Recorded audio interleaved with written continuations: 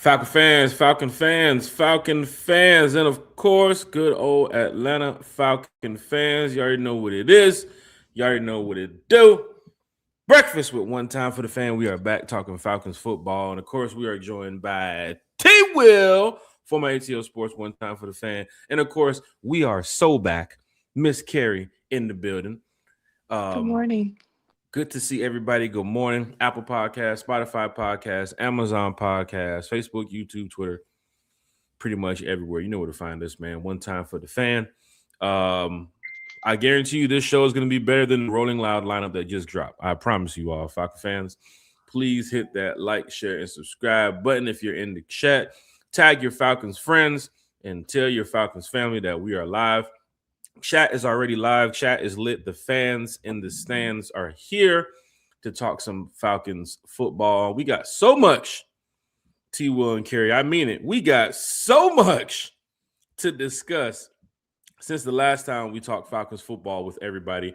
So I'm glad to be back here at this on this beautiful Falcons Friday morning. I know it's a little chilly outside, but feels good to be back here on the podcast talking Falcons football with y'all. We missed the Wednesday show, but guess what? We still got some more pop-up shows and some things going on coming up, special guests and everything. So it's going to be great to chop it up with everybody in the Falcons community, even the fans, the content creators, podcasters, so on, journalists, and some more Falcons folks. So this is great. T. Will from ATL Sports One Time for the Fan, man. How's everything going with you, sir? It is going well on this very chilly and frosty Friday morning, but we are not discouraged as well. This is the United States, and we have heat and coats and warm belongings, so all is well. We're just going to push on through it. I tell you what, it is cold down here in the Grove, but super excited about this weekend, man. Hopefully, at some point today, tomorrow, Sunday, the Falcons will announce their next head coach or give us a clue as to who it is. And yeah, man, super excited about it. Matt Ryan spoke to the masses. I, for one, was super excited, liked what he had to say. Right. And you know what? We got another cast member, Miss Carrie, baby. We are so back, Miss Carrie.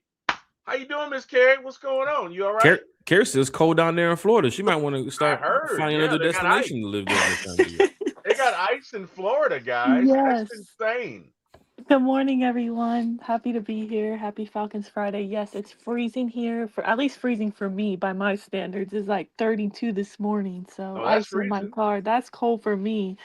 So Well, that's I'm ready. textbook I'm, freezing, Carrie. I'm ready 32 in for the Florida? That's break. not Yes, I'm that's a ready. national emergency, isn't it? 32 in Florida? Yeah, man. It really is. I feel like my yacht motor might be frozen. So that's the Mm. problem. That might be the problem. She needs But a yeah. Yakata de-icer Mm. Yeah, but from the Yakata. no, I'm doing well though. I'm really I feel like it's, that's why my name is We Are So Back Carrie because, We are so back. really excited Matt Ryan's in the building like I've said and like I don't think there's a better man for the job who'd have, Falcons fans back and best interest more than him and someone who really loves the city and the franchise. Happy to have him back and then, and head coaching interviews are underway. I think we've interviewed now 7 candidates. I think it might be even more than seven. Like we have a nice little list here to talk about Um, this morning, but they're moving. I must I say the think it's Falcons are getting after it this year. yeah, you're right. I think it's 8 actually. I forgot yesterday they interviewed Jeff Hafley. So yeah, And they it's have 8 Antonio now. Pierce this morning coming up. So that's going to be Oh, okay.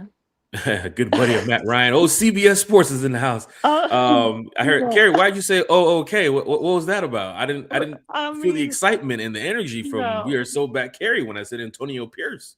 because he's honestly for me, respectfully to him, like he's not even top 5 on my list. Like he can be way at the bottom.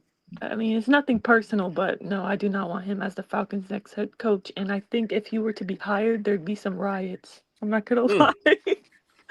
On what With the side of town? The east side of town, the west side of town, or are you talking about the whole city? What we I looking at think the here? whole city because I mean, with the amount of head coaching options we have this cycle, Right. it's actually yeah, for me, no, you have way better candidates. So that's just my opinion. Maybe there's some people who are big, Antonio Pierce fans. I'm not sure, but me personally, I don't want him as the next Falcons head coach, and that's not anything personal.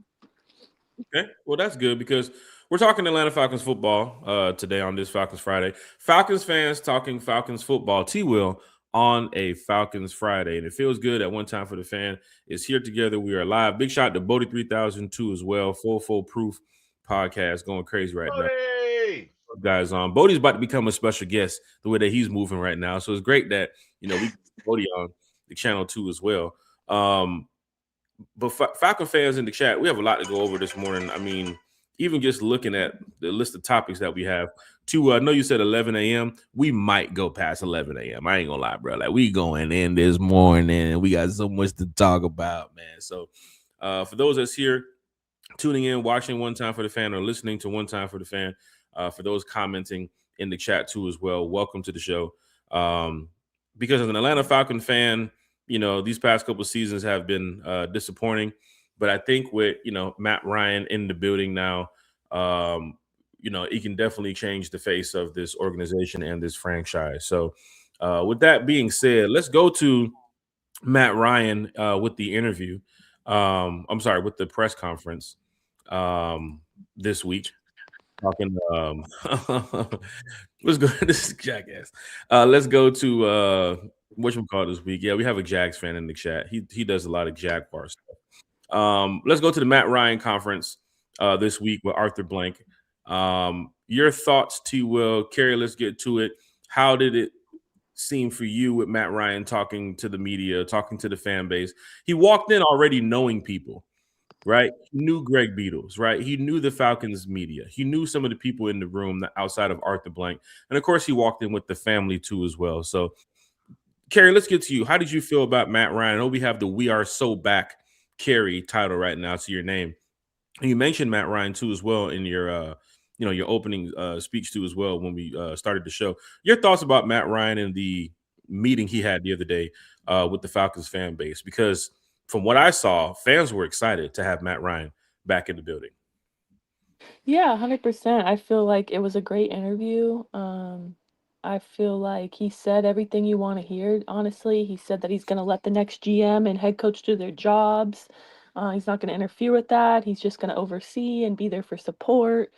Um, I do like that he's going to be the guy in charge. I feel like that's something we probably could need, somebody with the football IQ, not just businessmen in the building. We have somebody who actually understands football, who's played it, who's now been a commentator for it with CBS. Like he gets football. He's played football his life. So for me, it's going to be nice for him to have support, whether that be with the coaches, the OC, the quarterback, the offense, the GM, just all around. And I feel like the interview went really well. And yeah, I really like what he had to say in the press conference. T. Will, from ATL Sports, One Time for the Fan. I'm sure, Matt, to you, as a fan, was making you feel good about the future of the franchise. Of course, he was being honest about what he's looking for, when it comes to rebuilding this organization. And it didn't seem like Matt was out here, just trying to get by because it was a press conference and he knew it was about an hour or so. He was actually telling the facts about what he believes this organization with this team can do. And I have to give it up to Matt Ryan, because for a guy that did not win a Super Bowl here in Atlanta, he's still trying to do everything in his power to bring a Super Bowl to Atlanta. I mean, he could have taken any other job. He could have stayed at CBS Sports, but now Matt being in that front office role seems like this is right up his alley. T-Will, what did you get from Matt Ryan with the press conference? I'm gonna echo Kerry's sentiment. And look, no disrespect to Rich McKay because he did win a Super Bowl 2002 with Tampa Bay. But I think once you become so far removed, I shouldn't say that. Let me come at it a different way. When you have someone who's experienced the highs and lows of actually playing the game of being on the field, it's different, right? I work in a technical department with technical folks, and one thing that we always have an issue with is whenever we roll out a new product, the nerds and bean counters and salespeople say, "All right, guys, this should be great. We're gonna roll this out, and it's gonna work, and it's awesome." But they're 15 different things that they don't think about because they don't have a technical mind. Well, what if this doesn't work? Or what if this doesn't work? Or what if this profile doesn't load? Or what if this software doesn't? There are a million variables that they don't think of that we find out in the field that cost us a lot of time and opportunities, when if they would have had technical people in the room when they're going through these concepts, it makes it so much easier. And I tend to look at Matt Ryan being a part of this the same way, because Matt's done it. Matt's done it at the highest level. So he knows what it takes from an offensive lineman. He knows you got to have a guy that's not necessarily, he may not be a choir boy. He's got a little mean streak in him, because you got to push people and move human beings out of the way. He knows what it takes for a receiver. Hell, he had Julio for years. He had Roddy before him. He knows the temperament that Tony G too as well. Can't forget about the great Tony G. Exactly. So from that perspective, I'm very excited about it, because I can't remember a time where we had someone of Matt Ryan's ilk in the front office. And I think that's a large part as to why Arthur did it. And whoever Matt gets, I'm assuming he said something that I like. He said, you need a good working relationship, right? Mm-hmm. Meaning we don't have to be friends, but we need to be able to work together. In other words, when we come together, my area is covered, your area is covered, and together we form this awesome team, right? That's what I'm looking forward. So again, Matt seems to have a lot of bases covered. He seems to know what he's looking for. He seems to know what he wants, and I'm super excited to see where this goes. You said a working relationship too as well. Remember he mentioned being in the building when Greg Beatles was there, and Yep. him and him, not saying they wasn't on good terms or anything, but Matt was a player, and of course he was in the front office, so he didn't really see too much of Greg Beatles. But now working side by side with Greg Beatles, he feels like they're going to help not only Arthur, but of course this organization shift in the right direction. Matt was being honest, honestly, from what I was seeing, that he wants to not only bring a championship to this city, but he needs a winning culture in here. Even from going down I know he didn't mention too many names about the head coaching candidates, but I think what Matt has been doing the past couple of days with looking for head coaches, there are some pretty solid names that are in the building, or I'm sorry, on the board right now for the Atlanta Falcons when it comes to the head coaches. And Kerry, you might be able to help me on this one right here. Even Yes. John Harbaugh being named as one of the candidates, who right now hasn't even inked a deal with the New York Giants. That could shift or fade into the Falcons' direction because he hasn't inked the deal. I know people said the Giants have him locked up right now. Report came out this morning that, of course, on Friday morning here, nothing has happened. He was supposed to have an interview with the Titans, but that didn't happen too as well, because I guess the Giants are really trying to put this in play. But Kubiak is a name that people are looking into too as well. Kevin Stefanski is a name that people are looking into as well. The list of candidates goes on for the Falcons of who they want to bring in the building. T-Will, if you're Matt Ryan, if you're sitting in that office right now, and of course you got to go through Antonio Pierce today. I think even Robert Saleh, I think, was a name that was supposed to be coming in here for an interview too as well. He just met with the Miami Dolphins. Who is on your list right now? Now, Matt Ryan's been in the building for a couple of days now. There are names that's already been tied and linked to the Atlanta Falcons for head coaching searches, but still, as Matt said in the interview, head coaching searches will continue. They will do more interviews. I believe they interviewed Jesse Minter too as well this week. So, T-Will, there's a long list of names of people that's in the building that possibly could be the Atlanta Falcons head coach. Who's on your list now, T-Will? We talked the other day on Sunday when, of course, Tomlin's name possibly could have been mentioned. I think Tomlin's going to step away from football. I don't think he's going to be linked here to Atlanta. But Kubiak was a name that fans have been talking about. Kevin Stefanski is a name. They interviewed Anthony Weaver. They interviewed Alvaro, I believe, from the Carolina Panthers. Vance Joseph, too, as well. T-Will, who do you see right now on the top of your list? If Harbaugh's not the guy going to Atlanta, who do you see that could possibly be the next Atlanta Falcons head coach? Because Matt is doing a great job with these interviews, which Arthur did say that these interviews are being led by Matt too as well. For me, I'm going to say Joe Brady. I like Clint Kubiak, but lest we not forget, he coached in New Orleans last year, right? Mm-hmm.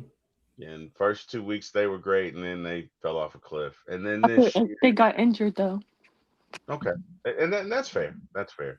This year, I think in total offense, they're like 14th. They're good in some categories, but that defense clearly sets the tone and carries them, right? So he's a good he's shown some promise. He's a good offensive coordinator. I think Joe Brady's done it at every level, right? So for and again, this is just my opinion. Um, if we're gonna go get an offensive coach, let's go get an offensive coach. I like Joe Brady first. He's respected. He's got elite offensive metrics. He's third in offensive EPA. And if you guys don't know what EPA is, I shouldn't use a term and not define it. Sheesh. So Carrie, EPA, write that down for T. Will. Make sure he's EPA, on point on Sunday show. EPA, EPA is expected points added. It's an advanced analytics metrics that measures how much a single play improves or worsens a team's scoring chances. So, for example, if you get 5 yards on 3rd and 5, it weighs more than if you get 5 yards on 1st and 10, because 3rd and 5 is critical to advancing the drive and ultimately scoring. You see what I'm saying? So Mm-hmm. they're third in offensive EPA, already turning down bad situations. Um, so yeah, he would be first on my list. Then for me next, of course, would be Kubiak. Um, Again, is Sam Darnold on a 1 year deal with Seattle? Sam Darnold's getting a nice little chunk of money right now being with Seattle. I Yeah, don't but think it's a 1 year deal though. No, okay, he signed last year a 3-year deal. Yeah, it's a 3 year okay, deal. all right. So he's 2 or not 3. coming with him. No. They're fifth in yards per play. Um, I guess the concerns with him would be like a limited head coaching resume. And again, offensive. Again, I like Kubiak. I like Brady better, but I think either way, you're But doing good with both of them. Go ahead. I have to ask you, but your knock on him is that he has a limited head coach experience. Joe Brady doesn't have that either. Right. Yeah, but Joe Brady was badass at where'd Joe Burrow go to? Where was Joe Brady? LSU, right? Mm-hmm. Yeah. So Joe Brady won national championship at LSU that year, total badass, and then he's continued his offensive dominance in the NFL. So to me, what that says is his system works regardless. You get what I'm saying? And I'm not saying I don't like Kubiak, but I think Brady's just a little bit better. And again, just my opinion. I could be Everybody wrong. has their list of who they want. I You mean, know, in that's any my opinion. order or not even in any order, you can put out there Mike McDaniel. Some people are talking about Jeff Halfley. People are talking about even Mike McCarthy. If his name gets brought into the list, you'll have fans saying, "Hey, bring that guy in too as In, well." Fans are all in spectrum Jeff there when it over comes Green to new Bay. head coaches. In Jeff Huh? over Green Bay. In Yeah, Jeff Jeff. over Jeff from Green Bay. Green Bay. Yeah. Yeah, I'm good on him. Because you let that league. You got Brian Flores too as well. I like Brian Flores, but my Mhm. third guy is Kevin Stefanski. And I know you've got the situation in Cleveland, but I really believe that's Cleveland. I really believe that's that ownership group, and I think it's if you put him in a different situation, he'll be okay. Mhm. My thing with Stefanski is if you bring him on, does that mean that Kirk's gonna stay? Right? Because that's 67 million that's due next year. You could redo that. You could kick the can down the line. If he Um, agrees to it, yeah, if he agree. He Well, and agreed that's to the the thing, restructure, Terry. didn't he? he'd have to restructure Well, no, again. to Kerry's point, he agreed because he's basically saying you guys are either going to play me or you're going to kick me loose. But Right. I wonder, Kerry, because he has worked with Kevin Stefanski before, if Kevin Stefanski is the head coach of this team, you gotta figure the thought would at least cross Kirk's mind to say, hey, maybe I stay. Maybe I don't know. I don't know. It's up in the air. But those are my three. Those Well, would be my three candidates. the one thing about it when it comes to Kubiak, and I was talking about this the other day with Carrie and them in the other chat too as well. Now that the Steelers have interviewed Kubiak, right? It's something to watch for because I know fans here want Kubiak, and I'm a big fan of Clint Kubiak too as well. I think even my list of Harbaugh, Kubiak, not necessarily Mike McDaniel as a head coach, but maybe as an OC. Kevin Stefanski's on that list too as well, even Brian Flores. But the Steelers have a tradition of when their last couple coaches that they've hired, of course, since Noel, Cowher, Tomlin, have all between the ages of 35 through 40. And I know they interviewed, of course, I think it was Arthur Smith and some other people that tried to for the head coaching position and some other, and I think it was Brian Flores they interviewed. Kubiak is 38. Now, the Steelers like to lock in coaches for 15, 20 plus years, of course, and then keep them going long-term here. Atlanta, we haven't had that type of success of keeping coaches here for anything past a few years.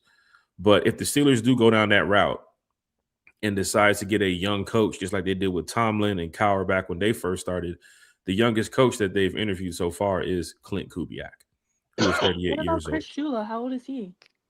Chris Shula? I think for me, I could see him going to the Steelers personally. I think he's only like 38 or 39. Plus, they typically like defensive coaches, and they don't have a quarterback right now. Right. So if I'm Kubiak, I would prefer the Falcons over me being an offensive guy, right? I got Bijan, I got Drake. I know that. I got that in the bank. I may have Kyle. That's probably one of the questions you asked in the interview. What can you do with Bijan? What can you do with Drake? What can you do with Kyle? I'm sure they love to hear that. But who do you have in Pittsburgh? I mean, you got a defense, but who offensively? Who do You got an old defense. Right. You do, but you don't. Who do you have offensively? The only appealing part of the Steelers' job for me is that the ownership, the stability, that they don't just fire coaches, to your point. So they would give you time. But and the fans too as well. You got to count that fan base. Like the Steeler fan base is a lot of teams just hire coaches just to hire coaches. You heard Baltimore Ravens GM the other day saying Lamar has no input on the head coaching search. I'm sure Lamar was probably looking like, what? Wait, what? I heard the opposite. I heard that he's like telling him, like, if you want to to help us out with the coaching search, you can get on the jet, or you can come up here from South Florida and help me out. The soundbite that I had got was he had mentioned something about Lamar not being able to do it. I think he mentioned something about John Harbaugh. If they would have made the kick and made it to the playoffs, he would have had one more week. But they was going to get rid of John Harbaugh too as well. Could be wrong.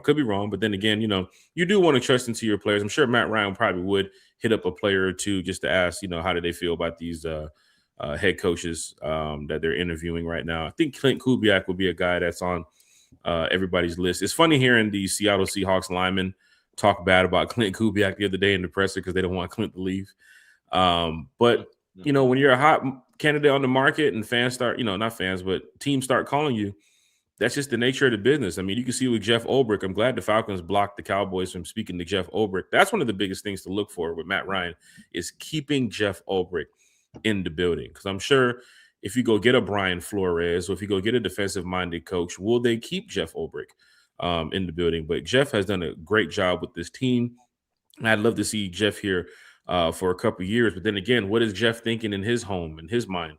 Does he want to go on to be a defensive coordinator and help boost, the defensive morale of another team? Or does he want to go on and be a head coach eventually in his career? Or does he just want to stay as a DC? Because Atlanta love you, Jeff. Don't leave now. You're doing a great job with James Pierce Jr.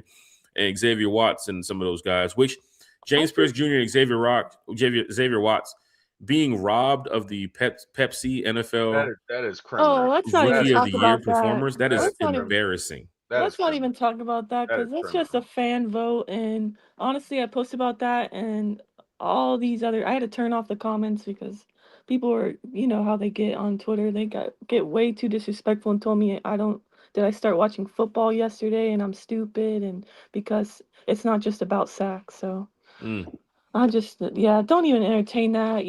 Atlanta's a Coke city, not a Pepsi for a reason. So Right. we don't. I haven't had a Pepsi product in probably over 20 years. What do you mean it's not about? He's a pass rusher. That's what do you mean it's not about pass rusher? They told me, bro. It's just Tyler Shuck is on that list, which is ridiculous because half the season he was donkey. Like Jackson Dart had pretty much the same amount of time on the sidelines as he did in the game, and sure enough, he's on the list too as well. That's a popularity contest, right? Like I can't. Again, JPJ has been consistent from game one, and not many rookies have double-digit sack seasons. And Xavier Watts led all rookies in interceptions. So to me, again, if you don't understand that, I don't even know that I want to be on your stupid list anyway. I sound like Claire. I don't know that I want to be on your stupid list anyway. But I Going mean, back to think your about it. elementary school days, T. Yeah, I get it. right, exactly. Well, Claire's birthday. Hey, Claire, Uncle Terry loves you. Claire turned 6 yesterday. Shout out, So Claire. we Happy shout birthday, out to Claire. Claire. We had a little birthday for she was so cute. Oh my god. Y'all know But I it's love my Claire Bear. But I mean that's just stupid. Okay? Let's Tyler Shuck is I'm not on even this mad. list. I'm not even mad It's about that Tyler for me. Shuck. I It's that think, for me. It's that yeah. T. because Will, the that's like producer said we need to move on from this, and no no I'll no we no just going no into no say no no no no respect no no no. Shuck. They might have their guy. I'm gonna put the They hate might, but he moderation. he didn't do enough this year, He did Carrie. enough at the end. He did actually. That's He right, actually but played how well. It's Carrie, not how you how many start, games in it's the how you season? finish. And How many games in the season, Carrie? no, but let me finish. Personally, I thought it was more like it was crazier that Genty was on there. He averaged like 3.5 yards per carry. right. He didn't really have that big of a season with how high he was drafted. For me, I think I was actually more surprised that Ashton Genty was on the list, but because he didn't live up to expectations in his They rookie should have season. had both Xavier Watts and James Pierce Thank you. Jr. Because sitting on thank that you. list. Because for me, it's about rookie of the year, not rookie of the last 4 or 5 games. You get what I'm Mm. saying? It's rookie of the year. Of the Falcon fans, year. Right. we live, Not we lit, man. Well, not anyways, all that to say, it is an offensive driven vote anyway. That's why there was only one defensive player on the list. But yeah, it's a fan vote, so who cares? That's not the real one anyway. yeah, it's that's just Let's just stupid. hope he's on the real one. Me too. Me too. Falcon That's fans is going down in a major way. Big shout out to Miss Carey. Big shout out to T. Will. Big shout out to all the fans in the stands. Jay Kids in the chat. Got LAVSP in the chat. You got Bucks Skull Gang in the house. Got a Bucks fan in the house. So that's cool that the Bucks fans are talking Falcons football with us. James Overton's here. Iron Mike. Foles in the building. Maggie T is in the house. Big shout out to all the content creators too as well in the Falcons community. Got On the Mark here in the house. Miss Smith here in the house. You also got Cool CC, Auntie Pam is in the house. AFN is in the building talking Falcons football with us. You got that boy Berto, 95 North Falcons talk show in the building talking with us too as well. What is Berto saying? Hold on, what he say? He said, Berto, he said, Jack, for the love of God, flexing first thing in the morning with the chains. Come on, Berto. For real. Let me do my thing, bro. T-Will, with the chains, are you chained up too, ain't you, T-Will?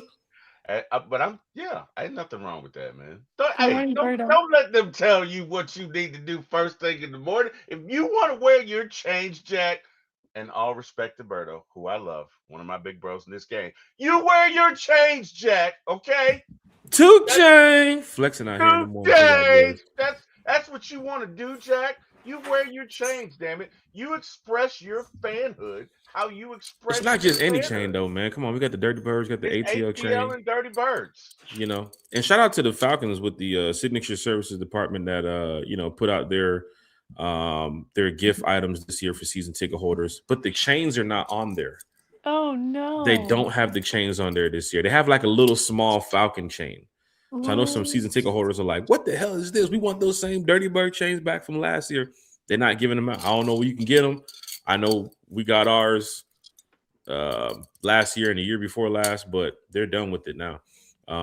So I guess they're moving on to something else. They do have a Falcon polo on there, Oh, Falcon really? golf shirt, I think it Ah, The was. chain Or though was the most popular gift people it would give. these is. were I think these were the most two popular gifts that the Falcon season ticket holders got. This one right here is man, come on. You can't Hey, beat that. But Jack, they might be on sale online like Temu or Etsy or something. You might be able to get it No, there. they're What's up, not, Temu? Jack. I've tried to find them You forever. serious? They're not there? Yes, I like. I might have to get it customized, like some with some real Falcon diamonds. fans, that's if you're right for the customizing any Yakuza. type of chains or memorabilia, you might want to look into something like this because fans You want can it wear it on now. the Yakuza, Carrie. Yes, I've looked for those on eBay. They're not selling them. They're hanging on to those, and I don't blame you guys. They're very nice. Hey, So, hey, Carrie, Jack, question for you. There's some candidates that I'm okay with as an offensive coordinator that I'm not okay with as a head coach. McDaniels being one of them. I would love him as an offensive of coordinator. course. I don't necessarily Cliff want him as a Kingsbury is head another coach. one. They haven't interviewed Cliff, There but you go. that would be a guy where Yeah. some coordinators are better off as coordinators. Yeah. And they're not in the role of being head coaches. Now I know that Right. Mike McDaniel, people would say, well, he used to coach with the Dolphins. He was a head coach there, and he's getting head coach looks right now. That is perfectly fine. But here in Atlanta, I'm good on that. When you have Kubiak right now, sheesh, I'll be the difference person. I actually warmed up to the idea of Mike McDaniel being the head coach. He's not my first pick, but after doing some research, I'm actually not mad at it. I think there's a reason why he has 4 head coach interviews. I think maybe it'd be better for him to be an OC, but I wouldn't be mad at it. I mean, he has experience with a left-handed quarterback. He's made Tua, who's just completely injury prone. He's made the playoffs with him. He technically has a winning record as a head coach. He does have that experience. And just imagine Bijan Robinson under an offensive mastermind like Mike McDaniel. I think it would be great. But my worry with him is you're not going to say it on air, are you? Because maybe we talked about it the other day in the chat. No, I mean, it's not no disrespect, but I just feel there's some personal things Carrie wouldn't want Mike McDaniel here in Atlanta for. Magic City is one of them. I'm not. No, guys, I'm not. No, that's not the reason. My thing is like, I'm 2 things. I don't know that he's like, I don't know. Maybe it's just I need to not be so judgmental, but I just feel like I don't know that he has it for me as a head coach. Like, you think I he don't went know. downhill as the Dolphins head That's coach? what I thought, but then again, he beat us, and then they went on a run, and they actually finished strong. You would think once they were out of the playoffs, and Raheem did too. Right, and the players loved Raheem. So I think like it's not that he loses the locker room or anything like that, but all that to say, I don't know. I think I might have PTSD with the capris. Like I can't do another You head can't coach do no that more wears head coaches with the capris. capris. He No, doesn't I wear can't do Jordans with the capris. capris though, but I don't care. I can't do he's capris along those lines. Jack, I can't do capris every Sunday again. I just can't. That's tough. I don't think I can.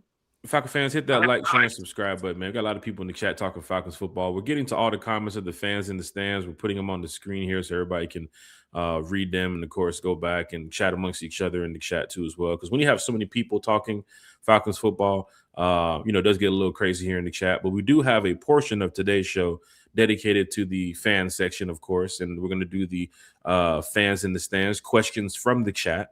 So if you guys have any questions when we get to that, we'll put the display on the screen so you guys can get your questions ready because we can just go ahead and talk Falcons football until 8 o'clock tonight if you guys want to. I ain't got shit to do. I'm off today. It's cold as hell outside. T-Will, I don't know what you're doing today, but yeah, I can't be here today. Oh, wait, hold on. Mr. Podcaster T-Will can't do the podcast from this morning to tonight. You mean to tell me you got something to do, T-Will, that doesn't involve a podcast?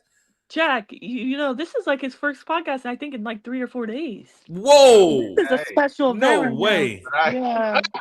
He blessed us with his presence today. Oh, stop it. No, no wonder why he called me at 8 o'clock this morning. Oh, like, you ready, dog? Let's get it, dog. Oh, wow. Let's get it, man. I'm back. Oh, my got the polo on, feeling like Tip over there. Stop it. I did about, I think we did, because Carrie and Eric did one Monday, right, Carrie? Yeah, that was your last podcast. And I think it was. But I had done like 4 over the weekend, 3 or maybe 4 or 5 over the weekend. So, it was just kind of that sort of thing. But what was I going to say? So again, I don't know that McDaniels is going to necessarily maintain the respect needed for a head coach. I don't. And he does have the buddy system here in Atlanta where he knows a lot of people in the building. And the other day, the picture that we saw him flying Delta going to the interview, he was sharper than Ron Burgundy, man. Yeah, I don't know if you guys saw that picture of him standing. You can wear that and I'll be okay. Just please, man, please. You showing up to coach in that suit, Mike McDaniel? You might be good in Atlanta, but Carrie said you showing up with the capris and the Maries. We ain't got time for it. Then again, if he can promise us a winning season and we can make it to the playoffs again, you can wear all the capris you want. Well, that's the good thing you said about the winning season. You heard it here first. We say T-Will? I won't care what you wear.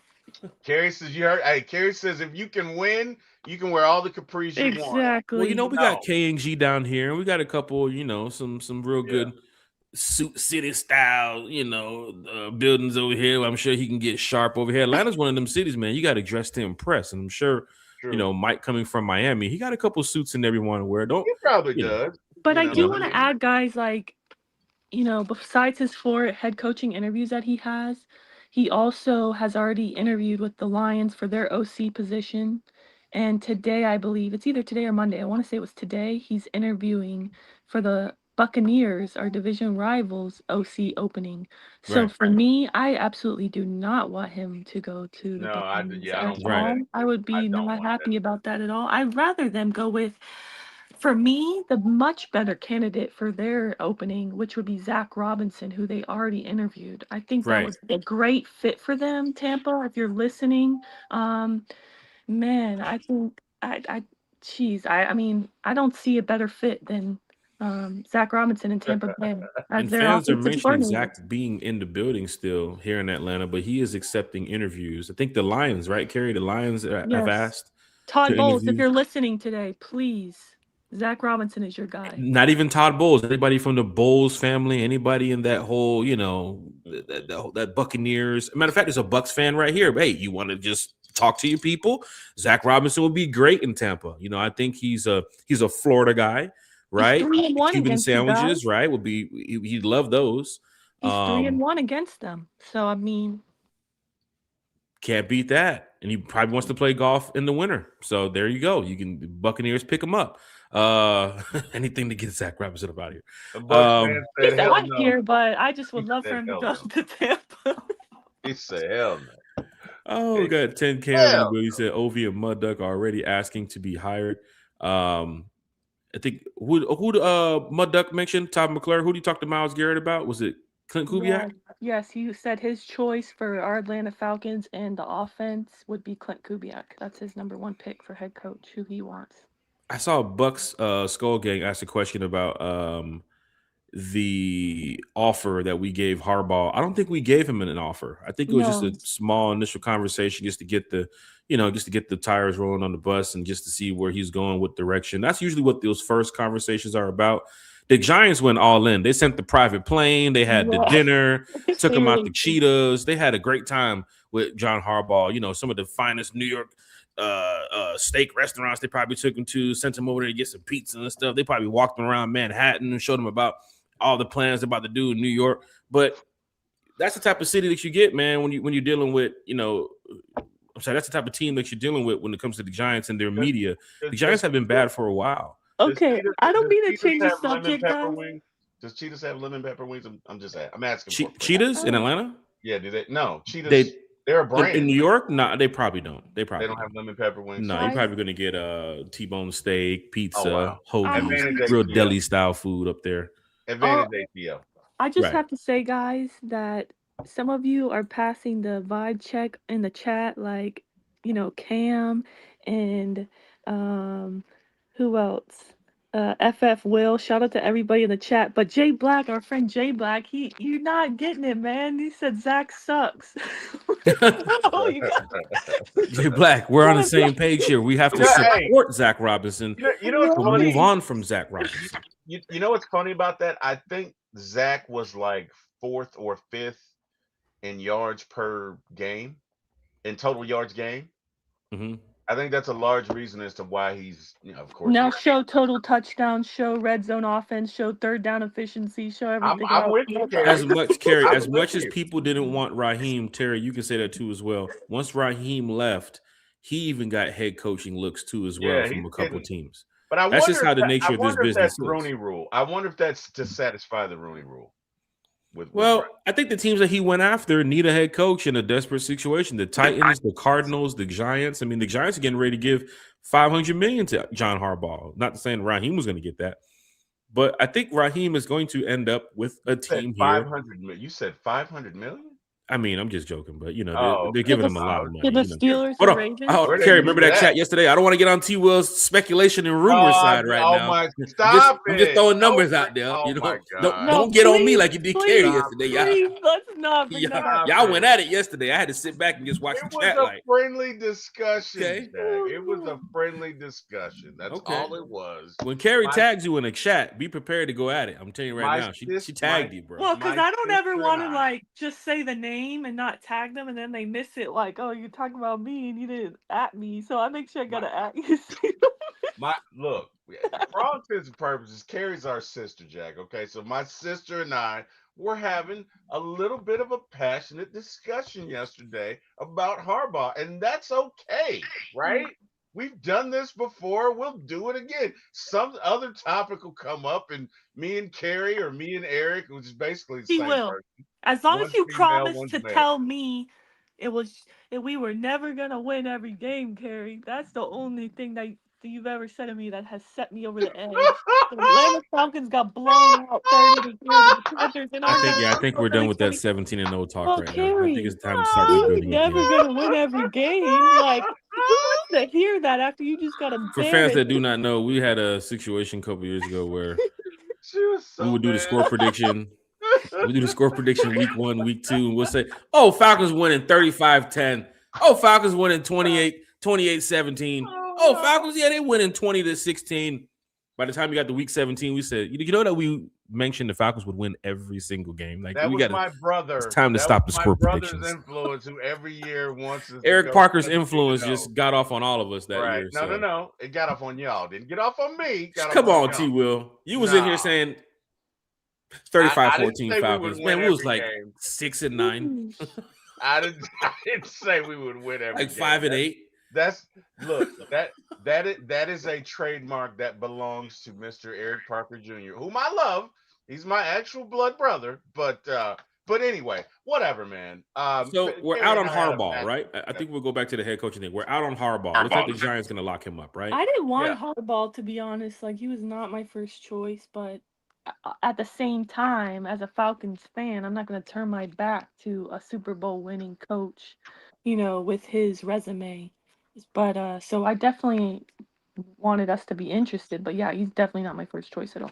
And we're out on Mike Tomlin apparently too, because Mike Tomlin, you have to trade for Tomlin. Of course, he's stepping away from the Steelers, but there might be maybe a CBS. Maybe he takes the Matt Ryan role and goes to CBS. Maybe he goes to NBC. Maybe he goes to take He's not coaching. Step away. I'd love to see Mike in an analyst, because I would say Mike is hilarious. I love him.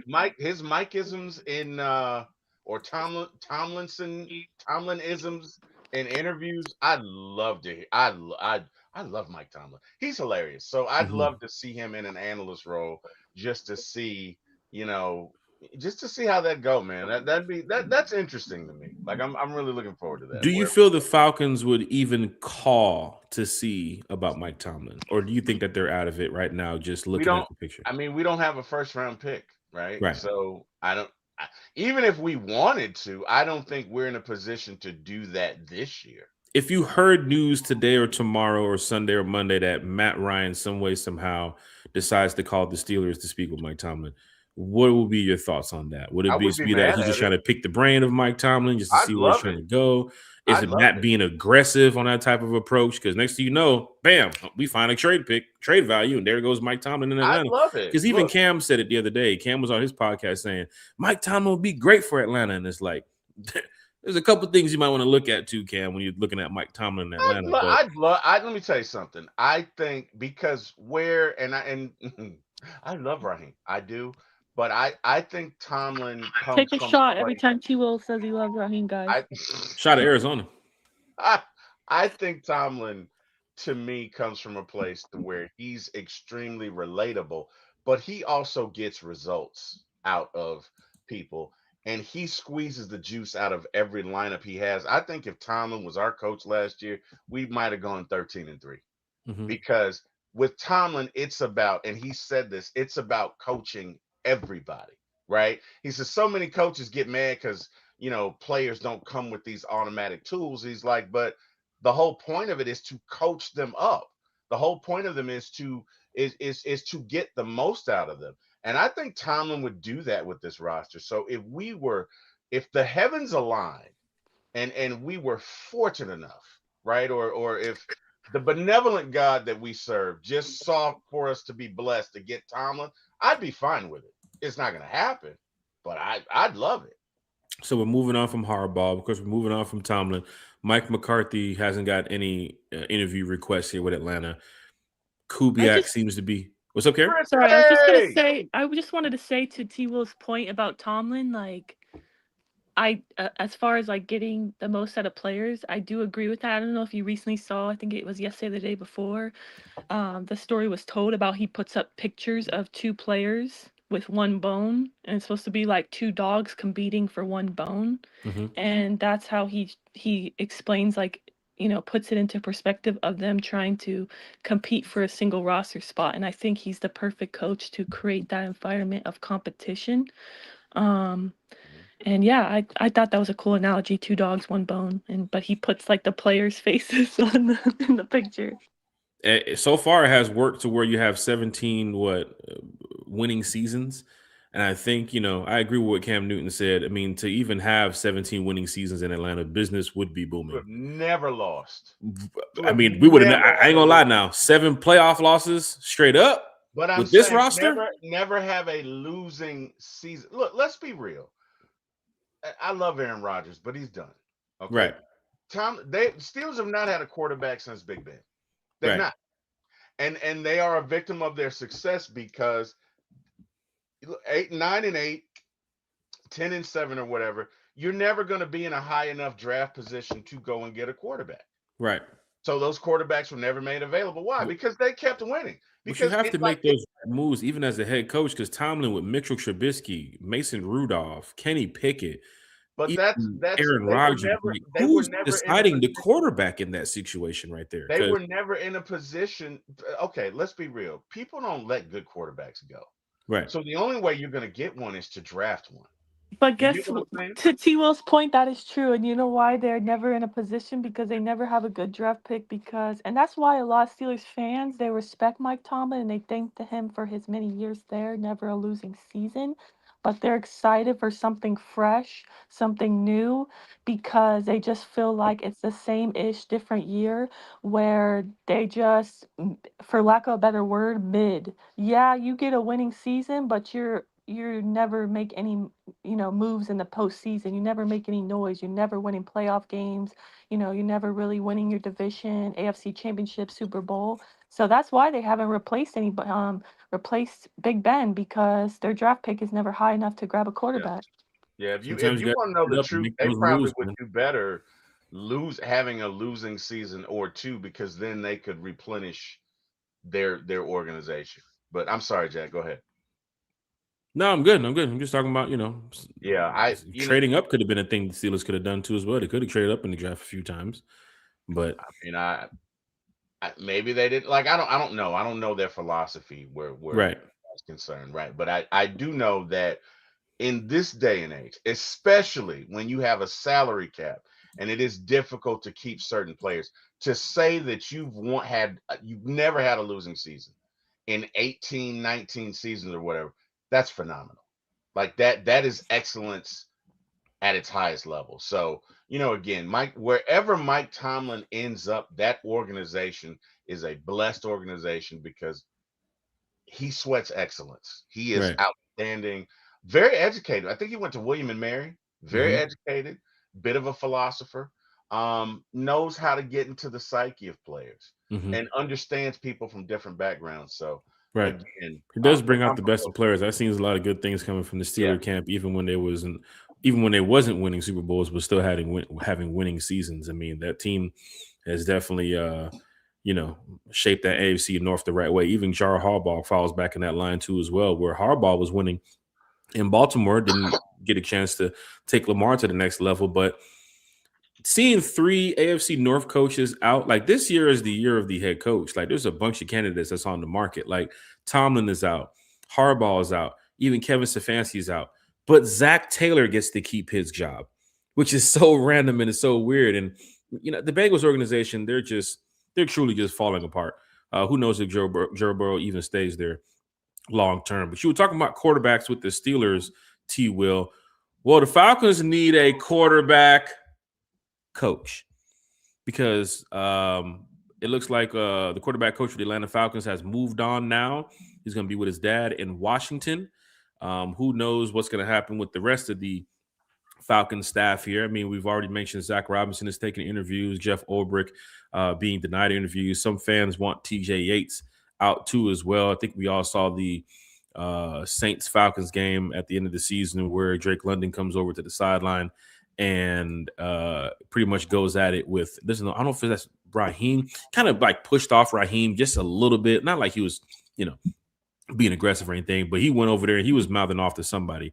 And I believe fans are saying that is TJ Yates. So Yates possibly could be out the door too as well. Our special teams coach, Marquise Williams, who fans were saying needs to get up out of here too as well. He is going to be the head coach of the Shrine Bowl once again, which he has been doing the past couple of years here, being the special team coach in Atlanta. So I don't know if Marquise Williams is going to be out the door this year. There's no way. Stop. There's no way. Just because he's coaching the Shrine Bowl again, because he did so well coaching it last year, doesn't mean he's earned any right to come back. There's two chains, Carrie. I said we are so back, Carrie. That doesn't saying Marquise Williams is coming back next year respectfully does not mean we're so back. I'm just looking at it where he hasn't accepted any coaching interviews. I mean, I know he's focused on the Shrine Bowl right now, but until we hear those, he hasn't accepted any, or no one's asked him to interview. Which one? If nobody asked him or he hasn't accepted, he probably would end up being back here in Atlanta. No, there's just something to look at. There's no way. I bet you money on that. You said you only bet on your own team, so we could place a bet on that. Oh, hold on. We're gambling live on the air, Carrie, because I don't think we want to do that. We're trying to get sponsors, Carrie. We don't want. We don't want. Matt Ryan is in the building. We don't want to put. I know you're in Florida and you're in that gambling state, but we don't want to put any type of. There's no way. T-Will, you got to back me up on this one. There's no way Matt Ryan is gonna see how bad our special teams was last season. Say, yeah, let's bring this guy back, and not just that, but say we hire Kubiak or whoever the next head coach is. He's the one who's picking the coordinators. There's, you heard Arthur Blank and the press conference. There's a chance that even we don't bring back Ulbrich. It's up to the head coach. And to me, what has he done on special teams this past season to get another chance? No way. He got us a Pro Bowler. Shout out Cordell Hodge. Whoa. Hit that like, share, and subscribe. Last season or the year before when for some reason this past season we had so many injuries and Ray mysterious injuries too as well. Right, and guess what? He didn't even let him play. He didn't even get a chance to play really, Cordell Hodge, and then he was healthy scratch at the end of the season. Healthy scratches got to me. That's mysterious because Kirk Cousins goes in a presser a couple weeks later and says around the time of December when your team's not doing so well, you get those mysterious injuries that pop up. And I'm thinking about all those healthy scratches that happen around that same time. And it's like, why did he play this game? What the heck is going on here? But sure enough, right, that's a Raheem thing we wouldn't know. Kind of like, our boy commenting under Ovi and Michael Turner's post the other day, talking about, why he's not taking snaps under center, but we would never know until we get the tell-all book. But Falcon fans, hit that like, share, and subscribe button. Say that. How about the Atlanta media? Ask him straight out. Ask the questions that people want to know. No tell-all book, Jack. Stop it. And T-Will, you are muted, by the way, my friend. T-Will's muted. Okay. I know he's going to back me up. There's no way you're bringing Marquise Williams back, respectfully. If Arthur Blank is saying there's a chance that we won't even get Ulbrich back, how would we get Marquise Williams back? They're not bringing Zach Robinson back. I know you noticed that. They didn't block him from interviews. How is T-Will muted right now? Because it looks like he's... T-Will, is everything all right over there? I mean, you're a telecommunications guy, T-Will. What's going on your end over there? Oh, wow. I love Raheem. Raheem must have did it. Did you mention Desmond Ridder, T-Will? Because we didn't mention Desmond Ridder at all. Maybe try to leave and come back, T-Will. You guys hear me now? Oh, there it is. There it is. Because we're getting ready to talk about Jameis Winston. I'm sure you want to be here for that. Oh, my God. Stop it. You know what? I'm not giving Jameis any more time. But I agree with Kerry 100%. There's no way. I'd be willing to bet good money. Bro, it was so bad last year. Raheem in 2 or 3 games was like, well, we just kicked it because we kicked it in the end zone. We kicked it in the end zone so they wouldn't bring it out. You're right. He did straight out come out and say that. He said that in 2 games. Yes, he did. No. And not only that, but you're not playing one of your best players on special teams. Like, I think what's not being talked about quietly, and you guys can correct me if I'm wrong. I'm wrong a lot. I'm right sometimes. I think there was a bit of a revolt in the receiver room. I do. Because a lot of the guys that were not healthy, that you was had, it because of Ray and Ike Hilliard? Yes. I think it was because of Ike Hilliard specifically. But Ray's gone. Then later in the season, you got Hodge that you're not dressing. And you had, again, to me, Hodge is a better receiver than Sills. So I don't know. To me, Chris Blair is too. Agreed. But take me out of it because I'm not a coach. But his value on special teams, as bad as we were performing last year, and he's a healthy scratch, no, I think there was a bit of a revolt. I think the receivers were pissed with Raheem. Nobody's going to come out and say it, but that's kind of, again, that reading between the lines thing, because a lot of people you weren't dressing were receivers for mysterious reasons, right? And again, I could be wrong. No, you're right, T-Will. You're right. I think everything really went downhill after he fired, what's my guy's name? Ike Hilliard. Ike Hilliard, Yeah, they all did not like that because think about it. They had career years. All of our receivers had career years the season before. And then 3 games into the season, you fire him. I mean, that doesn't happen normally to fire a coach that early in the season. Yeah. So, yeah, I think you're right that the receivers kind of were out on him. Yeah. Falcon fans in the chat. Go ahead, T. No, I'm sorry. That's another thing that comes with coaching and leadership is that you have to be. Everybody's not always going to agree with you, and so you have to be able to still get the most out of people, even when they don't like you. Sometimes, right? For me, that was the hardest thing because I'm a Wilson. My folks are Wilson, so. We're from Montgomery, Alabama. You did not talk back to Mr. Willie Wilson. You were obedient. You went along with the program. There was no such thing as not conforming. And so when I got into management and you're dealing with all different kinds of personalities, I had to learn to manage people that I didn't like and didn't like me, but still be a good support, still be a good example, still get the most out of them, right? And I feel like, and I could be wrong, but I feel like when that thing happened with the receiver coach, Raheem didn't know how to reach out to these guys and get them back on his side. Now, to be fair, none of us knows what happened. We weren't there in that locker room. You get what I'm saying? Because there's some things you can't come back from, right? But with that being said, you can't lose your locker room. You still got to manage these people.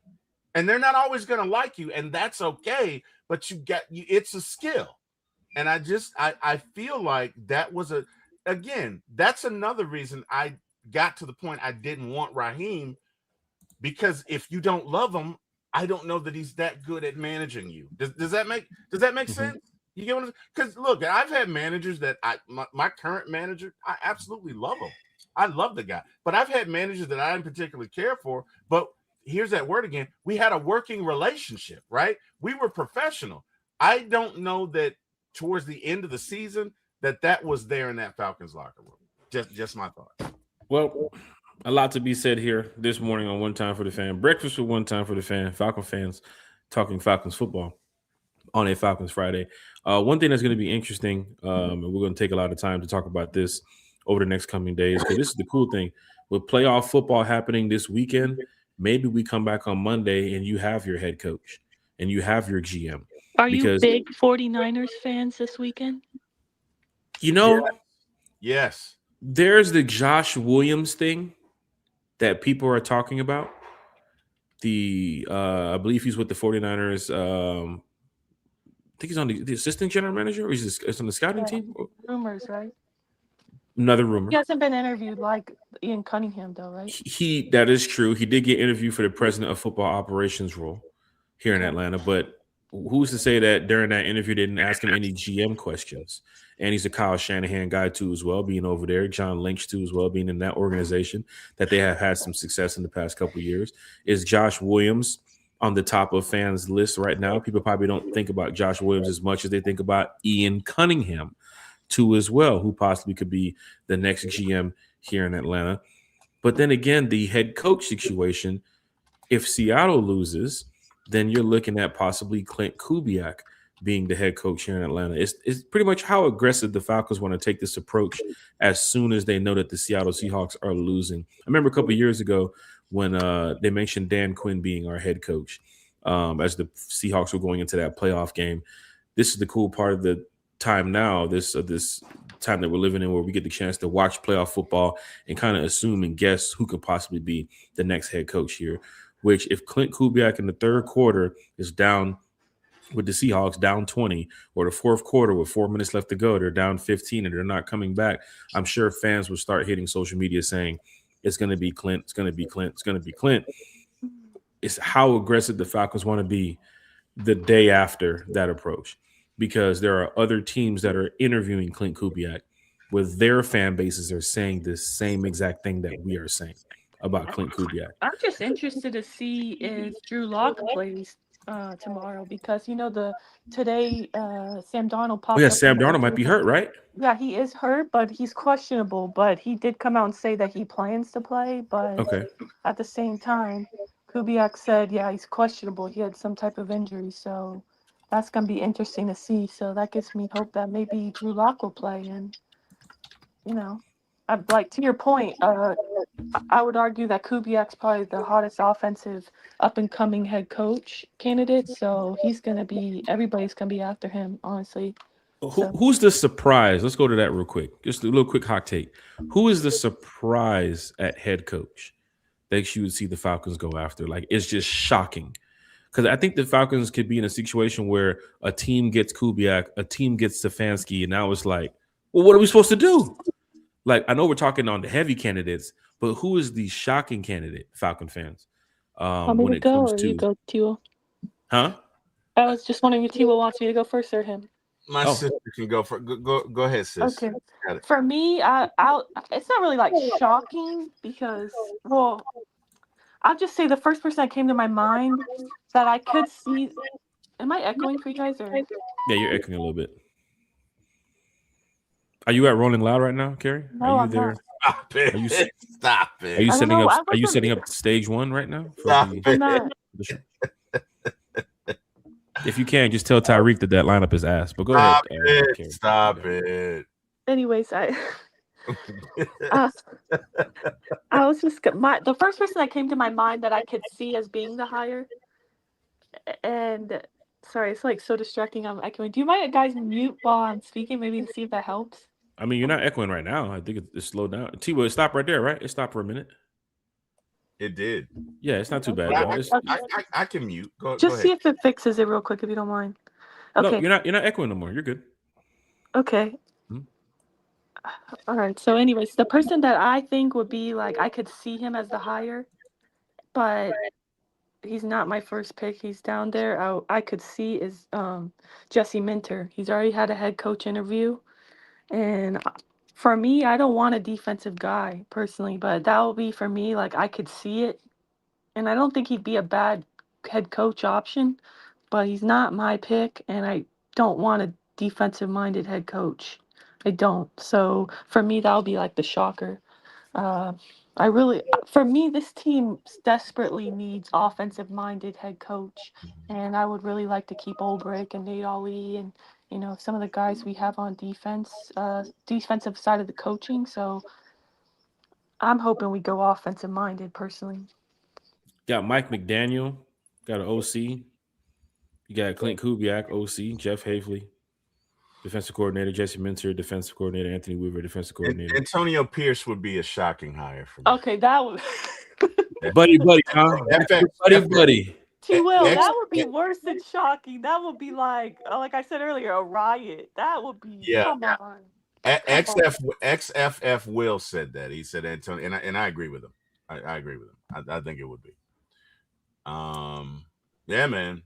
Interesting, but I At mean, this point, you might again, want to call Mike McCarthy if all those guys are gone. You might as well just go ahead and just because I well, know fans are heavy on Clint Kubiak, but we are not the only team going after Clint Kubiak. And what is the? I know Dan Orlovsky said it, and Mina Kimes said it too as well. Kerry, you talked about this morning.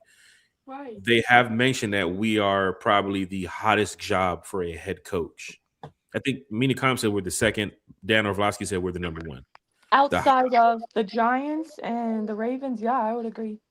that we are the hottest team for a head coach right now to go to, especially looking at the division, looking at the rosters, looking at the moves that they can make to help build this team back. And let's not talk about the salary cap, Falcon fans, because there's ways to get around that.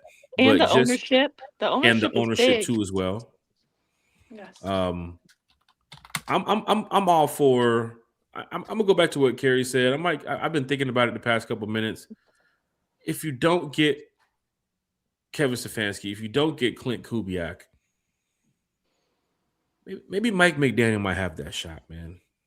I mean, him with Matt Ryan too as well. Him with Arthur Blank, Greg Beatles, and of course our guy Rich McKay. No, I'm just playing. Stop it. There's a couple people that they might, look into. Aiden Dirty from the No. Seattle Seahawks. Not really too big on him too as well. Vance Joseph, Robert Saleh. I don't know. I think that would be the shocking thing. If you're all out on Clint Kubiak, you're all out on Kevin Stefanski. If it doesn't work, not saying that you might not want to look at Mike McCarthy, but teams are lining up to have interviews with Mike McCarthy. He did spend some time away from football. Are they And really? I know people mentioned that Dallas game too as well when he was, last with the Cowboys. But just like Mike Tomlin, he won his ring years ago. Just like John Harbaugh, he won his ring years ago. Same for Mike McCarthy, he won his ring years ago too as well. I think the difference with Harbaugh is he had Lamar Johnson and couldn't win with him. So Lamar Jackson, yeah. I said Lamar. That's my. Okay, it's okay. You talking about track and field, T. Will? I'm about to say we talking about track and field over here. Talking about That's my college basketball. Lamar Johnson had to Google that joke. Shout out to Lamar Johnson, my best friend, wherever you are. Oh, wow. Leroy Jenkins. I thought you were about to say Leroy He Jenkins. said Leroy Jenkins. No, but he couldn't win with Lamar, right? So I and no disrespect to Harbaugh, I think he's a good coach, but I don't know that his record is as superlative as Mike Tomlin, because I believe Tomlin would have won with Lamar. Mm-hmm. Now, again, we can't prove that. I don't know that there's a metric. It's pure hearsay, but just my gut feeling. If you ever give Mike Tomlin a quarterback, a Lamar Jackson, forget about it. So, and again, to Kerry's point, that's part of the reason I was like, I mean, again, we're not good enough to turn down Harbaugh, right? But I'm not broken up because we didn't hire. I'm not giving him no $100 million. I know that right now. And not just that, but like he's a CEO coach. So he's done it well, Kerry. Like Raheem has shown you how that's not to questionable. I mean, okay. And he has some winning seasons in Baltimore. I think we need winning seasons here in Atlanta, right? We need to get back on track here. Sure, and I know bringing in first-year head coaches would be sweet to offensive coordinator type fans. We need to win, right? And there are some coaches that can win out here. Yeah, but at the same time, we gotta have higher expectations than just a winning season. I know we need to start somewhere, but I just don't want the same. But it starts with the winning. Sure, but to be fair, there was a drop by the tight end, right? There was also a fumble by Zay in 2 consecutive years. So, again, if either one of those things are the opposite, the Ravens may be in the Super Bowl or AFC Championship. Sometimes it comes down to that. But to Kerry's point, and I agree with her, it's about winning. You know what I mean? I agree. I agree with for me, like, yes, it's a gamble taking a coach with no head coaching experience, but I do feel like that's sometimes a gamble you have to take. I don't want to just settle for a guy that's just going to consistently get us a winning season. I have higher expectations and aspirations for our Atlanta Falcons, and I feel like I want somebody with a higher ceiling. And that's no disrespect to Harbaugh or Tomlin. Tomlin, I feel like, is not even going to happen. He wants to take a year off. But Harbaugh, it's like he hasn't done anything, to your point, with Lamar Johnson, Lamar Jackson. Hey, And Leroy Jenkins. Come on, Leroy Jenkins. Leroy Leroy Jenkins. or bad Leroy Brown. MVP. He hadn't done it with either of them. So Yeah. for me, it's like he hasn't done anything. You look at his recent playoff history. I mean, they've been first round exits except for, I believe, 2023. They made it to AFC Championship game. And for me, it's okay sometimes to take a chance on the hot OC. A first time head coach. Look at the Bears right now. Look at, shout out to your Jags friend in the chat. Look at the Jags. They made the playoffs with their first year, head coach. So it's not like it's impossible. It's definitely doable. And another thing is, how long was Harbaugh going to realistically coach? I know he signed a 5-year deal. That's 63, yeah. probably it. Yeah. Well, he didn't sign the deal as yet. They're talking 5 years. Sure, but like for me, I want somebody who's a lot younger than that, respectfully. Hopefully we can build something like the Steelers have done, where they had like 3 coaches in the last 30 years. That's what I would think they like. tried to do that with Raheem, Carey. Oh, I think their ultimate goal was if Raheem. I'm telling you, you get a young coach like Raheem. If he would have had 2 back-to-back winning seasons, we would not be in this position. They would have But keep we didn't Raheem have for a him couple because years. of Raheem. We didn't have the winning season. But then again, Raheem could have been here for 10 plus years. Maybe they thought about that going down that road. Good thing they didn't bring him back for year 3, like everybody kept telling me. Shanahan is another one too as well. How long has Shanahan been with the 49ers? Like he's probably going to end up being there for a couple more years too as well. He's not going anywhere, Jack. Right, but he's still a young head coach in the NFL. I mean, he's not in his 60s coaching right now. And the success that he's brought the 49ers can warrant that they would probably look into him. If you hear Kyle Shanahan get another 5-year deal, 49ers want to keep Shanahan until 2032. They're trying to go down the roll of, hey, this guy has gotten us very close to winning a Super Bowl. We might want to keep this guy. And I think the Falcons thought about that with Raheem. That's why they didn't go with Bill Belichick or some of the older guys too as well. Look at the guys that they're interviewing right now. They're all young coaches in the NFL.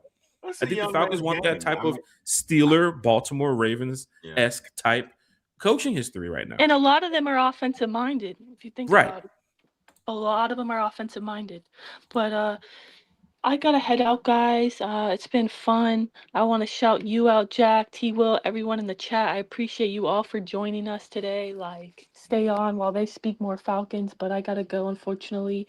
I do want to say, regardless of who is selected, I'm gonna support them until they give me a reason otherwise. And even if it's Mike McDaniel, I'll support him with his caprice as long as he gets us, back in our winning ways. But for me, I do have hope with Matt Ryan being in the building. I do truly believe Kubiak is his guy. I think being a former quarterback, he's definitely going to want offensive minded. He knows that, hey, we got Ulbrich here, who our owner just is planning to highly recommend to be retained. The defense looked really good last season. We got to get this offense figured out. And for me, he's going to want somebody like Kubiak. I think the reason why we're interviewing so many people is because he's doing his due diligence. And, you got to interview guys with a resume like John Harbaugh. So you can't, that made it a little more difficult, but I still think Kubiak's his guy. So I hope you guys all have a great day, and go Falcons. Hey, go Falcons, rise up. Thank you so much, Miss Carey. Carey, the super producer, diehard Atlanta Falcon fan here on One Time for the Fan. Always bringing the knowledge and the facts from her perspective about the Atlanta Falcons. And we're going to do this segment right here, T-Will. Something that we're going to crank up now, man. Questions from the chat, because there's a lot of questions, there's a lot of comments where people come in here and talk Falcons football. We have so many people in here talking Falcons football. I mean, I can just go run through the names of, King of Atlanta supporter, Jay Black, DSGB Hall, Eric Z, so many people. I mean, there's a lot more if I haven't mentioned. There's fans amongst fans here talking Falcons football. And that's the good part about it, because here at One Time for the Fan, it's from the fan for the fan. We use this podcast so fans can talk Falcons football, not only just amongst each other, but of course, put their comments and their information of what they believe about the Atlanta Falcons out here in the field so other fans can look into it. And of course, talk about it on the podcast or go to another podcast and discuss it, hear information that they hear here, and go speak to people outside of podcasts in the streets of Atlanta, and of course talking to your buddies and so on, because we're all Falcon fans at the end of the day. And questions from the chat, I think, will be very helpful, not only for the fan base, but of course people who watch the show, love the show, support the show. And we just want to highlight a lot of our fans because we rock with y'all and y'all rock with us. Tucha! No, I'm just fine. We're gonna get ready to wrap it up here too, as well, as we get ready to finish up questions from the chat. But we haven't even talked about the quarterback situation. All this head coach, GM, Matt Ryan. What about the quarterback? Let's spend some time on that Sunday, because T-Will, today is Friday, January 16th, 10:54 a.m. 2 days from now, when we do our 8 p.m. podcast, even if we do a pop-up podcast tomorrow, things might change across the NFL where it might interest the Falcons or not have an interest for the Falcons. So you never know what can happen. Monday morning, we could announce our new head coaching GM. It could be just like that. Yep. Remember I said back in December, T-Will, I said in 30 days, we're going to get some news. I said between now, which is our Christmas podcast, when we did on Christmas Day, and January 30th, I said we're going to get news from the Atlanta Falcons. And T-Will said, well, who is your source? I said, well, T-Will, you don't need to know. But I said, we're going to get that news. 21 carat and said that. I gave a 30-day countdown. I said, I promise you, go back and watch the Christmas show. If anybody gets a chance, it's maybe like 45 minutes long. We talked about it for like 5 or 10 minutes. I said between now and January 30th, we're going to get news from the Atlanta Falcons about Matt Ryan, about Raheem, about all this type of stuff. Sure enough, it did come out. I think that we're going to get news again between now and the next week. I don't think it's going to play out till Super Bowl. And that's the good thing about the Falcons fan base, because we want something now. We want to hear something. So questions from the chat is getting ready to start up. Also, shout out to everybody. Boogeyman is here in the chat. He said, hey, guys, love the show and content. Keep it going. Big shout out to Boogeyman. Boogeyman. Got hit them with the man. Hey, man. Hey, man. Quick question. Has anyone posed the question, what if they don't want to leave? Anyone can interview a position. Doesn't mean that they have to accept. T-Will, your thoughts, quick hot take. Could be 30 seconds to a minute, however you want to go on about it. But he is true about that. I mean, you can interview a position. Maybe Seattle says, we don't want to let go of Clint Kubiak. That's our guy. We want to keep him here. We're going to give him an offer. And other teams can do the same thing for their guys. But people who are out the door already, like Kevin Stefanski and Mike McDaniels and those guys, you know, they're in the atmosphere. You can go ahead and get those guys. But Clint Kubiak is the guy where he might want to stay with Seattle and keep the success of that Seattle Seahawks team. Your thoughts about interviewing people that necessarily doesn't have to leave? I think that the only way Clint Kubiak would leave would be as a head coach. And what coach doesn't want to be the head coach? You know what I mean? Like, who doesn't, right? It's like when I was granted the dream of working with the Jack Spade, my ultimate goal was to get my own show. And I love you, Jack. I mean, you're in my top 5 favorite contacts in my phone. But ultimately, I wanted to get my own show, Jack. And if you're a coach in the NFL, what's your ultimate goal, Jack? You want to be a head coach. So no way Kevin Stefanski turns down a head coaching position. It's what you, besides it's more money. I mean, geez, you know what I mean? So there's that.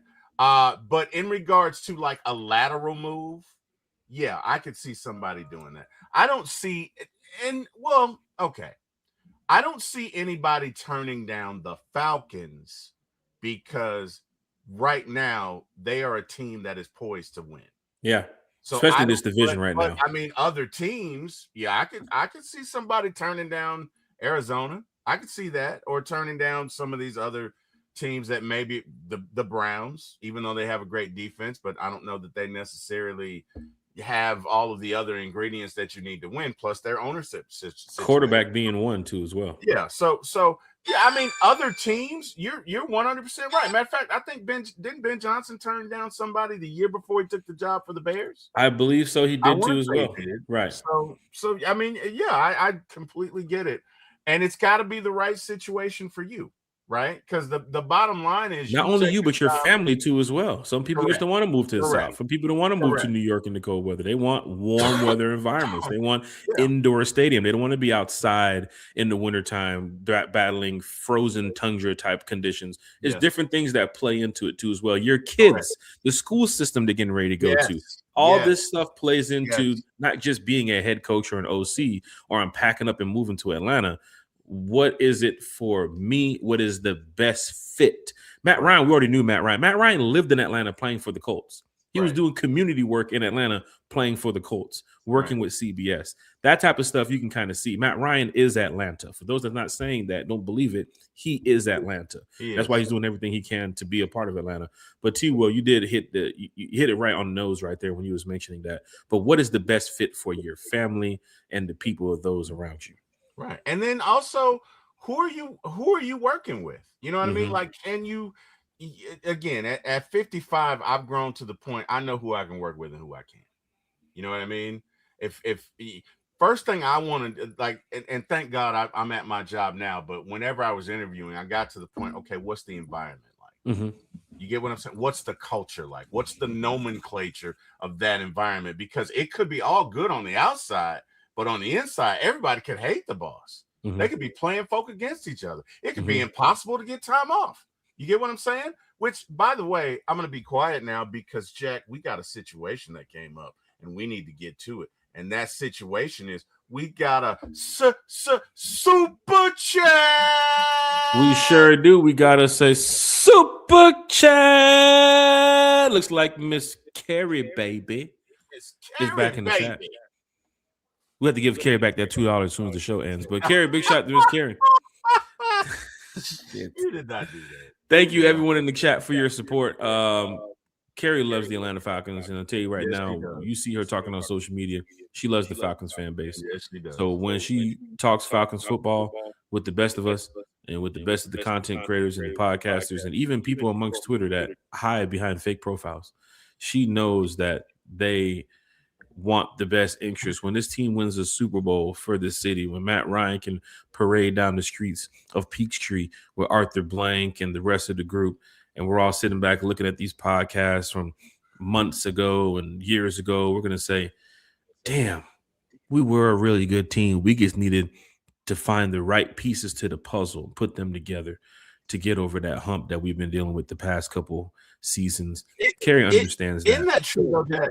Isn't that true, though? I mean, that is so true. Like, I'm gonna brag on you for a bit. I've been at Jack's job before, and the people love him. They absolutely love him, and it speaks to. And I'm not gassing you up, but it really does speak to your leadership ability. I think if it's one thing that you understand, it's number one, what a person needs to do their job and how to motivate them. Guys, this last game we went to, there were people, you know, because Jack is no longer in that position, but there were people who were damn near in tears. So you could see the respect that they had for you, but that's leadership, right? And everybody doesn't have that. You get what I'm saying? There's some people that are just, okay, well, I'm going to go in and run plays and X equals Y and Y equals Z, and we're going to do this and we're going to do that. And that's fine if you got a guy that can do the personnel stuff. But you got to be a good coach. You got to know yourself. You got to know your strengths. You got to know your weaknesses. And you need to understand just how to take on an NFL job. Look, NFL head coaching job is not what it was 20 years from now. The world is a fishbowl. You get what I'm saying? You live and die with a lot of these victories. And you need a coach that understands that. Right? You need a coach that understands, Raheem, okay, timeouts are not my thing. Let me get somebody to help me with that. Let me delegate this to somebody that some teams hire those type of coaches just for that position right there. Right. But you got to understand what it is going into it. You understand what I'm saying?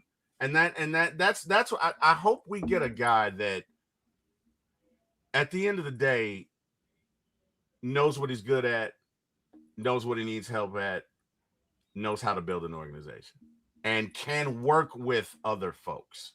Right. That's the main thing, is that you got to have somebody, You gotta, when it comes to working with somebody, you gotta be able to get mad with somebody and it still be all right. You get what I'm saying? You got to be able to. That was some bullshit, man. I didn't like that, Jack, or whatever. And then we come back. All right, yeah, but we got a show in 30 minutes. Let's get it together, and we're good. You get what I'm saying? Kind of like the argument you and Kerry had yesterday, and it was kind of like, okay, guys, we have a podcast tomorrow, right? But Kerry and I respect each other. But it wasn't even an argument. It's kind of like a healthy debate about what is true, what is not true, and then what was actually being done behind the scenes, which people are now seeing with John Harbaugh and the Giants. So there was and look, Kerry is my brother as a female, so I understand her on the same level. I do, but the bottom line, Jack, is in order to have a team, two things you need. One, you got to be able to be honest with each other, right?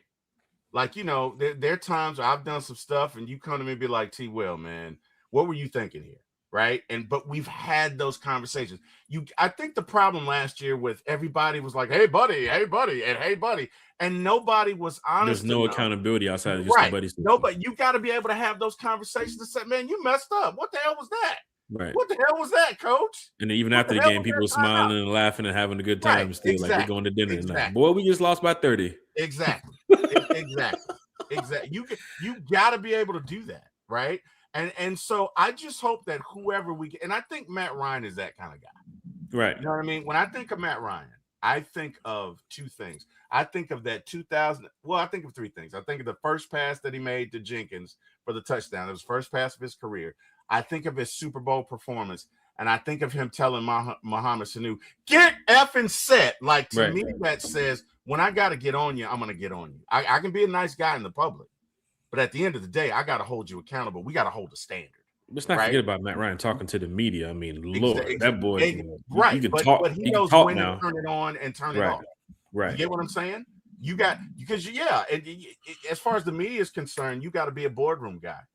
But when we get behind closed doors, you got to be able to talk it like you walk it and walk it like you talk it. You got to be able to motivate these guys. And you also got to be able to hold these guys accountable. And it's a skill. So Falcon fans, hit that like, share, and subscribe button. Questions from the chat. Quickly, just run through this. Alberto said, why do they advertise what head coach they've interviewed?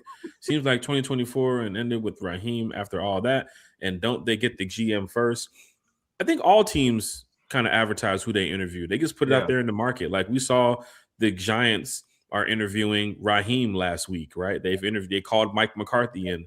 I guess all NFL teams do it. I guess there's no behind the scenes backdoor meeting. Now that one situation in Miami with Tom Brady on the yacht and Flores was getting out of Miami and all that stuff happened. You might get one or two of those, but remember, somebody broke that to the media. Somebody saw Tom Brady on that yacht. You know what I'm saying? Somebody saw Flores, and remember Brian DeBoll. Somebody texted Brian DeBoll randomly about being out of the position, and it was supposed to be for Brian Flores, and things like that happen all the time, right? So I'm guessing for the Falcons, they do have to put this information out there. Now, let's just say the Falcons meet at midnight tonight with Mike McCarthy. It would be random, but I'm guessing somebody's going to hear about it and say the Falcons met with Mike McCarthy last night, and they're going to put it out there publicly, right? Some things just don't get swept under the rug. The Dixon Way is in the chat too as well. Dixon Way.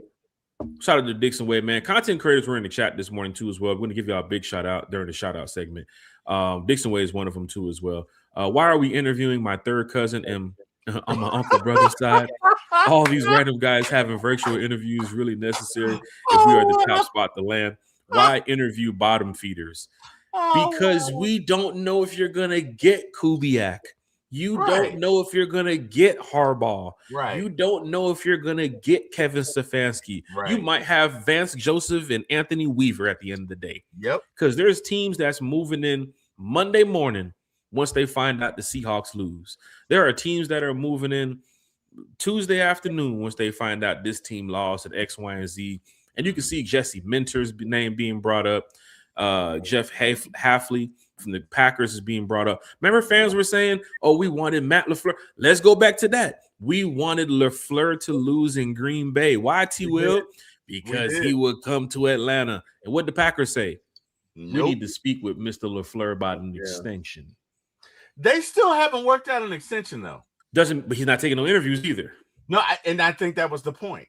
Right. I think that was the point. But Jack, another thing, hey man, we got another one of those. Oh yeah, super chat. We sure do. Got another one of those super chats in the building. Big shout out to @Check Downer in the chat. Big shout out to Check Downer with the super chat. Wake up them neighbors. If y'all ain't up yet, y'all better get up now. I vote Sam Howell to start 2026 till Penix is back. Hey, let me tell you something, Check Downer. You might want to be here Sunday night, because if you was here earlier today, if you heard what we was talking about, even on Wednesday's show, even with Uncle Steve when we had him on the show this week too, big shout out to Uncle Steve. We talked a little bit about the quarterback. Yeah. Right? And big shout out to Bro Talk and Berto. They was talking quarterback on their show the other night too as well. They dropped a couple names that might be interesting candidates for potential bridge quarterbacks here in Atlanta. Depends on what your head coach wants to go with. Depends on who your GM says we should go with. Depends on the timetable of Michael Penix.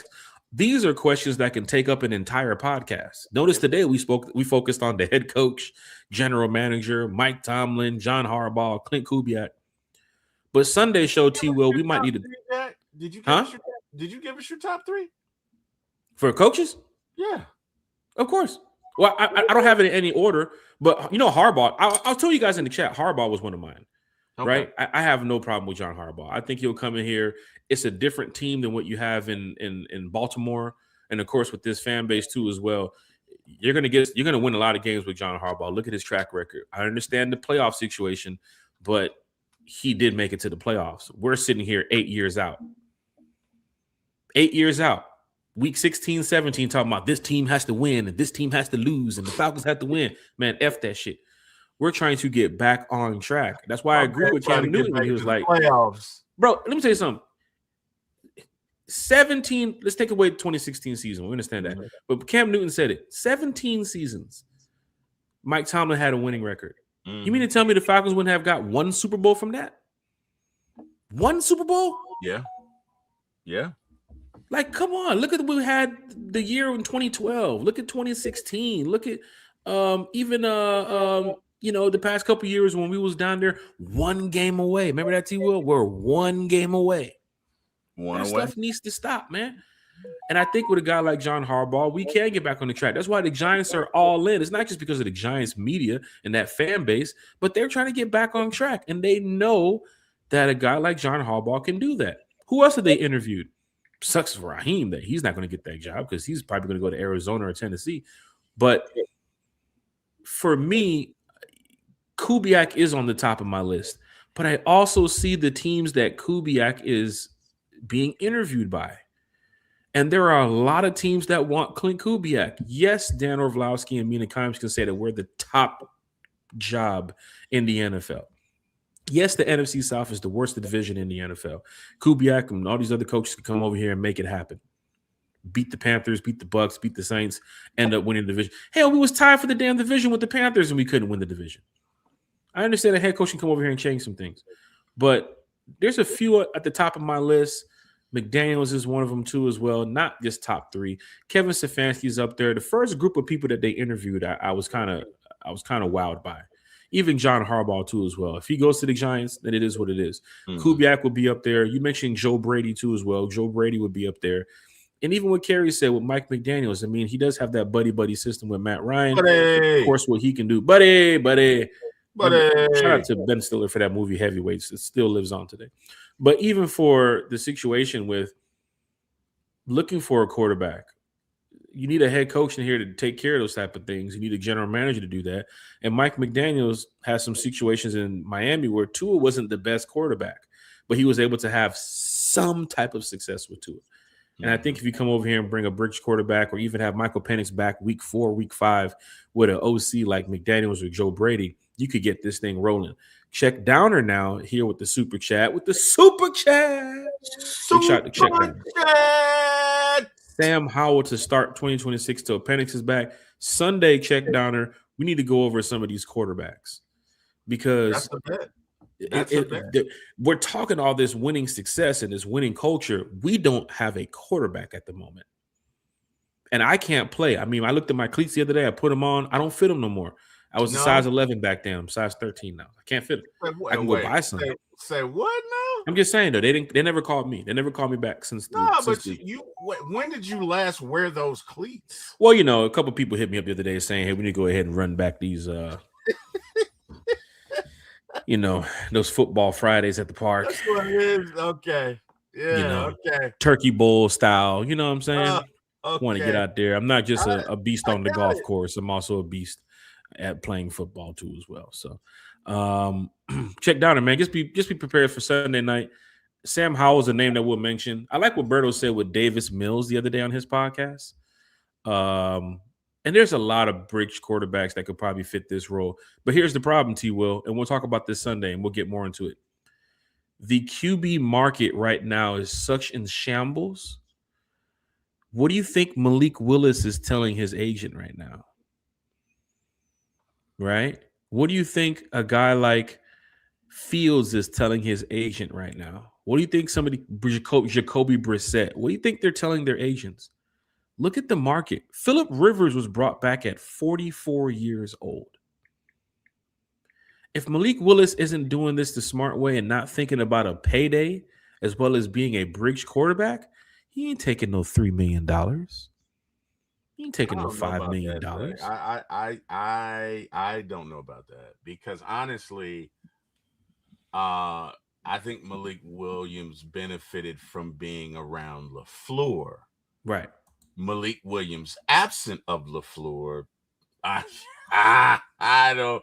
We'll find out. And that's the funny thing about it. Even for the Dolphins backup too as well, or even the Rams backup too as well. When you don't have McVay or you don't have McDaniel, you don't have some of these talented coaches that help coach you up, what can you do on your own? Right. And that's something to talk about on Sunday when we get to this podcast. Because here's another thing too, Falcon fans. What if you're winning with your bridge quarterback? What if you're 5-1 or 4-0 and then Penix comes back? Then what do you do? Then what does the head coach say? I know fans can say, "Oh, we're putting Penix back in." Does the head coach want to do that? That's and you know what? As silly as that sounds, yeah. I mean that could. I mean you're 5-1 now. Again, a good head coach can navigate that, and that's. Thank you for bringing that up because to me, again, I love Raheem Morris. I do, but that's where you see kind of a lack of maturity in the fact that he didn't handle transitions well. You know what I mean? He didn't want to make them. You get what I'm saying? So because that would very much be that would have to take a skill, right? Because you got to have a coach that can introduce it. You got to have a coach that's going to have the stones to say, no, we're going back to Penix. I know we're 5-1, but Penix is our starter. Here's why, blah, blah, blah, blah. And what if you go 2-2? You know what I mean? The next 4 games. What if you go 2-2 after you were 4-0? Right. Or 5-1 and go 2-3. Correct. Now, how does this fan base feel? Correct. But again, the thing is, and that's why you got to have a coach that can navigate those waters, right? But again, I don't. Malik again, I think you could easily get Malik Williams for $3 million because what did he do? You're butchering these names here. You said Leroy Jenkins for Lamar Jackson. I'm old. Malik Williams. These dudes college basketball. Some of them didn't even finish. You're right, Malik Willis. D1. But the point is, and thank you. The point is, I think he'd be lucky to get $3 million. Right. I do. I think I don't like. Again, if he'd done it in several places, like you could say Jacoby Brissett is a good backup or a decent backup, right? You could say, what's his name that played with Buffalo? No, played with beat us with the Colts. What's his name? Oh, Tyron? Daniel Jones? No. The backup, Tyrod. Oh, Tyrod Taylor? Yeah. Oh, that list is pretty ugly right now, T. Will. And that's the thing about it, that teams that need quarterbacks, they're calling Malik Willis too. The Jets are calling around. Are they going to draft the guy? Are they going to go after a guy? T. Will, you're right on you're literally right in line of what we're going with this. So you're right. Yeah. I mean, I don't know that.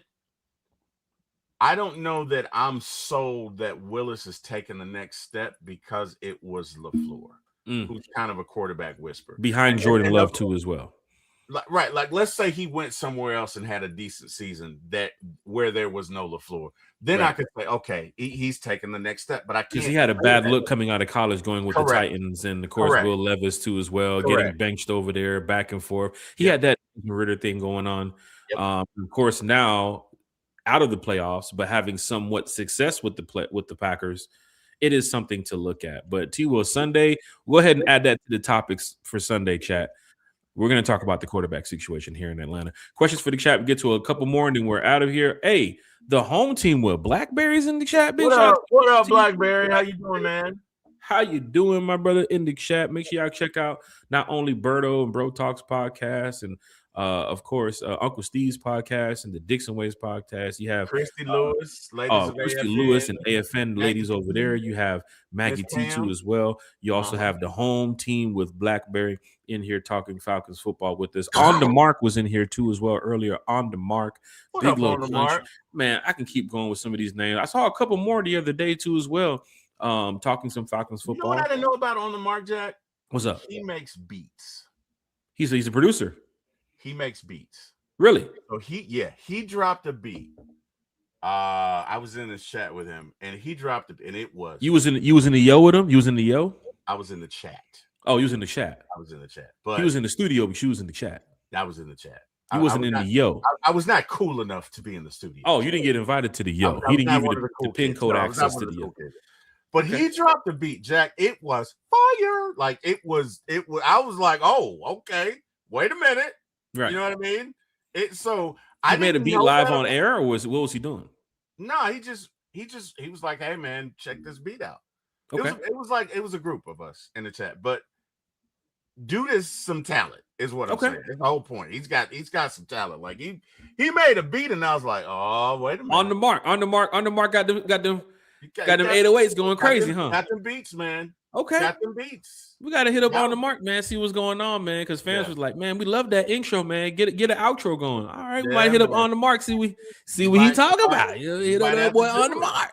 You might have to do it, man. Dude is fire with the beats. Home team with Blackberry. My best friend, I can't do that to Lamar. So Lamar does my beats and my music for my show, and he's awesome. So hey, big shout out to Lamar too as well. Former ATL Sports. Make sure y'all check out former ATL Sports too as well. T will bring some good content to the game as well. So many content creators just doing amazing things this offseason. And of course, last year before, and for the ones that's thinking about doing their content going forward, go right ahead and get it started. Home team asks, what's happening? How would you think the offense would fare with Kirk Cousins returning to start with the competent OC in mind? Of course, I can't wait till Sunday show because we're talking quarterbacks. Kirk Cousins' name is going to be brought up. I understand that's interesting. And all this money and all this stuff. Interesting. But we need a quarterback right now. Well, no. But let's think about it, right? Because again, especially if you get if you get Kubiak, Stefanski, McDaniels, but if you get a competent OC in here or a competent offensive coach and an offensive mind, what could he do with Kirk and Big John and Drake and Kyle if we franchise more recently? Like it's good. It's good. It's a fair question. But again, it's one that we can address on Sunday. Georgia Clay Dre says this may be controversial, but what about Deshaun Watson? I don't know, man. I don't know. What did he say? He said, what about Deshaun Watson? The gooch grabber? We're not going with the gooch grabber. That ain't happening. Wait, is that a slang word? Is that a slang That ain't happening. I got that from Big Little Country. That's probably what they say in the country. Slur? We're not going with the gooch grabber. That ain't happening. Right now with his injury report, I don't even think he knows if he's playing next year. Like he's on a situation where I think his injuries are even way worse than Penix's situation. Like he needs to be focused on getting back to 100% before even looking for a team. He might want to take a year off and go play arena football or something. Oh wow! Probably just hang out and play some Madden or something. Oh what? It's not looking too good right now with Deshaun Watson's situation. Of course, going into a situation where they need a new head coach. Is the head coach looking at Shadur? Is he looking at Dylan Gabriel? Is he looking at Deshaun Watson or even the other 6 quarterbacks on that roster? Who knows?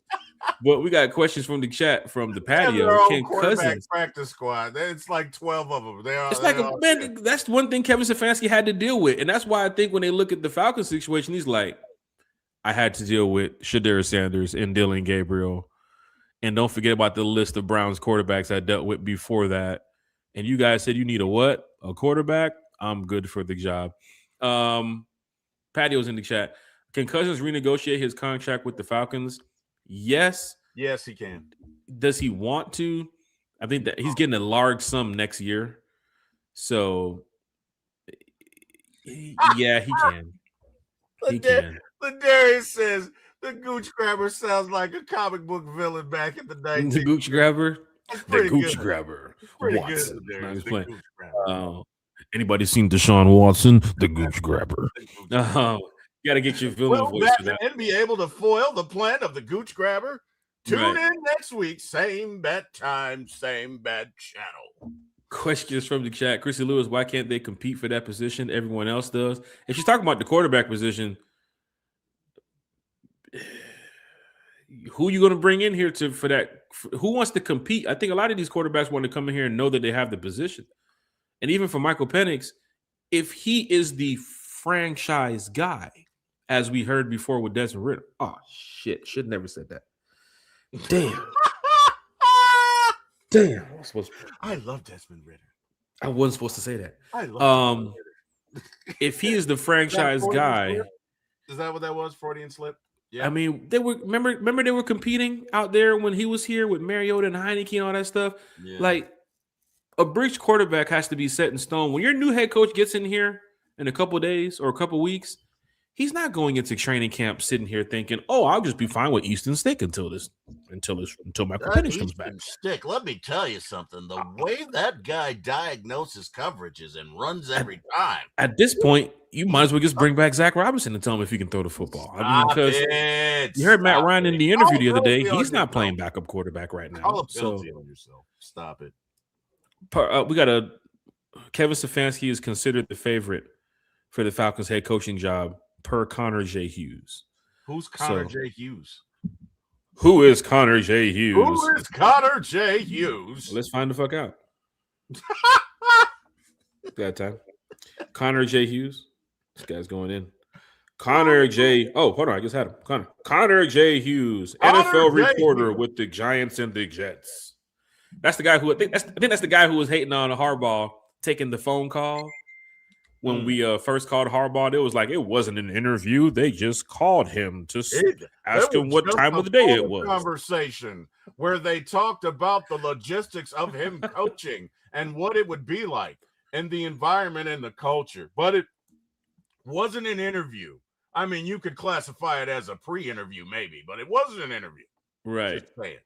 Carries in the chat, per Josina Anderson, there are some league sources and candidates who feel like the Atlanta Falcons are debating primarily between one defensive candidate and one offensive candidate at this time. Oh, boy. So Josina Anderson. Josina's been around the game for a long time. Jack, I must trust what she says. She's a veteran, Jack. So, all right. So, offensive guys, Kubiak. Who's your defensive guy then? Wait, who have they interviewed? You have a list? If you got the list. Is it Antonio Pierce? Ooh. Could it be Antonio Banderas? You call him Banderas. It can't be Antonio Pierce. Antonio Banderas. Which defensive coach did they interview would have wowed them? Okay, we know Clint Kubiak would have wowed them, right? We clearly can see that. Which defensive coach would have wowed let's take a look Falcons? At who all have they interviewed? You know what? Has the Brian Flores sit down? I know they said they conducted like these interviews. We're talking about sitting down, taking people to dinner, how they did Matt Ryan, right? Who they got here? Jeff Hafley, Jesse Minter. Please say no. Please say no. Anthony Weaver, Aiden Dirty, who was on the Falcons coaching staff in 2016, wasn't he? Aiden Dirty. You know what's funny? With Aiden's last name, D-U-R-D-E, he could be a dirty bird. Get it? You get dirty bird. Oh. Hey, Chat, was that a miss, Chat? Was that a miss? Did Jack just miss? I hope not. Was that a miss, Jack? Was Well, that hold a miss? on. Let us It's know if never that was missed. a miss, guys. It's never missed when you have one of these. Hold on. It's never missed when you have one of these. He could be a dirty bird. Watch this. Yeah. You I think I feel gotta- like it was a miss, guys. Was that a miss? Let us know. Was that dirty bird joke? We're a live, miss? baby. Oh, We're wow. live. That The was a dirt dead Aiden joke. dirty bird. You get it right there? You get it right there? You know what? Dre TL says no because I made the same joke. Well, there you go. There you Dre- go. Dre Jack ATL, that's what I'm Spade, talking the about. man of the people. I'm talking about that. Let's go, Dre. We in the chat. Hold up. Dixon Way says, I ain't gonna lie to you, Will. With that polo skull cap on, you look like Timberland today, Dirty South. I ain't gonna lie though, but I was really gonna ask feel you me? where's Magoo. Earlier when you came in here on the podcast, I'm about to say, yo, where's Magoo? And where's the beat machine? Oh, wow. You do resemble Timberland a little bit when he was talking to the AI on Twitter. Yeah. So might So, want to guys, change up your Timberland look a little bit. No, I wear a hat because I like LL Cool J and we have this point in our head, and I'm really insecure about it. LL, Terry Fontenot. It happened, I guess the bald guys, do all bald guys get it at a certain point in their But career? I just have this point. You can thank my Because mom. I have hair. Yeah, no, you know what? It comes from the maternal side, so you're blessed. You're blessed, somebody. But Carrie says, Are you Lamar serious? Johnson. Lamar says Johnson, Lamar Malik Johnson. Williams, Leroy Jenkins. Everybody's Googling these players like, T-Will, Oh what my the fucking God! team these guys Oh play my for? God! Stop it! Stop it, Carrie. Somebody Oh hit my Leroy God. Jenkins, took him to a gaming link. Who the hell is Leroy Jenkins? You didn't play no goddamn football. Wow. It could be wow. Jesse Mentor. It possibly could be Jesse Mentor.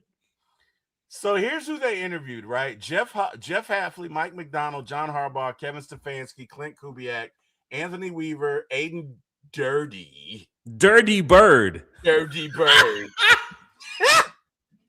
That's a dad joke. Jesse Mentor. I don't know. I'd say probably Kubiak is the offensive guy, but the defensive guy, I don't know. Maybe Josina Anderson is just on her Falcons time between 11 and 12, where she's like, I'll just put this out about the Falcons, and we'll see who runs with it. I don't know. Then again, she's credible. I ain't gonna lie. Josina Anderson has done a great job covering the NFL. Yes, My thing is, I love when our beat writers and our journalists who cover the Falcons talk about the Falcons.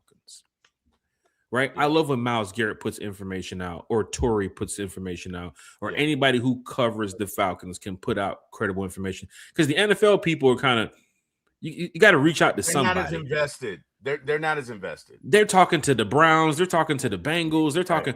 Hey, what's going on with the Falcons? Okay, cool. I'll put it out. You know what I'm saying? Hey, what's going on with the Jets? All right, cool. 2 minutes.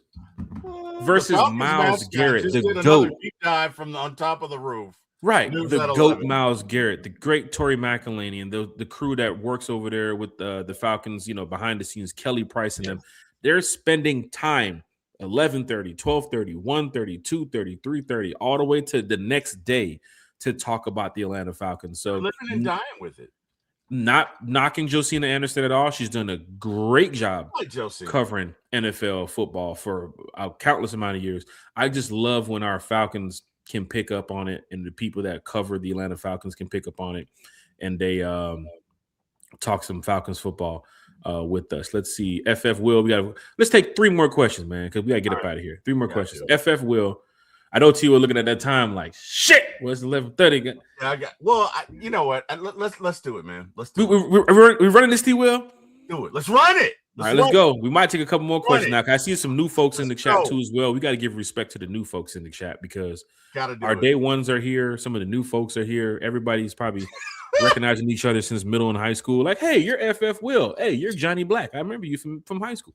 I remember that. Dixon Way says AJ Minter, the Braves pitcher.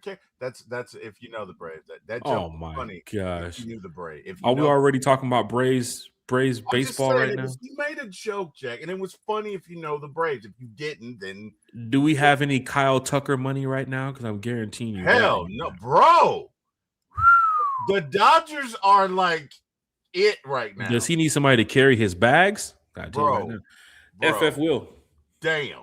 Who are That's you all I got. eyeing in free agency? For me, it's Rashid Shaheed or Alec Pierce and Tyler Linderbaum. Free agency. T-Will, who are you looking at in free agency? We do need a wide receiver too. Depends on what Kyle's situation is. We might need another tight end, right? You can still cut Charlie Warner and get some money, right? So I believe probably going to get a tight end some way, somehow. Jesse Bates situation. Is it going to be another safety? Mike Hughes battling that injury a couple games this year. Everybody ain't AJ Terrell. So we're probably going to need another corner too as well. You got Divine Diablo for one more year. JD Bertrand's probably going to be out the door. Caden Ellis is probably going to be gone. Arnold Ebiketie probably going to be gone. Tyler Algier could possibly be gone. So there's a couple positions I think in free agency the Falcons can look to attack. T-Will, what are you looking at? I think you need a big ugly in the middle. Oh my God, we just mentioned all that and forgot about the nose tackle. You need a ugly run-stopping monster in the middle. I'm talking about not no Vita Vea. I'm talking about Vita Vea times 3. Yeah, I think you need a big ugly in the middle. That's one. And then you got to decide, are you going to keep Kyle or you're going to franchise him? I don't know that Caden's going to be back. You still have Diablo. That's good news for at least another year. I think you definitely need to re-sign him. The success of Jalen Walker and James Spears Jr. makes people feel good about Caden, but Caden is still one of the underrated players in the NFL. I think very much so, but I don't think the timing is going to be right for you to sign him. I mean, if you sign him, great. I just, you know what I mean? Like you and I talked about this. He's in his 30s. Right. So he's probably looking, this is probably his last good contract. He's probably looking to, you know what I mean? I don't think he's going to take a hometown discount. And I don't know that this year, with everything going on, that you're necessarily going to have the resource to do that, because make no mistake about it, you need receivers. Right. You have one, and no disrespect to Mooney, but Mooney was hurt all last year. I don't know is his contract up, or does he? You get that $11 million back. Mooney might know what's going on. I think Mooney even knows what the situation might be. Would be surprised if they keep Mooney, but if you're talking about getting that salary cap and working those numbers, you need Mooney to make. Unless you rework his deal and make him a number 3 receiver. Like I don't know that he is. I don't know that he's a number 2 receiver. He's a great number 3. The wear and tear because of Raheem really wore down Mooney, man. Right. Disappointing. Well, I mean, and honestly, they probably shouldn't have rushed him back. Like, I think, again, first of all, Mooney's not a big guy. Mm-hmm. So a bone break to him is not like it would be for somebody else, because there's not much there. There's not a whole lot of flesh on top of that. I told you, even when he came back, remember we mentioned he was running those sideline routes, trying to get close to the outside. They didn't put him in the middle of the field for nothing. Right. They didn't want him to get one pop, one hit. Correct. They knew he wasn't 100%. Correct. So, I mean, even if you let him heal, I feel like he's a number 3. You need at least 2 more receivers. You got to have that. Mike Hughes, I wouldn't mind another cornerback. CJ Henderson, I would say, did not do a bad job coming in at the end of the season. Not saying he's going to be the number 2 next year, but I would definitely keep D Alford. That's one thing you have to do. My boy D, Team Glory, got to keep D Alford out there. He did himself a favor in that last game, bro. He did himself, because he got a sack, or he contributed to the sack, which I think was on a 3rd down. So it was a crucial play. Got the interception to seal the deal too. And then, exactly. And he jumped the route to do it. Right. So, which he told me straight up that he was playing man and he shaded zone, and of course Tyler bid on it, and that's film study. Yeah, that's a good job by D, who's been talking a lot of smack too as well. D, I don't know if you're watching or listening, but keep talking that shit, D. We're gonna pull up on you, D. Oh wow! You know we're gonna pull up on you. Oh wow! And we Team Glow. What are you gonna do? Carrie saw it the other day. We Team Glow, man. You the homie, man. Shout out to you. Shout out to the family. Shout out to everybody. That's right. But we're gonna pull up on you, man. You see the chank? You hear that, D? When you hear that, actually, when you go to your ring camera and you hear that, didn't he bust you up on Madden previously? We're gonna go to the next question. J. Colo's in the chat. Big shout out to J. Colo. D cheated that day. No comment. No, is that what it is? No comment. My controller was dying. Oh, Oh, your controller was the Wouldn't even focus at it, man. Had the kids in the background. They wanted me to make dinner and shit. I say too. My controller was done. Couldn't even focus, man. What would y'all do about Pitts? First season showed what he can do with the ball. Second season and third got better at blocking. This season seemed a little more complete. Would y'all keep him? Yes. You just mentioned that we don't have any receivers. And if you get a head coach in here that knows how to use Bijan, first of all, if you're asking these questions in the interview, it's not just about Bijan. You got to ask the Drake London question too. Mm-hmm. What could you do with Drake? And Kyle Pitts. And not only that, but what we need an offensive coordinator who can scheme things, right? Like, okay, they're taking away Drake here. Let's put him in the slot, which is simple, but we make it so hard, right? So I agree with that, Jack. You gotta be able to utilize your weapons. So yeah, agreed. The JTL's in the chat. My guy, Jack T. Will, one time for the fan family. Happy Friday and rise up. How are we feeling heading into the 2026 season? Catch me up, Jack. Well, Raheem sold us a dream. Morris. Terry Fontenot, I think fans are on the edge about, him being out as the GM. But, of course, it's a new day in Atlanta. Matt Ryan's in the building now. Matty Ice. I think he's going to take this team in the right direction. Quarterback situation is kind of scary right now. The head coaching candidates that we're looking for or that we're interviewing are pretty decent. Must say it's even better than when Raheem was getting interviewed. But then again, we don't know what the direction they're going to take. They do need a GM. The GMs that are probably at the top of the list for most Falcon fans are coming from successful environments. And hopefully we can take this team in the right direction. The draft and the free agency is going to be crazy to watch. A couple players might go. A couple players going to stay. A couple players need paydays. Next year, same thing as well. Paydays are coming for some big players in Atlanta. But at the end of the day, I'm a diehard Falcon fan for life. T-Will, catch JTL quickly up on the 2026 season, man. Hey, man, super excited. You know what I mean? So one thing that losing a coach has done, it has given us so much content for the offseason, Jack, okay? We got the head coaching search. We got the GM search. We got what are we going to do, right, if Mike isn't back, the first 4, 5, 6, whatever games, right? Who are we going to draft in the second round? Are we going to trade up? Are we going to trade down? So there are so many variables that can take place. We got shows upon shows upon shows. How that song go? Racks on racks on racks on racks. We got shows. What, T-Will? Shows on shows. Oh, shit, T-Will. I'm with it. I got kids. Kim's in the back, and my nieces.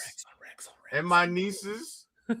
My little lyrics of the day. Somebody's in the back with a cue card with the lyrics. Make sure you use this T-Will to stay hot with the fans. You want to stay engaged with the youth. The YNs are watching. This right here, T-Will. And my Claire Bear, because she's always like 6'7", 6'7". Oh my gosh. Oh my God. Oh, she's worn that out for me.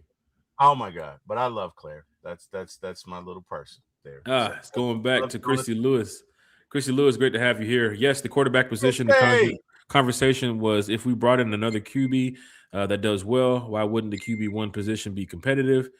It depends on what Matt Ryan didn't believe. In my opinion, they've mentioned on air in front of everybody that their franchise guy is Michael Penix.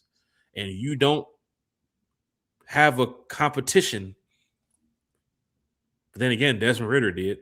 But you don't have a competition between quarterbacks when you have your franchise guy. That means that when he gets back, Joe Burrow didn't have to compete when he came back from injury. He came back and he's the starter. So do you want to do that with Michael Penix? Are you going to be in a good position next year? The fast forwarding of just us thinking about October, in November, in January is the tough part. Yeah. Because we're saying if you are 4-1, if you are 3-0 or 3-0, if you are 2-2, then Penix comes back. I don't even know the timetable when he's coming back. But from what I've been told and from what I'm hearing, it's not week 1. It might not even be week 2. And what we don't want here in Atlanta, Falcon fans, please, You don't want to rush back Penix if he's not 100%. I think we learned that with Raheem. Please Stop rushing people back when Please. they're not could you do that, 100%. please? You know. Oh, it's just a little bruise. And dude had a broken shoulder. He'll be fine. Broken shoulder. It's a week to week thing. He had a broken shoulder. Like, bro, every time I think about Raheem's treatment of injuries, it's comical and how he treated. Oh, it's Kirk will be fine. Right. Kirk will be fine. He's fine. Kirk can't lift his arm. He's fine. It's not, bro. That boy said, Dixon Way said, Jack trying to get in his tea time. It's like 30 degrees out there. Tea time is on that PS5 on that PGA game. Amen to that. I ain't going out. Hey, I ain't that stupid. I don't. Hey, either you pay to play or you get paid to play. Bro, I ain't doing that. 20 degrees the other morning, right? And I'm out doing something or whatever. And I literally see one of my neighbors walking by in a t-shirt and shorts. And I'm like, damn. Wow. Remember the other day when Scott met us at the game, he was wearing a t-shirt. It was like below 40. Like, Scott, what are you doing? Hey, man. Oh, I used to live in Germany. This ain't Germany. Okay. Hey, bro. It's Atlanta. I don't know if you live in colder climates, if your blood becomes thicker. You know what I mean? I've heard that. I don't know. I don't know that for scientific fact. I've heard that, but I mean, bro, no, absolutely not. The Questions older from the chat is taking over, man. I love the questions from the chat. Dixon Way says, if Zachariah Branch is there, go Dogs, T-Will. Go Dogs. If Zachariah Branch is there in the second round, would you draft him? Look, it depends on what they do through that free agency. Because they come up there and load up on wide receivers, and it's like, don't draft Zach and then put him in that Nick Nash role. Please don't. He better be on that field. You draft him in the second round. Nick Nash. He's on that field week 1. Yeah, he's on the field week 1. So maybe if I'm the GM, let's just say I want to go to wide receiver route day 2. Because right now we don't have a day 1. Yep. Let's just say I'm the GM, T-Will. Get in your GM mode too as well. You got like a couple seconds before it's your turn. Yep. If I'm going wide receiver with my second pick and it's Branch is not going to be my number 2. I'm going to get my number 2 through free agency, whoever's available. Branch will be my slot. He's going to be my guy. If I bring in there, he's going to be my, he's your Zay Flowers in a way. Okay. Right, you can use him through the Taylor Gabriel role. Remember Taylor Gabriel when he was out there? Oh, yeah. Remember that move he put on that dude in the Super Bowl? Oh my God. Harry Douglas. He's in that role where I know Branch is going to have a mismatch with whoever that slot cornerback is. Everybody ain't D offered guarding Zachariah Branch. Yeah. So you got to know that Zachariah Branch is into that role, healthy too as well, because you don't want players to go down and this guy go down and now Zach becomes your number 1. Then it's like, oh shit, what do we do with this? Hey, speaking of college, Miami or Indiana, who you got Monday night? Indiana with the upset in Miami. I'm sorry, Hurricane fans that might be watching this. John Michaels, you've been on this podcast before. You're a good friend. I'm telling you right now, I hate to say it, man. Indiana, oh my gosh. Sorry about that, Fandemic. I know that Miami is your team, bro. I'm sorry if Fandemic is here watching. I apologize, but you guys are hosting the game. Majority of the fan base will be there, but you guys are not playing BYU. No knock to BYU. You guys are not playing Notre Dame. No knock to Notre Dame. You guys are playing, honestly, the number 1 team in the country, and they are truly showing that they are the number 1 team in the country. I'm going with Indiana, man. Bro, they're knocking heads off. That team is. I'm going. Let me tell you something, man. To quote the great Mike Tyson, everybody has the plan until they get knocked in the mouth, and it's true. And it's true. Hey, can I get an applause for that impression? I thought it was pretty decent. You know what, T-Will? I was actually looking for a Mike Tyson one, but I gotta give it to you. Thank you. I appreciate it. You did a great job, man. Matter of fact, you can say the one racks on racks on rack. I love it. You're younger family members are really helping you out in the house. They are, bro. So, bro, look, hey, so every week I have a conversation with my kids. Jack, do you know what aura forming is? Because I didn't. Mm-hmm. I recently found out. It's aura farming. Yeah, aura forming. Yeah, I aura farm every day on the golf course. Yeah, it's basically getting your self-esteem up. Of course, getting your persona up. T-Will, that's what the streamers do. T-Will, you're supposed to be aura farming on stream. Did exactly, you not? But T-Will, look, I didn't know what it was, T-Will, Jack. I'm aura farming You're right now. aura farming right now, exactly. T-Will. I'm aura forming by not showing you guys T-Will, T-Will, where the fuck have you been in 2026, man? We're all trying to get the big deal, dog. We're trying to get a deal here, T-Will. Do it again. Barstool ain't gonna hire us just because we talk Falcons, wow. T-Will. No, do Mike Tyson again. That's pretty good. No, he doesn't want to do it. Okay, all right. Look, we got that boy Super Contra in the chat. Oh, look at Kerry. Kerry says, I don't have to aura form. I put on my Falcons. Well, Kerry has 10,000 followers. Yes. Kerry, let's not. If I say something about Kerry, she's gonna jump right back in this damn chat too as well.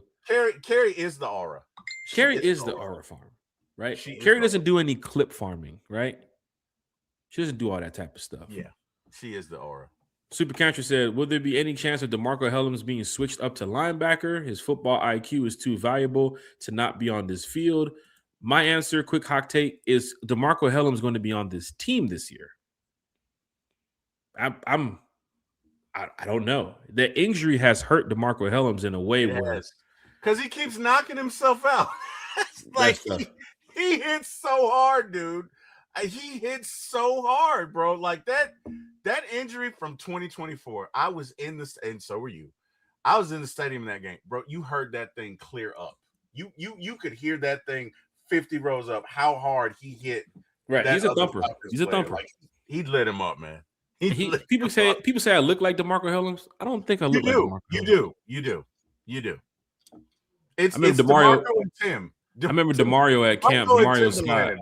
What happened? Fridays at 9 a.m. It's DeMarco and Timberland. Oh, wait a minute. We got a super chat. It better not be from D Offer. Oh, okay. No, it's from Carrie. She says for you to do that impression again. Which one? It's about. Come on, T. Will. You got to come on here and get 2026, man. Come on, T. Will. You got to know what's going on out here. 2026. We're oil farming, baby. We oil farming.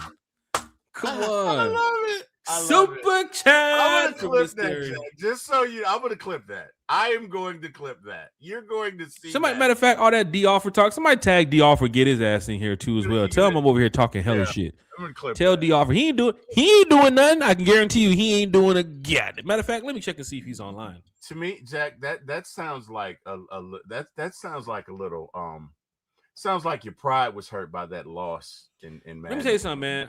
Number one, I don't do Falcon on Falcon. If D offered it, if you're in here, let me see what he's doing. Let me see if he's on. Let me see something. I'm gonna get on his ass right now because he hit me up the other day talking about some man. When we going live, I don't feel like beating you in the goddamn Madden. Boy, if you don't get your goddamn. I got something for you, D. Dixon Way says D Offered is watching in his burner account. He probably is watching. No, he got an account. He'll probably be in here. During the season, he'll drop in. J Kid says the Tyson and Timberland show. The Tyson and Timberland show. I love it. Timberland and Magoo. If I look more like Magoo. Hey, no, you look like DeMarco Hellams. You really do. So I heard that, and then when I saw a picture of it, I was like, oh my god, Jack really did. Yeah, you do favor him. We're going back to big shout out to Dio on the DO. Said, good morning, gents. Let's get effing set. Get effing set. Just tagged Dio. Get him in here. He'll be in here in a minute. He gonna for real. He got to log in. You know, Dio got to log into his password and shit. What's my password? DeMarco and Timberland show. So look, here's the situation that happened, right? Time for knocking himself out. Here's what happened. I'm gonna break it down for y'all that didn't watch the game because, me and the offer be playing, right? So break it down for us, Jack. I don't play Falcons on Falcons, man. I hate playing Falcons on Falcons. That's number one. Drake lined up against AJ, and then when it's his time to be on offense, is Drake London lining up against AJ. I don't do that. But then again, he plays for the Falcons, so it's like he's not going to pick any other team. And I'm a diehard Falcon fan. I told you this before, T. Will. If you invite me to any college football franchise on a video game, I'm picking the Dogs. If the Dogs are not available, I might pick another team depending on the competition. I've been more lenient on college football than I have with NFL because in college football, I'm really good at that. I will smack you with Kansas State. I will smack you with Kennesaw State. I'm just that guy. Yeah. You said Kennesaw State, Jack? I'm beating the shit out of teams. You said Kennesaw State, Jack? Bro, play me in college football. I will smack you with Kennesaw State. I'm just like that. But when it comes to Madden, Jack is playing with Georgia Perimeter College against the LSU Tigers. I'll beat you with Montana. Hey, I'm telling you right now, when it comes to Madden, right, I have to play with my Falcons. I don't play with the Bills. I don't play with the Ravens. If I was playing Smooth C, he said Falcon off. Smooth C said Falcon on Falcon. I'm just saying, like, no Falcon violence. I don't like the Falcon violence. Like, I'm tackling Michael Penix with James Pierce Jr. And then it's your turn on defense now. Now you over there tackling Bijan Robinson with James Pierce Jr. No, play two teams against each other. Play the Ravens versus the Falcons. Play the Chargers versus the Falcons. We can pick two neutral teams. Not necessarily. We can't pick two neutral teams because I wouldn't use two neutral teams. I would only use the Falcons. But I'm playing against somebody who plays for the Falcons, so he ain't finna pick nobody else. Right. But what D doesn't know is I was distracted. And I was interrupted and distracted every single play that I was playing. And this is during a time when my kids talking about they want food, and I gotta go to pick up the make dinner, and I gotta go over here. I had to finish repainting the deck in the backyard before the party the next day. Blaming the kids, Jack. There was so much going on, man. I'm talking about it was just so much going on. And then the people came to deliver the tiles. Had to step away and help the people delivering the tiles from Floor and Decor. Oh wow.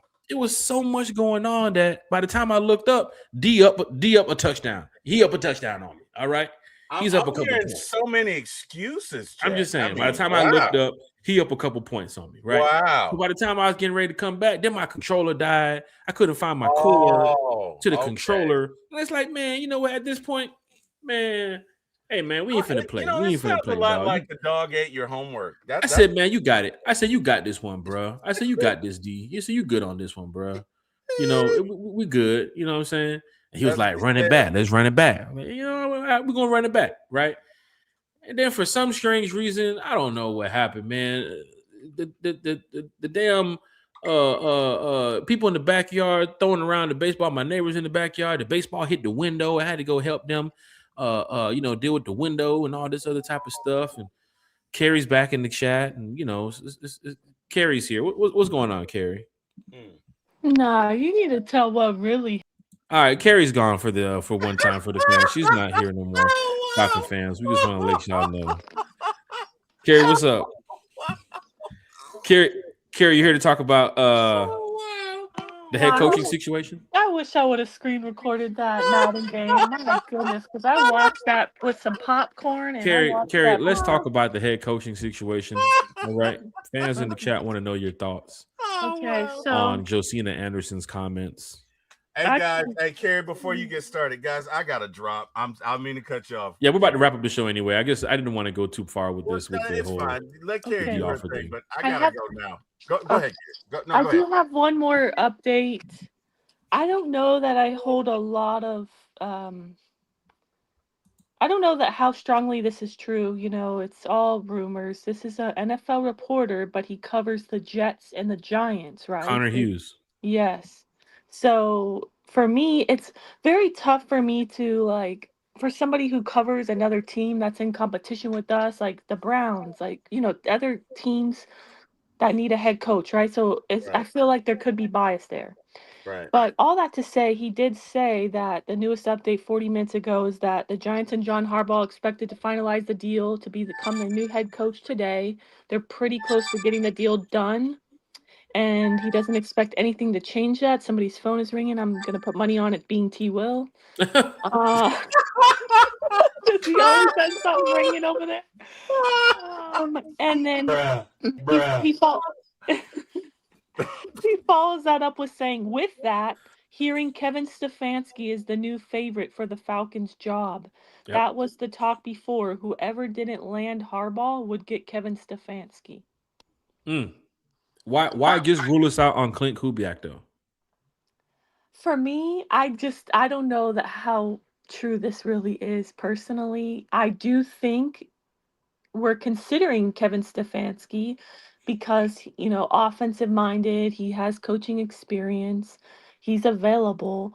But my thing is, he's not in the playoffs right now. He's fired. So if they really wanted him and that was truly their guy, what's stopping them from getting him right now? I think it's the GM. They're waiting for Ian You Cunningham or think the dude so? from the 49ers. I don't know. I feel like there's Wouldn't still you hire smoke your with GM before Kubiak. your head coach? I feel like, there's this new rumor that Ian Cunningham's not the guy. I still believe he's the guy because of his ties to Matt Ryan and Ryan Poles. I still believe that. He was the only one who officially interviewed for both GM and president of football, and I don't think that was by accident. So for me, I think the GM has probably been decided already and has already been kind of helping Matt Ryan decide on a coach. But that being said, I want an offensive-minded coach above all. So Kevin Stefanski's not my top choice, but there's way worse candidates in my opinion. So Right. I'm not gonna be mad at it. Kevin Stefanski was one of the first groups of candidates that was being interviewed. If they do the Raheem Morris route, remember when Raheem was getting interviewed? He was like the first two coaches they interviewed.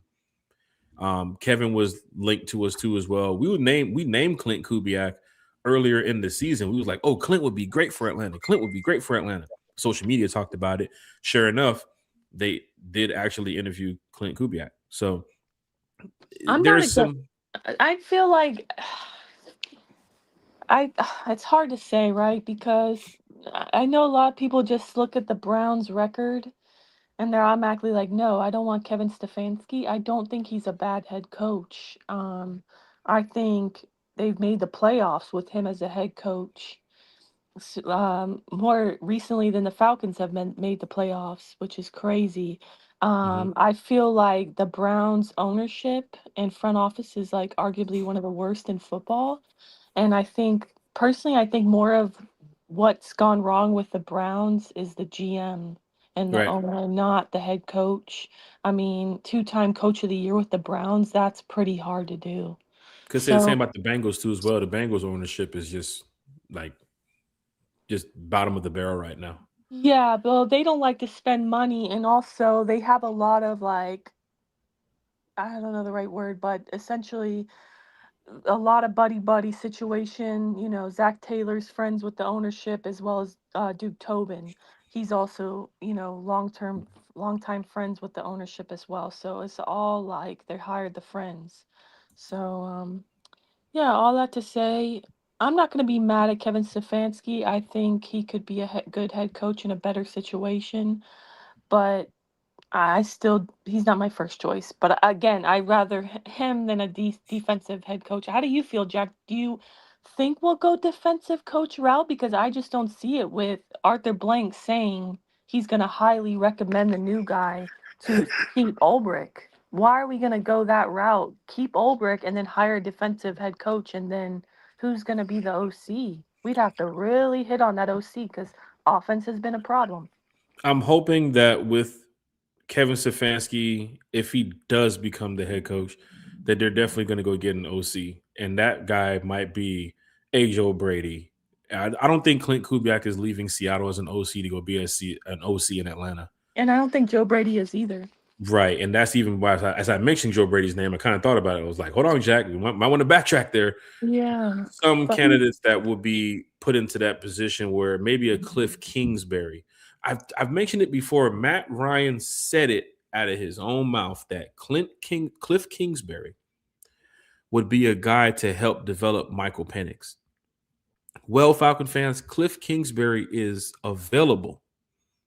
We haven't called him in yet, but maybe if Kevin Stefanski looks into an OC role position as he's the head coach, he might say Cliff, maybe Mike McDaniel, who's meeting with the Bucks today as an OC. I really hope that, man, I hope he I doesn't. hope it doesn't happen too as well. But there are a couple people out here that even with the offensive coordinator, I mean, let's see, Todd Monken ain't going to do it.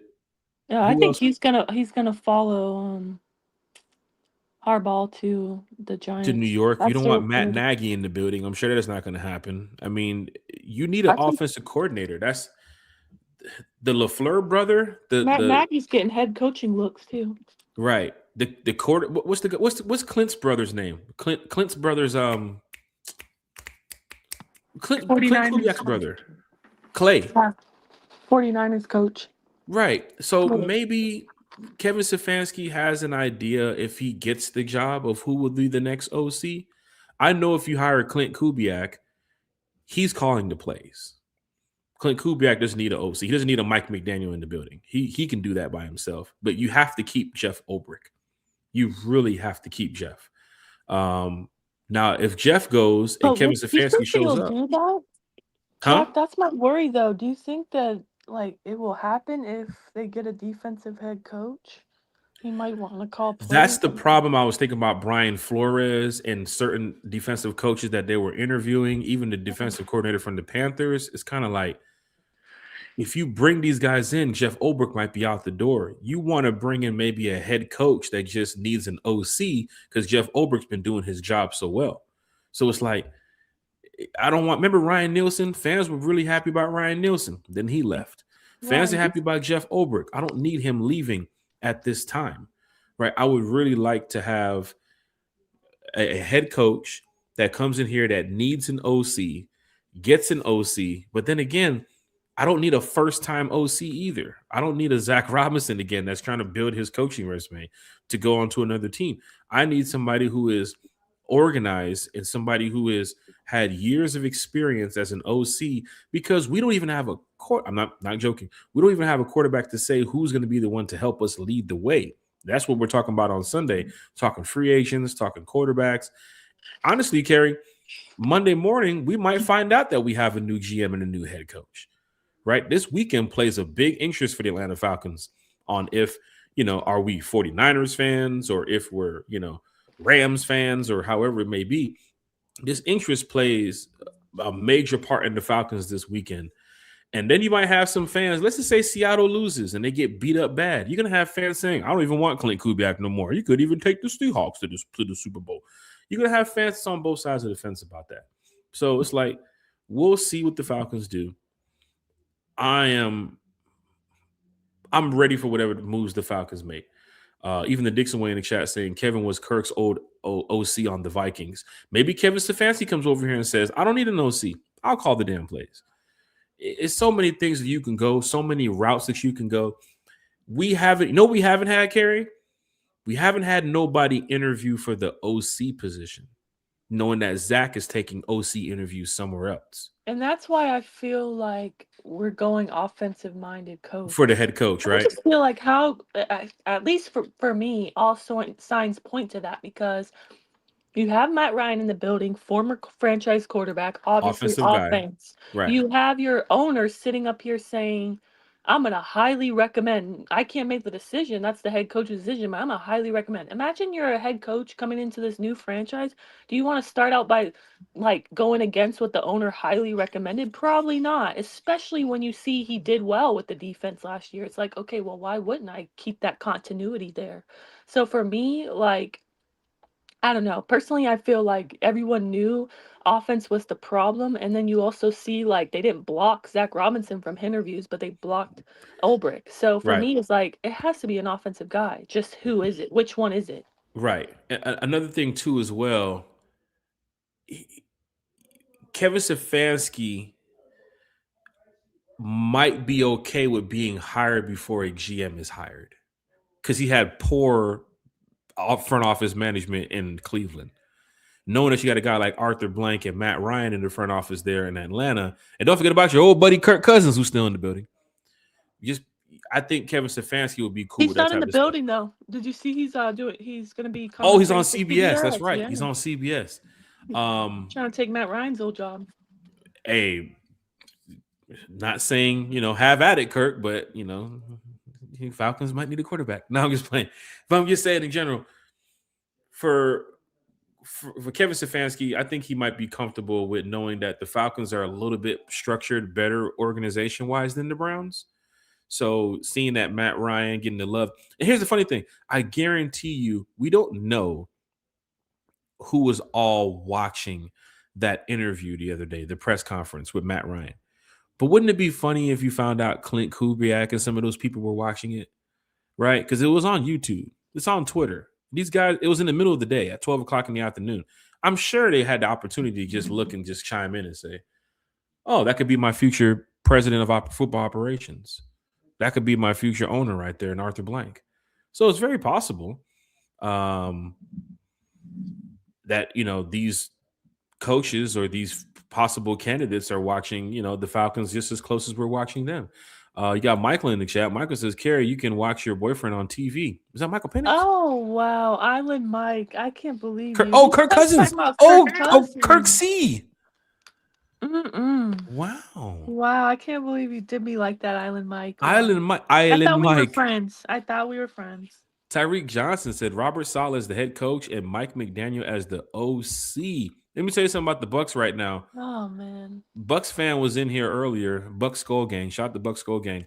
He left as soon as Mike McDaniels arrived at Bucs camp or Bucs training facility, whatever they were. I don't know what the fuck they're. But as soon as he said, "Hey, Mike McDaniels is in Tampa," he left the chat. He might be on the way to the meeting right now. Who knows? That could be Todd Bowles' burner account. Who knows? But did you see, Jack, that also the Bucs have interviewed today Steelers special team coordinator Danny Smith? He's 72 years old and he was with the Steelers for 13 years. That's pretty good. You know who didn't get an interview? Special teams coordinator Marquise Williams. Yeah, because he's going to be at the Shrine Bowl and then he's going to be unemployed.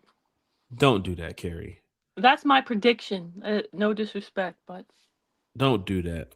Look at Josie. No way. Chat, please tell me your opinion. Jack is, insinuating that he is going to be back with the Atlanta Falcons next season. I know Marquise. He's cool, man. He's a good guy. It's no offense to him, but I'm sorry. He did not do a good enough job last year as a special teams coordinator, in my opinion. So I honestly don't see how he could be back. Our special teams are bottom 5 in the league.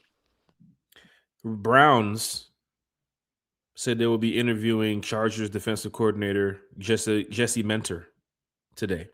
We just interviewed Jesse Mentor yesterday. Titans are going to be interviewing head coach Brian DeBoer for their head coaching job, former Giants head coach. So as you can see around the NFL, things are happening, right? Got defensive coordinator Chris Schuler interviewing with the Steelers, Ravens, and the Dolphins today. You got Mike LaFleur interviewing with the Cardinals and the Raiders. This is Matt's brother. And you got the passing game coordinator from the Steelers interviewing with the Browns, Steelers, and the Ravens and the Raiders today. So a lot of news going around the NFL. Even Shane Day has a coordinator position. Oh, he just got interviewed for a head coach with the Chargers. So I'm sorry, Shane Day is getting what for the Lions? Oh, no. He had an interview with the Chargers for offensive coordinator, Shane Day. Right, but did you see Mike Tomlin? Like, shout out to him. Apparently, like, his interview, like, not his interview, his locker room speech to his players where he told them, hey, I'm not returning as your head coach. They were, like, players were in tears. They were upset. TJ Watt, a guy like him, said, I never want to play under anybody else besides him. Like, he's highly respected. But, I just saw Jeremy Fowler had said that one of the things he said was, you deserve better, and right now I can't deliver. Well, I know who can deliver. T-Will. He's getting ready to run Uber Eats and DoorDash for the next couple minutes. T-Will's going to be doing some deliveries. He's going to the drive-thru. Anybody in the Grove, he's going to the drive-thru. T-Will said, F this show. I need to go get something to eat. Hey, man. something to do, man. But I saw you were still on, so I was like, let me come back in there and see if I could join them. So No, we're just yeah, finishing this up. I think we had a great time today.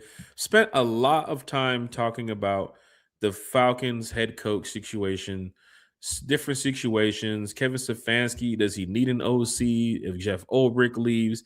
And that's cool about these talking points. And then the chat. The chat is just amazing because the chat picks up a lot on what we say, and then they follow through with that, and then they bring their talking points, and then we put the comments on the screen, and then we had the questions from the chat, which took up some time. But that's what One Time for the Fan is about. It's really from the fan, for the fan. It's really an opportunity for fans to show up to this podcast and talk Falcons football in a Falcon way. Of course, it's Falcons Friday, so it's Falcon fans talking Falcons football on this Falcon Friday. I'm sure Kerry enjoyed it. T. Will enjoyed it. Kerry left around 11, came back around 11:45. T. Will left about 20 minutes ago. He showed back up too as well again. Jack And it's said that this show might go to 11 and it ended this up show going might past go 12. this show might go to 11 and beyond, which is at 12:13 right now. I said that back at 9:30. Now we're sitting here at 12:15. Like maybe there's breaking news coming out as soon as we end the podcast. But the cool thing about it is we have this podcast to go live whenever we want. So there could be breaking news tomorrow, right? There could be breaking news Sunday, which we're back Sunday night. Our scheduled time is Sundays at 8, Wednesday nights at 8, and Friday mornings at 9:30 or so. And then we have my mechanic. My mechanic just showed up. Padre's in the chat too as well. Big shout to Padre. If you want to just bring the cars and leave them next, you can leave it near the mailbox. I know you have a couple more cars to work on today. But just, bundle up because it's a little cold out there. But yeah, big shout to Padre here in the chat too as well. I've talked to him a few times. Shout Jay out. Kidd is what's up, Karen? Sorry, I also wanted to shout out Ricky Scoops from Twitter. You know Ricky Scoops, our dog Ricky Scoops. He is, technically an insider, but he doesn't show his face, but he often is correct. That's why I said he's the GOAT, because he's often correct when he'll put out some leaked information, and oftentimes it's actually correct. He just put out some info 13 minutes ago.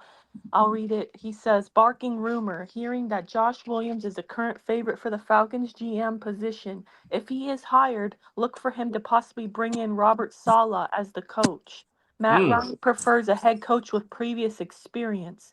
Stefanski has also been linked to the opening. Wow. So those are the two favorites. Josiah, what's those his are name? two Like, offense and Anderson said defense. Yeah. one offense, one defense. Wow. So Kubiak, they said, nah. We talked about that Wow. earlier too as well, Carrie. Remember when he was like, people might be going Ian Cunningham, but there was a quick shattered rumor about Josh Williams. He did interview for the president of football operations. Maybe they like him enough to where you can't be up here, Okay, but you Jack. can be right here All as right, the come on. GM. I have to ask you and T. Will as well as the chat. If those are truly Matt Ryan's top two, and it's those two right now as the choices, would you rather in this moment have Robert Saleh or Kevin Stefanski as your head coach? Stefanski for me. For me, We need that offense, don't we? Yeah, we do. Get the offense going in the right direction. Probably gonna go with Stefanski. I know Kerry just probably stepped out for a second. I'm gonna have to go Stefanski. Kerry just asked the question: if we get our new GM, regardless if it's Ian Cunningham or Josh Williams, would you rather have Kevin Saleh or what's it? Kevin Saleh? Is his name Kevin Saleh? Kevin Stefanski and Kevin Robert Stefanski Saleh. and Robert. I'm messing up. I'm already almost 3 hours in. Kevin Stefanski. I'm getting ready to pull a T. Will. I might give me something to eat too. Kevin Stefanski or Robert Saleh as the head coach. I would possibly say Kevin Stefanski on that one. I see the chat is reacting too as well. And Michael L is over here rubbing it in. It's 90 degrees in Puerto Rico right now. We're facing brick 30s? Right. It's ugly right now in Atlanta. Island Mike, man. The sun is out. I ain't gonna lie, the sun is out. It's a beautiful day, but when you step outside, you gotta bundle up. you It'll know. fool you. But Wow, guys, sorry, I was getting a It'll fool. phone call. Unfortunately, it wasn't Matt Ryan. oh my gosh, Carrie, I'm telling you, if you get that GM role, just let us know. We'll help in any way you Guys, need us. I'm kind of disappointed. Ricky Scoops is usually right. Oh, Hey, if Ricky Scoops, big shout out to Ricky Scoops. If Ricky Scoops is right and it's Josh Williams, which I had mentioned earlier in the podcast that Josh Williams' name was getting some buzz, Carrie too as well, mentioning, I think Matt Ryan's just doing a good job overall. So whoever they're interviewing, whoever they're bringing to the table, Matt Ryan feels like this person can help lead the way. Do we go with Robert Saleh? Do we go with Kevin Stefanski? Why are we out on Clint Kubiak? Maybe Kubiak's looking at the Steelers. Maybe he's looking at the Ravens. Maybe he's looking at the Dolphins. He got interviewed by 3 other teams right now. And I'm sure if the Seattle Seahawks lose tomorrow, there's going to be a couple more teams getting ready to try to pick up on Kevin Stefanski. Dixon Wade said that would be a hard choice between Stefanski and Saleh. Jay Kidd said that would be Stefanski. I think Then Stefanski, guys, because like I said, I would love an offensive-minded coach. And Mhm. is Saleh really proven as a head coach? What was he an inter? How long was he even Jets head coach before he maybe got like fired? couple games, maybe like less than 10 games, maybe. I think I it mean, was. mind you, another dysfunctional, 2 guys coming from losing dysfunctional organizations, unfortunately. That's one thing I also liked about Kubiak. Yeah, he doesn't have the head coaching experience, but his father does, so I'm sure he could get some of his knowledge. And then not just that, he's coming from a winning culture right now, winning organization. I know some people knock on Stefanski, being from the Browns, but if you're going to knock on him from coming from a losing culture, then you also have to talk about how he's coming from an organization that's also dysfunctional. So it's not all his fault. But for me, I feel like Salah, yeah, I feel like he's great defensively, but Mhm. head coach, it's almost like unproven as well. But man, I could see that because don't you think Ulbrich, who Arthur Blank has already said, I really am going to recommend to keep him. You don't think he's going to go in there and be like, come on, yeah, Salah would be great for this job. Right. And He's that's going the to things that attack his happen phone. behind the scenes that we don't see. You know what I'm saying, Carrie? Like Matt Ryan talking to Mike McDaniel after he leaves the Bucks today, like, hey, buddy, hey, what's going on, buddy? Like, these guys have each other's numbers. It's not like you have to get the number through like the NFL commissioner or something. Like, you're probably texting Mike McDaniels as he's sitting in the room with the Bucks today, like, just leave the interview and come over here. Like, there's things that you hear about behind the scenes all the time. Padres in the chat here making jokes. I told him he was my mechanic. He told me I have to go fix the CV boot. It was supposed to be done a week ago. So big shot to Padre here in the chat too as well. Michael L is talking about it's 90 degrees in Puerto Rico. He says he's going for a pina colada. Hey, nice. Have a Miami Vice for me while you're at it. Miami Vice. Hey, I ain't gonna lie, that's a nice little drink right there. It's about $60 in Miami at the bar, but it's a nice drink. Right, but also I saw somebody in the chat ask, "What is Ricky Scoops at?" It's literally Ricky Rickey Scoops SCOOPS. Check him out. If you scroll back, he's been right on a lot of information he's leaked. And mind you, this is all rumors. Okay, it's not set in stone. But he has been right before. More often than not. So that's very interesting. He says that Kevin Stefanski is the favorite. Salah is the other option because Matt Ryan wants experience. And I can't be mad at Matt Ryan for that, right? I mean, I get that. Wanting experience. Right. Pam Johnson says solid head coach, Mike McDaniel OC, and Ulbrich DC. Some familiar faces that know each other. Ulbrich and Saleh having their good friendship. And of course, Mike McDaniel, Mike McDaniel, Greg Beatles, Matt Ryan, Arthur Blank, Rich McKay. Everybody gets their friendship back. Same with Ulbrich too as well. Oh, not the buddy. The buddy. Padre said, keep hearing Stefanski is really stubborn, and I think he's really shown that with how he handled Shadur or the other 6 quarterbacks he had to deal with too as well on his roster. But yeah, I mean, I feel you on that, Padre. I really do. I didn't love the whole Shador thing either. So that's a great shout. I do also think like the whole like 5, 6, whatever, how many quarterbacks they had, like 6, 7. I think that was more 6, 7. 6, 7.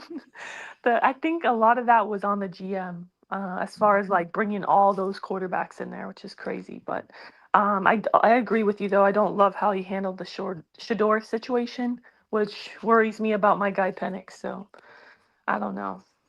Big I, shout out to Padre. Goes on to say, got to be able to concede when you're You're wrong wrong. and be willing to pivot when need be.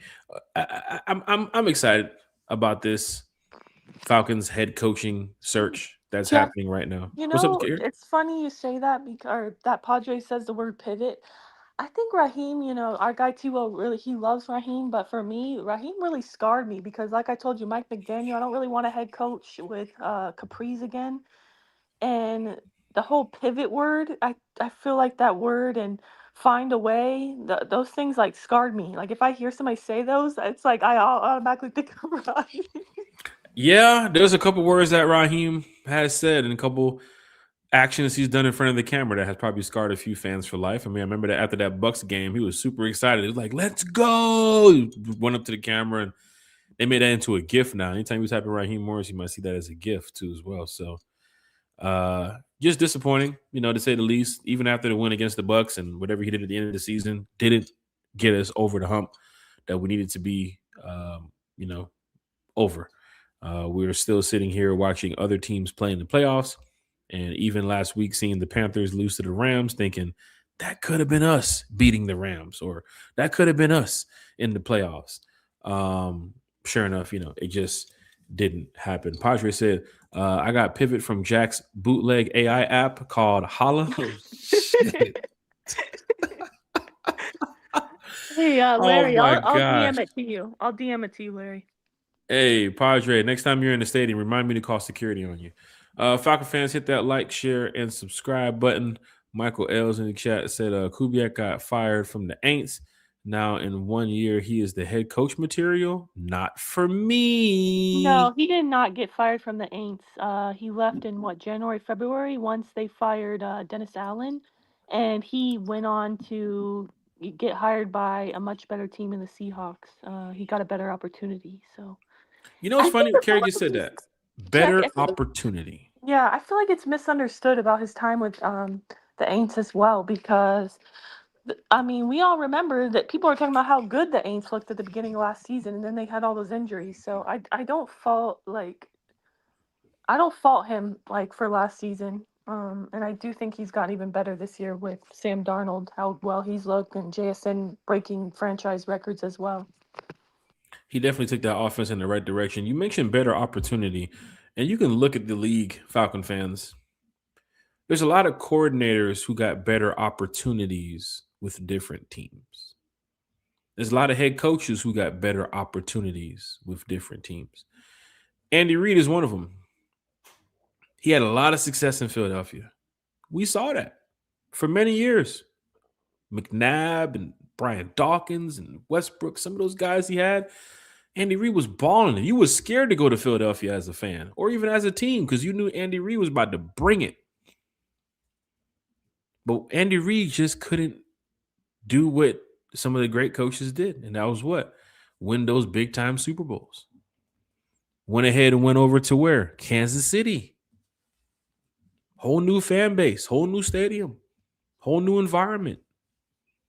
What did he do? Won Super Bowls. Got them to AFC championship games. Kyle Shanahan is another.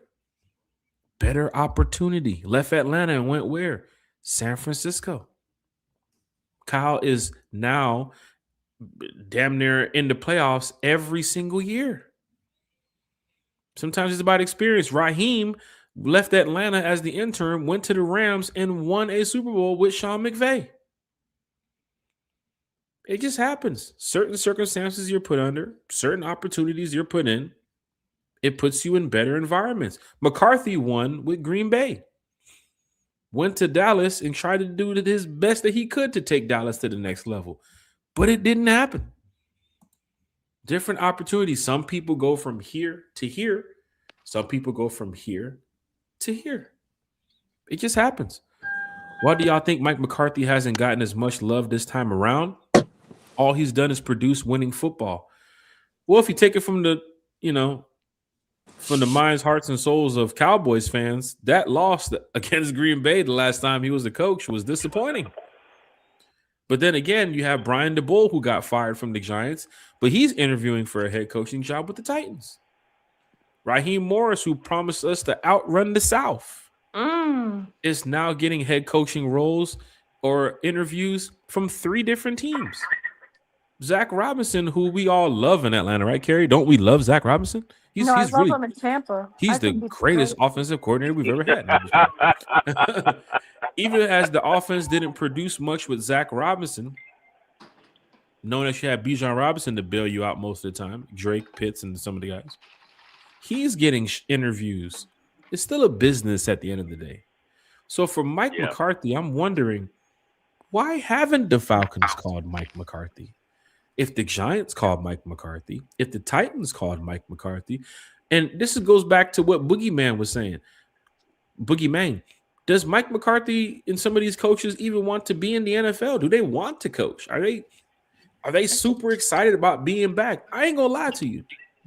As much success as Mike McCarthy has had in the NFL, it's been really quiet to see that he hasn't done interviews. He hasn't spoke to the media. I'm surprised that Mike McCarthy's even given this type of coverage. Where is Mike McCarthy? Does anybody know? Where is Troy Anderson? I'm just playing. Where is Mike McCarthy?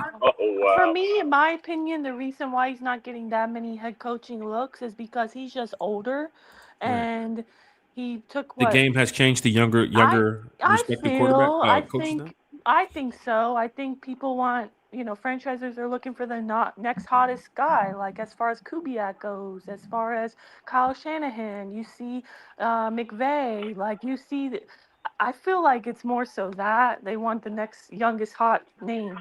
And maybe Mike McCarthy's just not that guy, personally. If Mike McCarthy gets scheduled an interview with the Falcons coming up, then that would be shocking. Some of these other names that we've heard, Ivaro from the Panthers, Anthony Weaver, Vance Joseph, some of these names, Jesse Minter, like they're along the lines of, if you don't get Clint Kubiak, if you don't get Stefanski, if you're not going to get Harbaugh, you're not getting Tomlin. That's where these interviews come into play. So maybe the Falcons should have even called Mike McCarthy to just pick his brain a little bit and see, what does he think about this team? What does he think about the offense? What does he think about the DC? What does he think about these type of players that we have here? But sure enough, I'm not in the organization. All I know, Jack, is I'm about to tell him that right in this post. What is that noise? T-Will's on call. Oh, wow. He's still blowing up. T-Will's always on call when he shows up here talking Falcons. Removing our bias as Falcons fans, how really desirable is our team as a head coach? We don't have a quarterback, limited cap, limited draft picks, and several key players that could possibly be leaving free agency. Well, that's where those Raheem Morrises come into play. No, come on. It's not. I'm just saying. You got a team that's going through what Jay Kidd is saying. Hey, guess what? I can bring this team back. Hey, let me tell you something. There's always people that love playing those games, like when you play like video games like Madden and 2K, where you would take on the worst team just to make them better. Not saying we're the worst team, but there are a couple things that are pushing us against the wall. No. That have fans believing we don't have a QB right now. Remember McCourty said the other day on NFL Network why he thinks Harbaugh will choose the Titans or the Giants? The first thing he mentioned was the quarterback. They have Cam Ward. They have Jackson Dart. What about Penix? Still, though, I can understand Dart, but he's also, I don't know. He has to learn to. He needs to learn how to slide more often and not take so many hits, because his career is not going to be long if he keeps it up with this injuries. I think with the situation of why do we interview so many candidates is because the same thing Jay Kidd just said. I disagree. I think What? the reason why we interview so many candidates is the exact reason Matt Ryan said in the press conference. He says because you want to cast a wide net. You want to do your due diligence. You True. want to interview a head coach that has head coaching experience, the True. next offensive minded guru. You want to interview somebody with prior experience, Super Bowl winning guys. You cast that wide net to get all different kinds of options. Why would you limit yourself for one? And for two, it's like, you do have to follow certain rules, like Rooney Rule. You need two in-person interviews.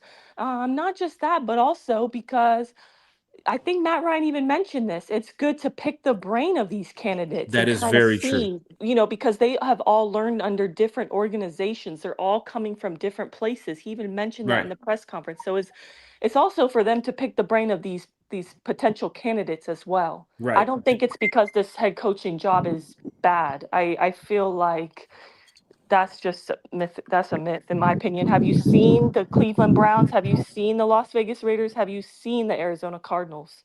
Right. Those situations are way worse, in my opinion. Right. And they don't have a Bijan Robinson. But that is true what Kerry just said.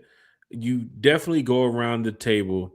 It's kind of like if let's just say, Kerry, we wanted another podcaster, right, to join one time, right? We don't just go and just say, "Oh, Jonathan Cunningham would be a great podcaster to join one time for the fan." Have we even sat down with Jonathan Cunningham to find out what does he think about the Atlanta Falcons? Next, we add him to the show, and sure enough, he's, "Hey man, F the Falcons, F this, F that." It's like, whoa, hold on, bro. Who brought him on? Or he doesn't have good connection, good working relationship, as T Will said earlier. T Will is delivering DoorDash right now. Let me go ahead and plug this real quick. The working relationship with some of these oh my God, T Will is he's going through it right now. Some of these let me see if he's back. I'm at. Hold on, T Will, I got you. You there, T Will? Yeah, I'm at Walmart. My bad. I'll mute T Will got the cart. We got the shopping cart and What? everything. Wow, he's dedicated. He is podcasting from the Walmart parking lot. Oh I'm at my gosh, Walmart. T Will is live. T Will, you're aura farming right now at Walmart. I'm aura farming. That's what I'm doing. No, And you're shopping too as well. I'm sorry. I got to fill out the honeydew list. I'll mute myself. You're Sorry. cart farming right now. Is what they call Exactly. it. Cart farming. That's what I'm doing. T Will, you're gonna have people in the Walmart looking at you like, "Hey, sir, you want to step to the side for me? Who you on the phone with right now? We don't. I'm actually on my iPad, so they're looking at me like I'm a weirdo anyway. Like, what the hell is wrong with this? T Will is taking one time to the next level. We are now live at the Walmart in McDonough, Georgia. Big shout out to T Will. Please get Desmond Ritter's autograph for me while Oh, Oh my gosh, Kerry with the jokes. Oh, Kerry with the jokes. Unnecessary roughness, but it was funny. But unnecessary roughness, okay. Hey, we're not going to blow the whistle though. No penalty for Kerry on that. No. The booth reviewed it, and she's good to go. She's good to go. JK, you're right, man. Even with the the comment that you said here, you're going around the NFL to see from different coaching candidates, what environment they were in, what environment can they bring to the Atlanta Falcons. Of course, when Kerry had mentioned, picking the brain of some of these coaches that's been in winning environments, not winning environments, the head coaching role, the OC role, the DC role. A lot of these people have been around so many people. You're trying to find the best candidate that can lead the way. I'm guessing you're going to ask Robert Saleh about the cap situation. What would you do? You're going to ask Kevin Stefanski about the draft pick, second, third round. What would you do? Would you trade back? Would you trade up? Would you make moves to get rid of players, the cap space? So it's about finding the best person. You don't want somebody to come in here and just destroy the organization and destroy what's being built, because you still have to go through Matt Ryan at the end of the day. So Matt is going to find the best people that he feels comfortable to work with. Not only you're not doing this, you're hoping that it's not 1 year. We're talking 2, 3, 4, 5 years in advance, where we're probably winning Super Bowls and NFC championships and winning the division. That is what Matt is looking for. So even with, the business that every team has to deal with, having the cap space situation, having some draft picks here and there limited, Of course, players who are in the door, players who are out the door. That is every NFL team that has to deal with that type of stuff. Yes, some teams have more draft picks than others. Some teams have more cap space than others. Some teams have big free agents leaving and small time free agents leaving. Some have them staying. But you're trying to find the right person who can fit what Matt Ryan probably has as a vision, what Arthur Blank has as a vision. Because let's just say every coach comes in here and says, oh, we're getting rid of Penix, or we're getting rid of Jesse Bates, or we're getting rid of Kyle Pitts. Then Matt has to go look at Arthur and say, that's not what I asked for. I think we need to keep Kyle Pitts. I think we need to keep Michael Penix. I think we need to look at. So you're trying to find the best candidate. So at the end of the day, the division too as well makes it easier for a Kubiak or a Harbaugh or a Stefanski, because we are the worst division in the NFL. Jack, and if your 8-9 team can tie an 8-9 team to make the playoffs, that's sick. It's sad. Weren't we mathematically eliminated like before Thanksgiving, but we had the same exact record as the team? It's embarrassing. That's truly so bad. is. And to me, like, that is a big selling point. You got to think about it. It's all about getting results. And what have you done for me lately as an NFL head coach? They're Right. going to look at the easiest division in football. It's like, would you rather go somewhere where you're you have more rookie coaches and you have, a division where someone with a losing record just won it? Like, that is a big selling point, in my opinion. As well as, Arthur Blank and the ownership, because you don't want to go to organization with chaos like the Raiders, for example, the Browns, or like I mentioned, the The Cardinals, Cardinals. and you don't Yeah. have job security. You want to go somewhere where you feel like you're coaching for a good organization, you're part of a great organization. But I wanted to change the subject a little bit, Jack, and shout out our guy Myles Garrett, because he put out a tweet 5 minutes ago and he said, with Matt Ryan in charge, a new coach, new GM, new uniforms coming, he's ready to retire, rise up, and change Mm. it to get set. Mm. So if you want to Hey. pull that up and show that, he said he saw the graphic. He posted the graphic too, get set, with the throwback logo. And he said he saw it first by these two names that, created the graphic and had the idea. But Myles Garrett, our friend, he's signing off on that. He's ready to retire, rise up as well. I'm not even going to get into the themes of, I see the NFL fashion advice with the get set, with the throwbacks and the numbers, the Bijan, and saw it. I like the get set from Myles Garrett here too as well. But see, Jack, for me, like, it would be Josh so hard. Masty. You know me, I don't really, yes. You know me, I don't cuss like that. But for me, like, And if the that was Falcon will be like get F and set too as well. I think exactly, that's what they're doing it. if we Yeah. changed our logo to get set, I feel like every time I wouldn't want to just say get set. I want to say get beep and set. Mm-hmm. It's something to watch for. When Dan Quinn came over here with the Brotherhood, and that type of stuff. I remember they painted it along the walls in Mercedes-Benz Stadium, Brotherhood. As soon as Dan Quinn was gone, they removed the Brotherhood. It was gone as fast as, That's true. Zach Robinson's offense on a third down. So it's just like It's a new era of Falcons football, 2026, like our friends always Georgia, say. Texas boy. Big Yes. shit. Yeah. So why not get a new logo, new slogan? I'm not mad at it. We're changing almost everything else. It's possible that they do look to go somewhere else, or even fans call for it, because my thing with the Rise Up was I was cool with it. Of course, my position when I was with the Rise Up Tour fan club. Like, Oh no, they might have to change the Get Set Tour Club then. they might have to change it to something else. Then again, I'm kidding. that group right there, it wasn't just built up off the word Rise Up. It was really built up off of the fans coming together to be a part of this, the fan base and this organization.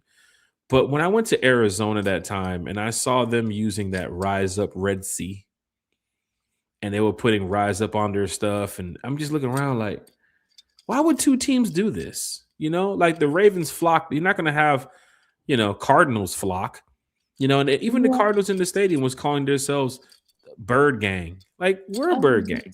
Wow. We've been bird gang. We've been doing this now in the South for a while. Cardinals would never even think about So using the you bird. you would be okay with it, Jack, to a new change as far as our slogan goes? I'm okay with the new change and the new direction that Matt Ryan's going to bring us because I'm a Okay. fan first. I'm here for the logo, and if they change the logo, I'm here for it. If you I change wouldn't the be mad at font, that either, honestly, because how long have we had this logo? right? I think they're going to change the font of the Atlanta Falcons wording. I think the font is one thing that they What did it a about the couple bird, years ago. though?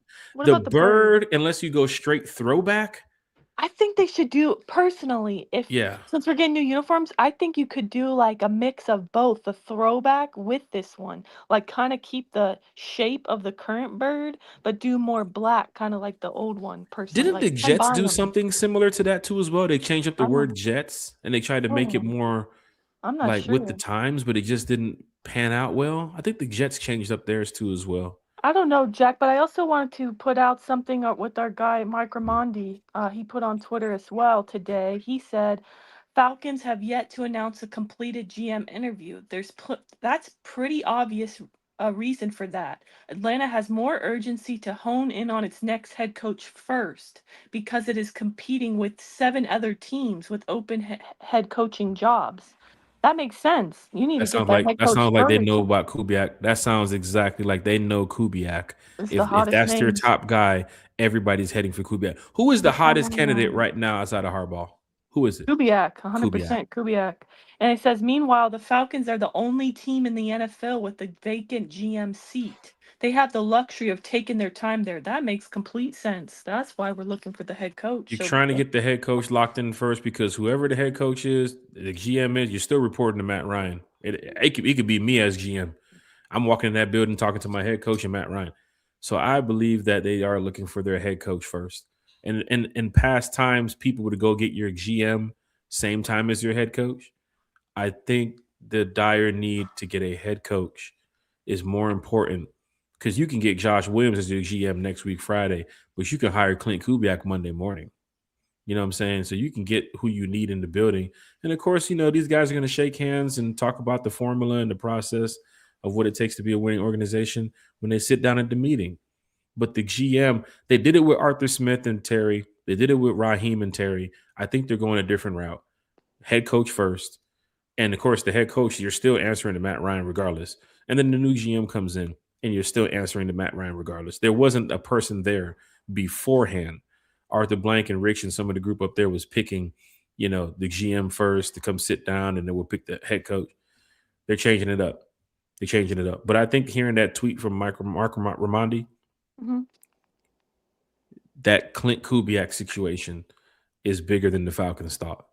And now you have teams that had winning organizations going after Clint Kubiak. The Ravens have interviewed Clint Kubiak. The Steelers have interviewed Clint Kubiak.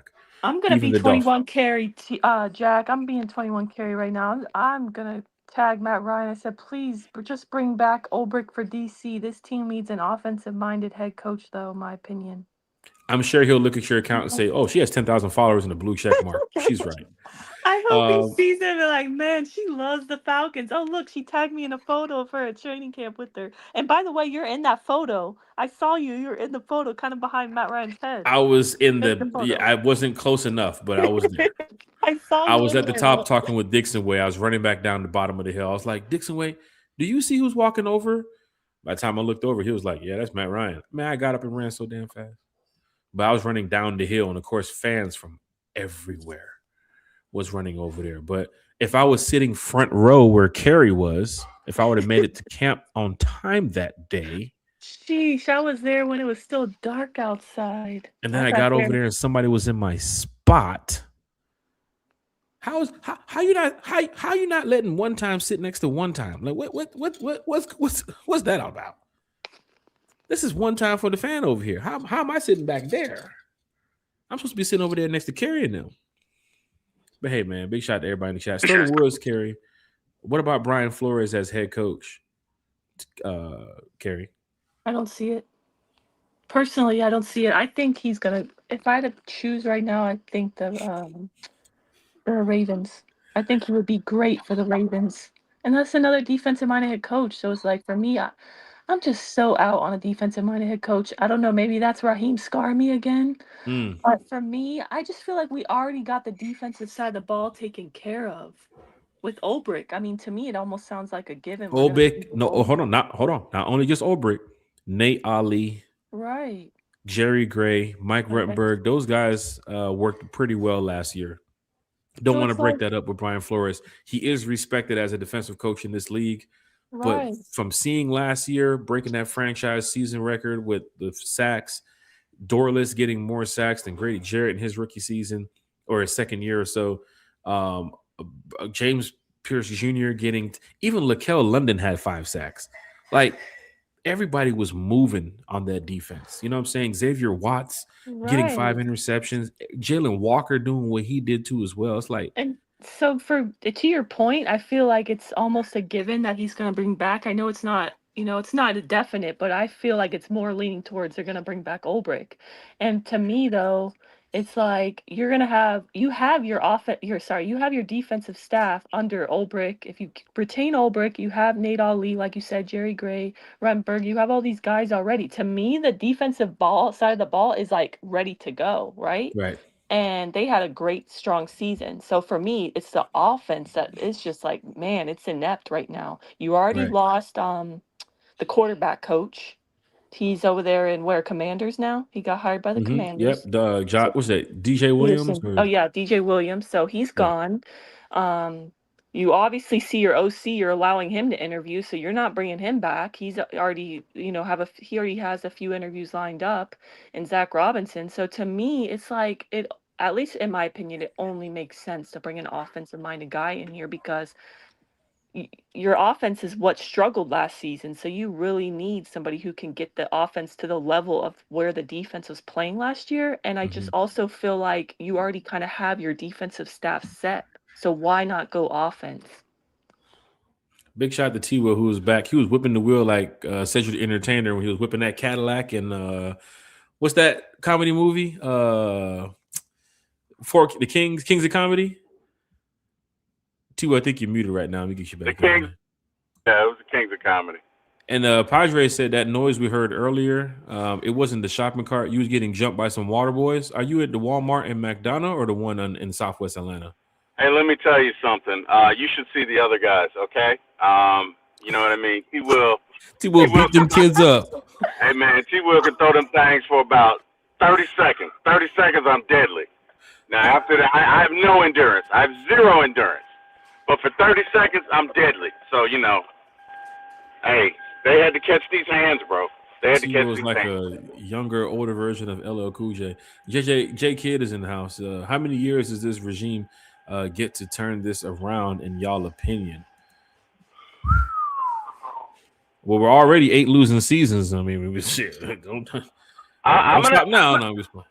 I'm gonna say, with the roster that you have, I mean, you at least need 10 wins. I don't know where this thing goes, but How many years are you giving this regime? How many years though are you giving Matt Ryan in this group? 4, maybe 3, 4, somewhere in there. 3, 4.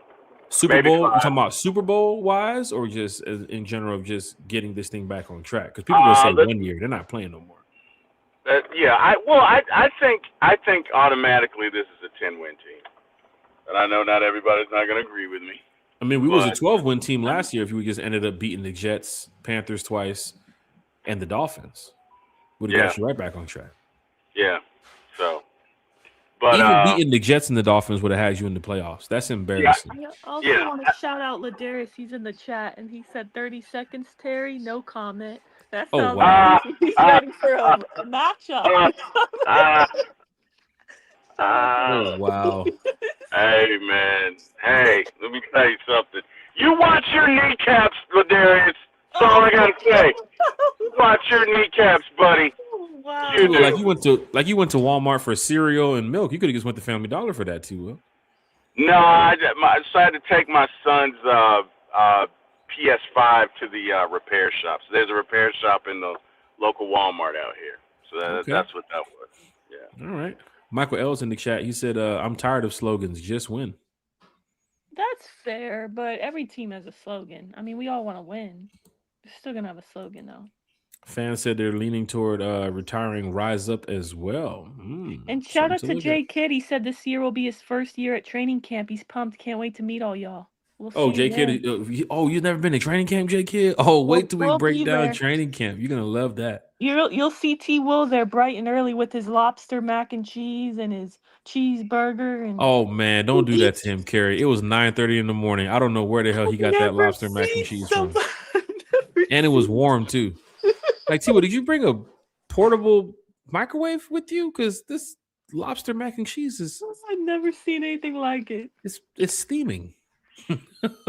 T had lobster mac and cheese at 9:30. Everybody's over there eating their breakfast sandwich and breakfast burrito. And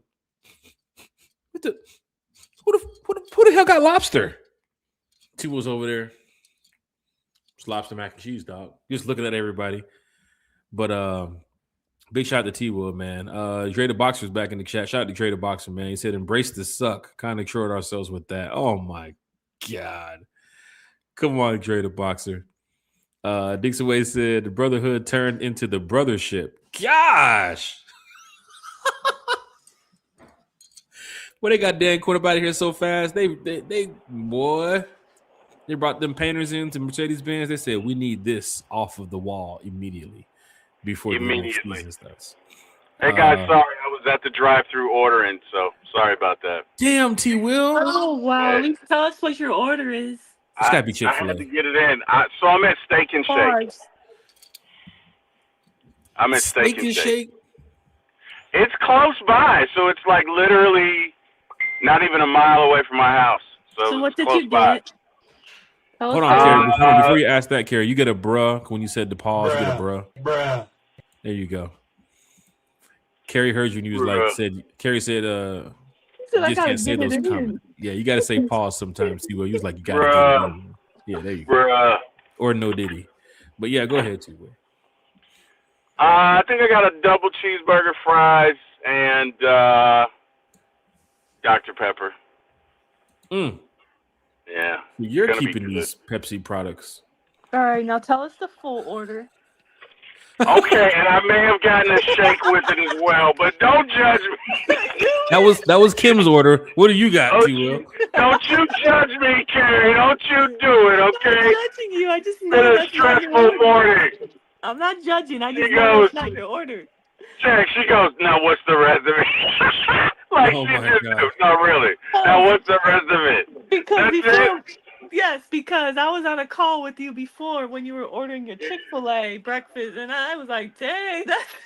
Damn, Carrie has a great memory. God dang it, she's like Eric. Michael L has a great memory too. He wants to know, are you still counting the fries in the bag? Absolutely, 100%. Well, you know what? Steak and Shake. So Steak and Shake is kind of they're one-off. They don't do a lot of fries in their packages. They don't. So this one, if I'm guessing, will probably be about 25 fries. They don't do a lot of seasoning they're large. either. I haven't ate Steak and Shake since I was like 12, bro. But Mike wants to know, when you are at Walmart and you get frozen fries from the frozen section, do you count those fries to make sure it's like they give a set amount every time, or no? Nah, because you know what? Honestly, I'm not like a big fan of. I mean, they're good when you make them, but I'm not patient. So I don't know that I ever really get those. Okay, Camel makes buy sense. those sometimes, but Makes I don't know that I really get those. So Okay. no, I don't count those. He doesn't get frozen fries, chat. He's a big drive-thru guy. Right. DT all day, up the baby. line- holding up the line at the drive-thru just to order those meals that you get in there too. A big shout to T-Will, man, taking the time out of his day to go Walmart, get some shopping in. T-Will, notice that you did all of that, and I'm still here on the podcast talking Falcons. Hey, man. Hey, you know what? It's multitasking. I got to work later on today, so I figured I'd get out of the way. You know what I mean? But yeah, my son's gonna be super happy, man. He's at college, and he didn't have his video game first semester, so of course it drove him crazy. Yeah. So it's good. You know what? For like one day, I'm gonna be a cool dad. Then like tomorrow, I'll go back to regular dad. For like one day, my son's gonna be like, Dad, you're the greatest. Oh my God, you're awesome. You're great. And then tomorrow, I'll just be like, oh yeah, that's just Dad. Whatever. I also As wanted long to as give they save the big piece of chicken for you, like Kevin Hart said. As long as they Amen. save the big piece of Hey, chicken bro. for you. Amen. Carrie, what's up? No, I also just want to give an update as far as Harbaugh's situation's going. From Adam Schefter about 20 minutes ago, he said the update is the Giants and John Harbaugh are still working through the details of the contract. It is not yet done. The final issues are not over the money, it's over the language of the contract. There's no derailment and nothing has changed. Talks are continuing and they're working to try to get it across the finish line. But that's just an update on that. What does he want to be, the mayor in New York or something? Like, I just bet sign he the wants deal. control. I bet he wants control. And they That's don't want to fire sound like a this really- CEO move. Yeah, like I said, I believe everything that we read in that initial report was Oh, true. Lord. I do, because I mean, and you know what, guys? If they end up not getting this done, the amount of egg on their face will be like, oh my God, like here you go. Oh my Yes, sir. gosh. Yes, sir. He was in forgot his to rant. mute. Yeah, I'm telling you right now, if the Giants don't get this, 12:33. Can I use my points? Can I use my points, my reward system today? I had to do it. Thank Oh, you, man. Appreciate that. Thank you. Thank you, bro. Better count those fries before you drive away.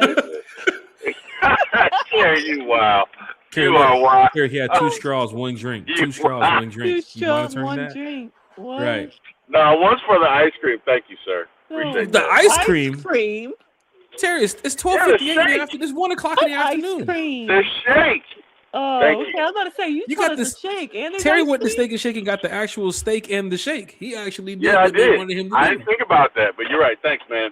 You're right. You're right about that. What kind but, of shake is it, at least? Reese's peanut butter cup. I love those. Terry, let me get the number 4.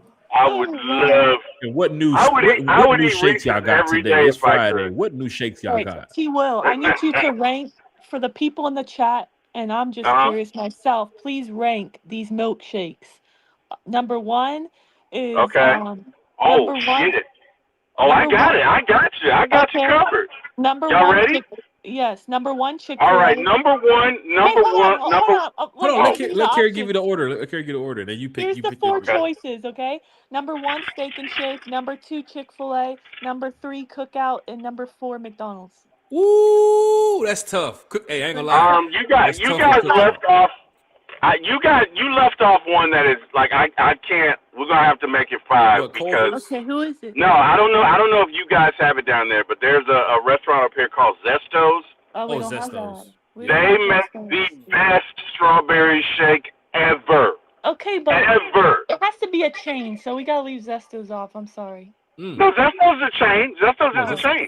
It's not in Florida, Carrie, but it's in Georgia a couple places. Yeah, it's a chain. It's a But chain. All right, a so nationwide? Okay, that's fine. 5. Well, Carrie, fine, we'll it's add on that the one. it's on the money side of town. You gotta have money to go to Zestos. Oh, Stop that's it. that's why I never been. Stop Carrie, I don't it. want to say. Carrie, you can't Stop I'm it. a cookout kind of girl. You're a Zesto. at Zestos. Stop it. See, I go to cookout when I'm up there, not Zesto. Zesto's and Cookout, same thing. In my area. Zesto's Cookout, same thing. Hey, so all right. So wait, what am I? You said McDonald's, Chick-fil-A, Steak and Shake, and who else? Cookout. Cookout. I like cookout, so. All right. So for me, as far as the shakes go, I have to give it to Steak and Shake more because they have more of an assortment of shakes. Well, they have more. They have more to choose from, right? Cookout has the most, don't they? Cookout is top. I'm not a big cookout. I'm not a big cookout fan. They got like 100 milkshakes to choose from. It's crazy. They do, but I'm not a big cookout fan. Okay. So for me, it'd be Steak and Shake, I can't put. Okay, Steak and Shake, Start at McDonald's. the worst one. Start at the worst. Oh, okay. So for me, probably be Cookout because I don't really rock with them that much. I don't go to Cookout that often. My kids do, but I don't. Okay. So for me, it'd be Cookout, then Chick-fil-A, then McDonald's, then Steak and Shake. What is it for you, Terry? I just want to get this button real quick. Terry, you're going to eat that meal before you get to the house and actually sit down, aren't you? Hell no, I'm gonna eat it while I'm up in there. Oh, shit. Hey, I got something I'm for gonna you. eat it while I'm in there too. I think I got something for you. We talked about one time for the family, these Falcons. You might have for my ATO food review coming soon because I've been Hey, how about that? No, I've been trying to get him to do that for months, and he refuses. He needs Yes, he she needs has. he needs to go through the drive-through, like report to you live for my ATL drive-through, and then like you're driving around like you're on a show, like a podcast, reporting live in his car, and then he pulls up, gets his order, and then he like taste tests it right there and reviews it. I think I right. like Oh, if them watching Well, fries him. ain't hot, Carrie, he whipping back. If them fries ain't hot, he whipping back. You best believe it. You gonna get two out. He gonna take that seatbelt off. He walking inside the building. That's what you don't want. oh man. You don't want a drive-through person going Let me inside. speak to your manager. Let me speak to the Let me manager. speak to your manager. Let me speak to the general Hey, manager. That's how only you way I do it, y'all have to be on the first show. Like y'all would have to join me. That would be Right. fun actually. But no, JK wants to know about some Braves. T. Will, who is the new pitcher they signed? The young guy. they signed a pitcher today. Shit. Yesterday, I think it was somebody they brought up from the minors or somebody they brought up from overseas. But this kid right here, he does look like Man, where's my phone? he does look like he's fresh out of high school. Like he's still in high school. They signed a pitcher of record. I mean, unless he's like a minor leaguer. Hang on, I didn't know the Braves made any additions. What's Hang the on, Braves? What's the Braves? I saw the Hang picture on the one other. second. I saw the picture yesterday. His name is Let me see if I can No, find they him. signed a reliever, Tyler Kinley. He's a reliever. No, but there's I didn't know guy. that they signed a starter.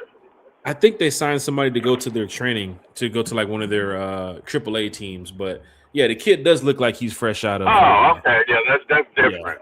I thought he was saying they signed somebody of record. So, let's see. Drive through T. Will. T. Will's in his natural habitat. What's going on in here in a major way? I just want to tell you guys. Starter. Go ahead. Go ahead, Carrie. Go ahead, Carrie. Oh, okay. Sorry. No, I just want to say that I don't even care. I at Matt Ryan. So hopefully he does see it and he sees all these fans' reactions because I put it in the chat and I know he has to do what's best for the Falcons and what he sees best, you know. But you do have to a little bit, maybe, I don't know what percent, like 20%. You got to care about what the fans think too. So I don't know. I just wanted to put my thoughts out there, and I said the GOAT Ricky Scoops has spoken. But what happened to Kubiak? Please, not another defensive-minded head coach, Matt Ryan. Bring back Ulbrich for the DC. This team needs an offensive-minded head coach, in my opinion. Thoughts on Saleh as our next head coach, Falcons fan? And we're already getting some replies in here saying, shaking my head, no. At that point, you should have kept Raheem if you're just going to get another defensive-minded coach. I got God, no. Raheem Morris had a better win percentage than Saleh, plus the players at least love Raheem. We would need to nail the OC, and I agree. If you hire another defensive-minded head coach, you're going to have to nail the OC. But our defense will be top class, and I agree with that, man. You got, Ulbrich and Saleh, but I don't know. Somebody else said hire Kubiak. Let him call the plays or hire an OC and keep Ulbrich. We don't need another defensive-minded head coach. We have all seen how that plays out in the league especially when you have the kind of talent weapons we have. Yeah. Mark Ramondi an hour ago. Falcons have interviewed these candidates so far heading into today with more planned for today. Of course, Antonio Pierce is one of the candidates that's interviewing with the Falcons. Jesse Minter, Jeff Hafley, Aiden Dirty Bird, Anthony Weaver, Mike McDaniel, Clint Kubiak, Kevin Stefanski, and now John Harbaugh, who's getting ready to ink a deal with the Giants. I also remember what Kerry just mentioned about the urgency to get a head coach first due to the fact of so many teams needing a head coach and who is available. Clint Kubiak, we all agree, is the hottest candidate on the market, or possibly could be on the market. We don't even know if Seattle says, you know what? No, he's staying with us. He ain't going nowhere. He can take y'all interviews, but he ain't going nowhere. I remember Boogie Man said that They're earlier. not going to do that. Okay. They're not going to do that because so in the NFL, if you're trying to get a head coaching job, no organization is going to do that because then no offensive coordinator coordinator and defense coordinator is going to work for them or want to work for them, because the whole point of it is to get a head coaching gig. So they're not going to do that, Jack. Now, if it were for a lateral move, they may, but for a head coaching gig, they're not going to stand in his way. They're not. A lot of people are in on Kubiak. Michael L. is not one of them. A lot of people are in on Kevin Stefanski. A lot of people in the chat might disagree. But at the end of the day, your top candidates from what we are speaking of is Kevin Stefanski, Clint Kubiak, and honestly, until they interview Mike McCarthy or anybody, seems like it's Mike McDaniel, who Mike McDaniel is even interviewing for an OC position in Tampa. He came over here in Atlanta to interview for a head coaching position. So Mike McDaniel is obviously open to interviewing for a different role. Would Kevin Stefanski be coming over here to interview for a different role? Would Clint Kubiak be open to coming over here and interviewing for an OC role? Which I don't think so. I think some of these people are on the lines of, I need to be the next head coach somewhere. Seemed like Ben Johnson effect is rubbing off. Jeff, on a I have lot to of people. ask you, to your point, if we did hire a defensive-minded head coach like Saleh, who would he bring as his OC? Because when he was the head coach of the Jets, he couldn't get that hire right either. I think for Saleh, That's a problem. that is a problem. I just don't get it, because that's our problem last season is offense. So why go Anthony a defensive Weaver. coach? Maybe Matt and the GM could help him out with that. Maybe they could collaborate. You know what's the funny thing about it too? Otherwise than Clint Kubiak and Mike McDaniel, Jeff Hafley, defensive coordinator, Jesse Minter, defense, Anthony Weaver, defense, Aiden Dirty, defense. I don't want to be nervous about Jeff Ulbrich leaving the Falcons, but we haven't interviewed outside of Clint Kubiak and Mike McDaniel too many offensive-minded coaches. They have to be all in on these guys. John Harbaugh, we already know, is probably going to bring Todd Monken. We all thought about that.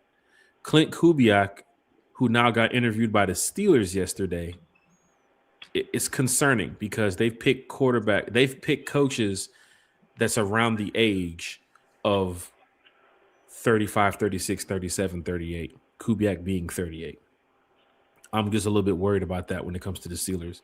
I'm also worried about when J.K. just mentioned the quarterback situation here in Atlanta. Does Clint Kubiak want to come over here and not have a quarterback to deal with? We're trying to hit the ground running right now, and we don't have.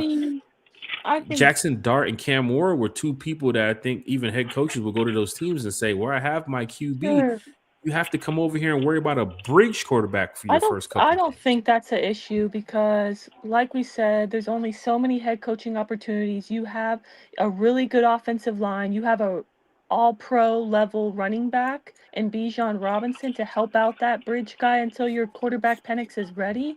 I don't think that's the issue, obviously, and I think that's all just rumors from fans because that the job is not that enticing, because look at how many people and look at the top candidates that are not turning their nose at us. Like a guy like John Harbaugh could have said, nah, I don't want to interview with the Falcons. But meanwhile, supposedly we were the runner-up besides the Giants. We were the second favorites to land him. So why would a guy like John Harbaugh, Super Bowl winning coach, want the Falcons if that was the issue, the quarterback situation? I get that, like, it's a good shout, but I don't think that's going to make a difference. For a guy like Kubiak, it's a once-in-a-lifetime opportunity to get a head coaching opportunity like that. And look at what he did with Derek Carr at quarterback last year before the injury. Look what he did with Sam Darnold this year. I mean, Kerry, look what T. Will's doing to those fries. He's not going to have none when he gets to the house. I mean, none left.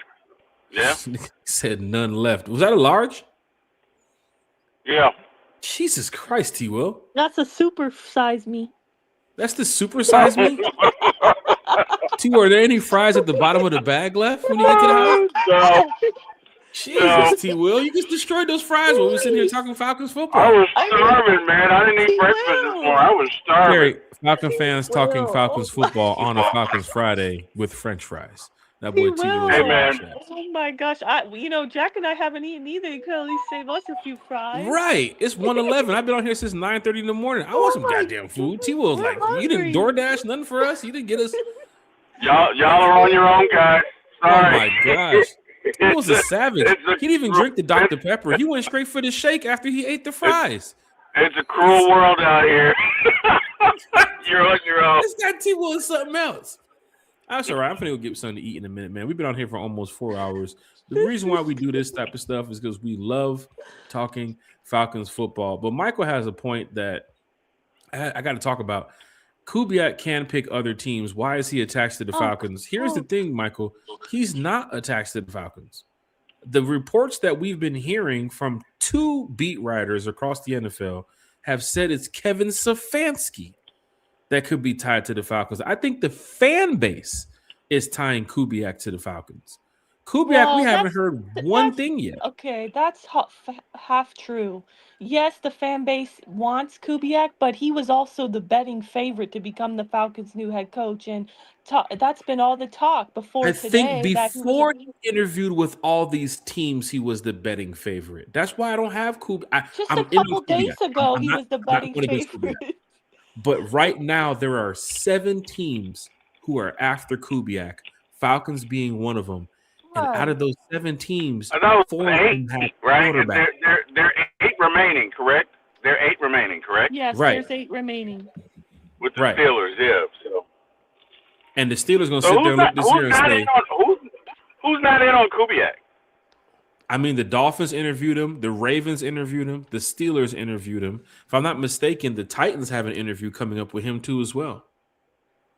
Teams are all in on Kubiak. Where does the Falcons fit in to say we are going to get Kubiak? No one said that the Falcons said they're going to get Kubiak. Like, I feel like this is y'all's PTSD speaking or something. Oh, like, no. Oh, nobody wants Oh, us. no. Like, why is everybody saying, like, we're not we're not an attractive spot? We're still Maybe we're talking about Clay spot. Kubiak. Maybe it's Clay Kubiak we're talking about here, right? Yeah, like, man, everybody's talking down on the Falcons like we're not, like, every team has their flaws, right? Like I said earlier, Steelers, you know that's the organization who has a past of winning, history of winning, and you know your job is secure. They don't just fire a head coach after 1 year of losing. But Clint Kubiak said this yesterday in his press conference. He had 6 head coaching interviews during the bye week. Right. Raheem Morris, when he came here a couple years ago, had like 1, and it was the Falcons. Yeah, Well, he made it count. Don't remind me of that. What a terrible hire. But yeah, Lamar anyways, Jackson even speaking about Clint Kubiak on the I Am Athlete podcast too as well. The who? Lamar Johnson? Leroy Jenkins? Oh my gosh. No, but yeah, I did watch that interview, the press conference from Kubiak this morning, actually, where he said that his interviews went well. They were good conversations, very flattered for the opportunity for head coach. But he said his focus is on the Seahawks in the playoffs because that's the most important thing to him right now. And that was a good answer. I don't blame him. There is a Steeler page right now that is dedicating their time to getting Clint Kubiak. I mean, everybody wants Clint Kubiak, but you guys are arguing, oh, we don't have a quarterback. What quarterback do the Steelers have? If that's the argument that we're they not have a draft pick to go get a rookie quarterback. Which draft pick? Which draft pick, Zach? And which quarterback did this? It's gonna be in the 20s. Yeah, it's gonna be in the 20s. Unless right? they move up. I mean, look at the quarterbacks that's available. You just saw Oklahoma's quarterback going back. They never do that though. They never do that. How far does Fernando Mendoza drop in the draft this year?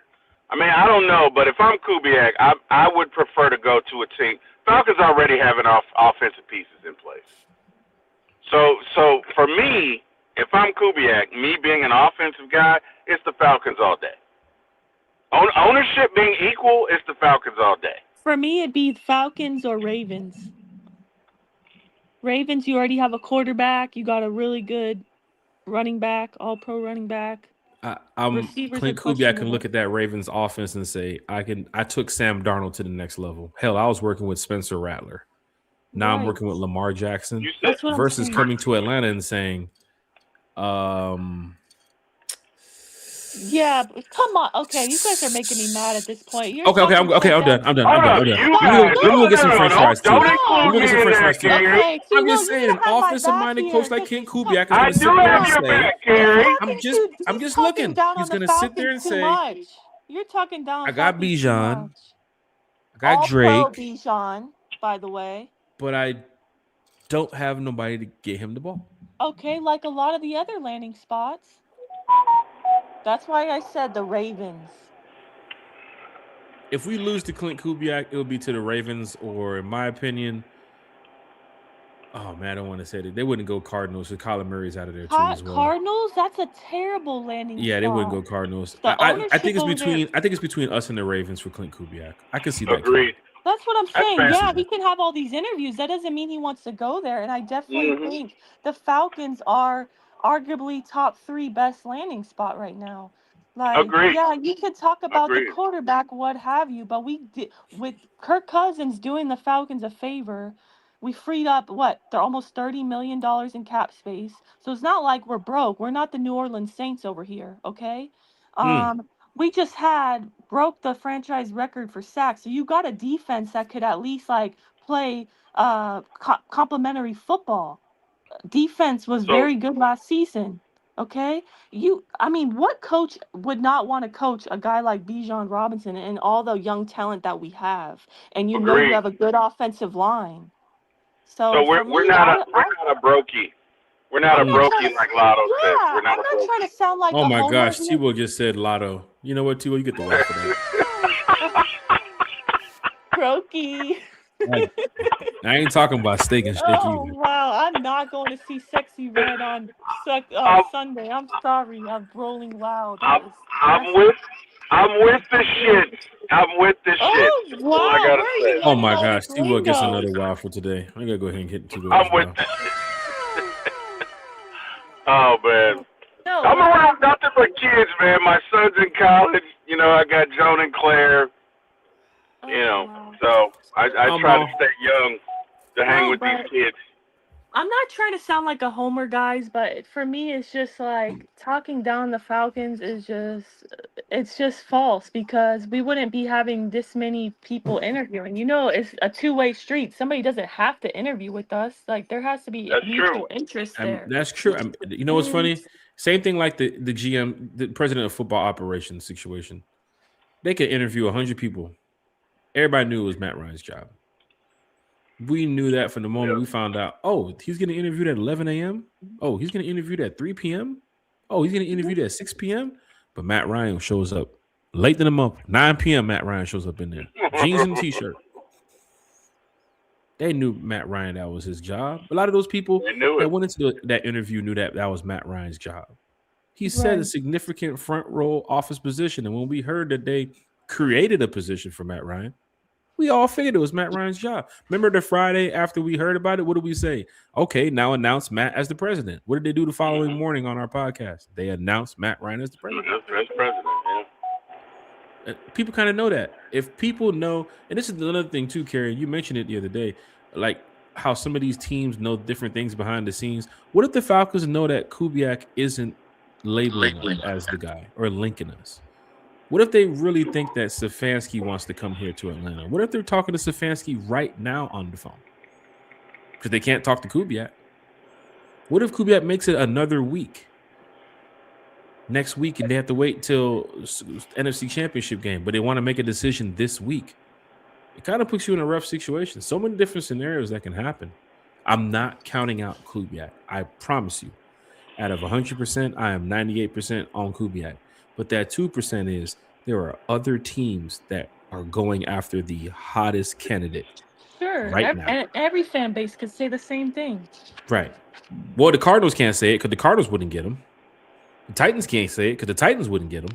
I don't see the Raiders getting him. I don't see the the Raiders Browns getting him. I don't see the Browns get. I don't see. I don't even That's think the what I'm Browns even saying. asked to interview Clint Kubiak. Yeah, it's like, yeah, I get there's 8 openings, so yeah, there's definitely competition there, but outside of Baltimore, in my opinion, and arguably maybe Pittsburgh, as far as the ownership, okay, that's a great, And the fan base. but I mean, fan base, And sure, of course, but they're they going to don't care. lock you in for 20 years. They're going to tell you straight up, you're Right, not leaving Pittsburgh until you're over 60. right. But respectfully, they don't really look at the fan base.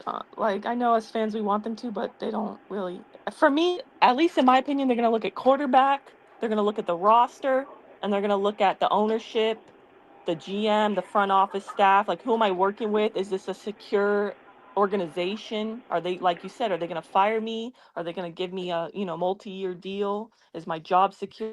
Kubiak going to say, oh, DK Metcalf over there? Oh, okay. The Dixon way, T. Will. Lotto or Glorilla?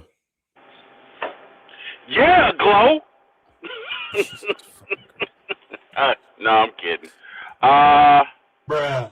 I don't know, man. That's tough. They all have their own je ne sais quoi. Like they all have their own aura. Like I like them both.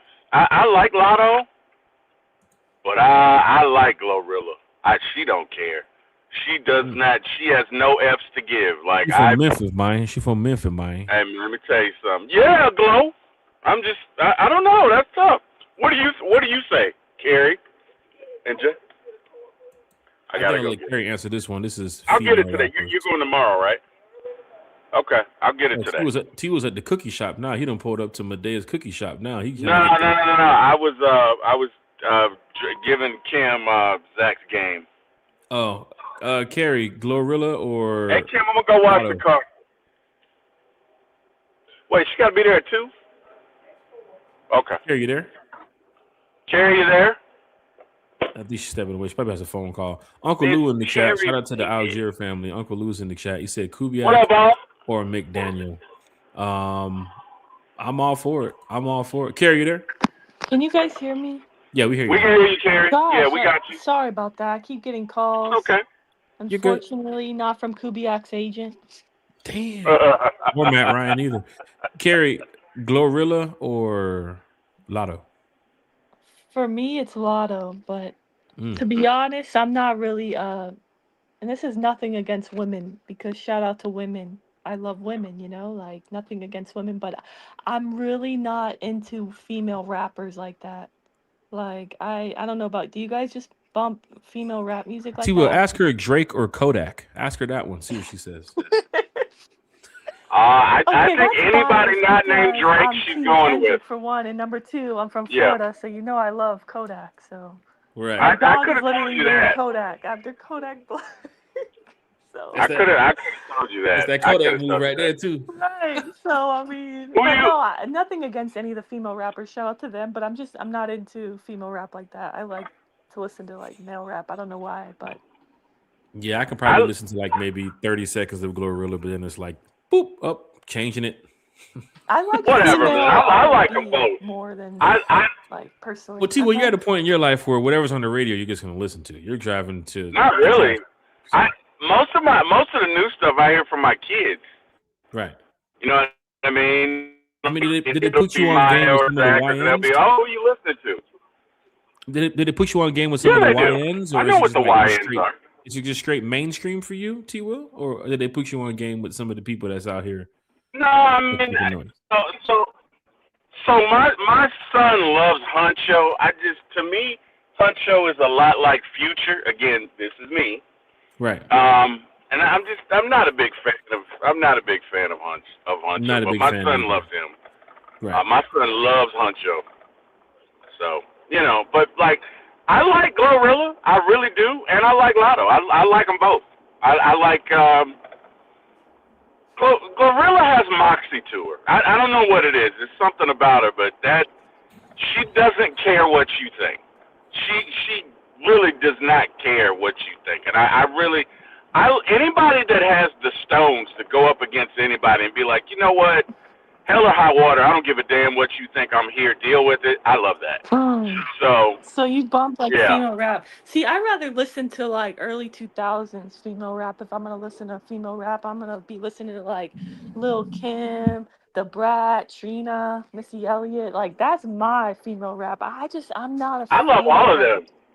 Yeah, if I'm gonna listen to female rap, I like old school female rap. I'm not into Like my best friend, Yeah. she loves what's her name? Not Nicki Minaj. What's the one she always has a beef with? Cardi B. Cardi. Oh my God, my best friend is like the Cardi biggest B. Cardi B fan, and I just I like Cardi B. yeah.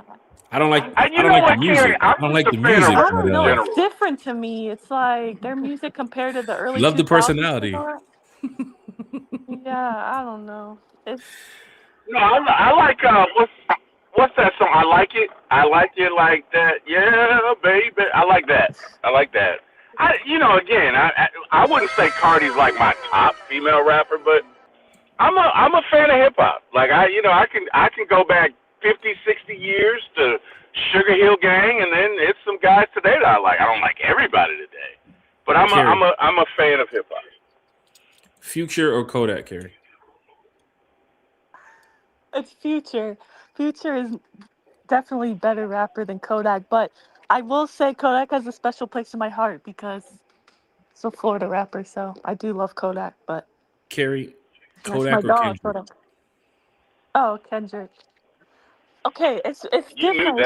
that. No, it's weird because it's like I don't think Kodak is like one of the best rappers. I think it's more so as like a think of like oh maybe a local Atlanta rapper that you just love because he's from Atlanta, but he's not as mainstream. He's not as like he doesn't have the big resume. That's how I feel about Kodak. Like I don't know, he's one of my favorites just because he's a local guy and I named my dog after him for that reason. So Hey, chat is live. Chat is lit. The fans in the stands. We keep putting comments on the screen. Uncle Lou's in the chat. Uncle Lou said, "What are you guys' thoughts on Jesse Minter?" Meh. Meh. Dang, really? I think for me, Everybody's still caught up on Kubiak. They're like, "Nah, nobody else but Kubiak. It's all okay. in now." No, honestly, if we were going defensive minded head coach, that's who I would pick. But my thing is, that's who I thought it was. I put that in the chat earlier when I had to get off. I told you guys, with that That would be report the being shocking pick for you, Jesse Minter. no, that it was well for me. I thought when she put that, what's her name? The girl, I forgot her name. I apologize. Starts with a Christy J. Lewis. No, no, the reporter who put out that Oh, one Josina offensive. Anderson. Yes, Josina Anderson. Josina. Yeah. Yes, I apologize. I forgot her name. But when she put out the report that's one offensive minded, one defensive minded, I thought it was Kubiak and Jesse Minter because we just interviewed him, and I'm like, oh wow, was I wrong? Because supposedly it's Sala and Stefanski. Well, I'm we'll on see, this. guys. I'm I'm on super the. excited. Yeah, I don't know. I'm just kind of caught up on some of the names that they originally put out there. That Jesse Minter, I have no, bad vibes about Jesse. I just think that with the offense that we need to get rolling on this next future path of the Falcons, that Kubiak could help lead that way as a head coaching role. After seeing what Raheem and Arthur Smith did, I do think there was some bad times in Cleveland with Kevin Stefanski, but of course that ownership is pretty ugly over there. Would be totally different here in Atlanta, but yeah, I have Mike McDaniels over Jesse Minter right now, so it's kind of like that's tough for me to take Jesse as that position here I in didn't the remember. Falcons. I don't remember if you answered. I'm sorry if you did. Did you say Stefanski or Sala for you? Stefanski. Oh, okay. Yeah, it'll be Stefanski. Even Uncle Lou said, I really want Mike McDaniels as OC, who's getting interviewed right now in Tampa for the OC position, came over here to Atlanta for a head coaching interview. So that means Mike McDaniels is open to either side of the fence there, which I think Mike McDaniel as an OC here. Now, Mike McDaniel as the OC and Kevin Stefanski as the head coach, Jeff Ulbrich as the DC, that's nasty work. That's nasty work.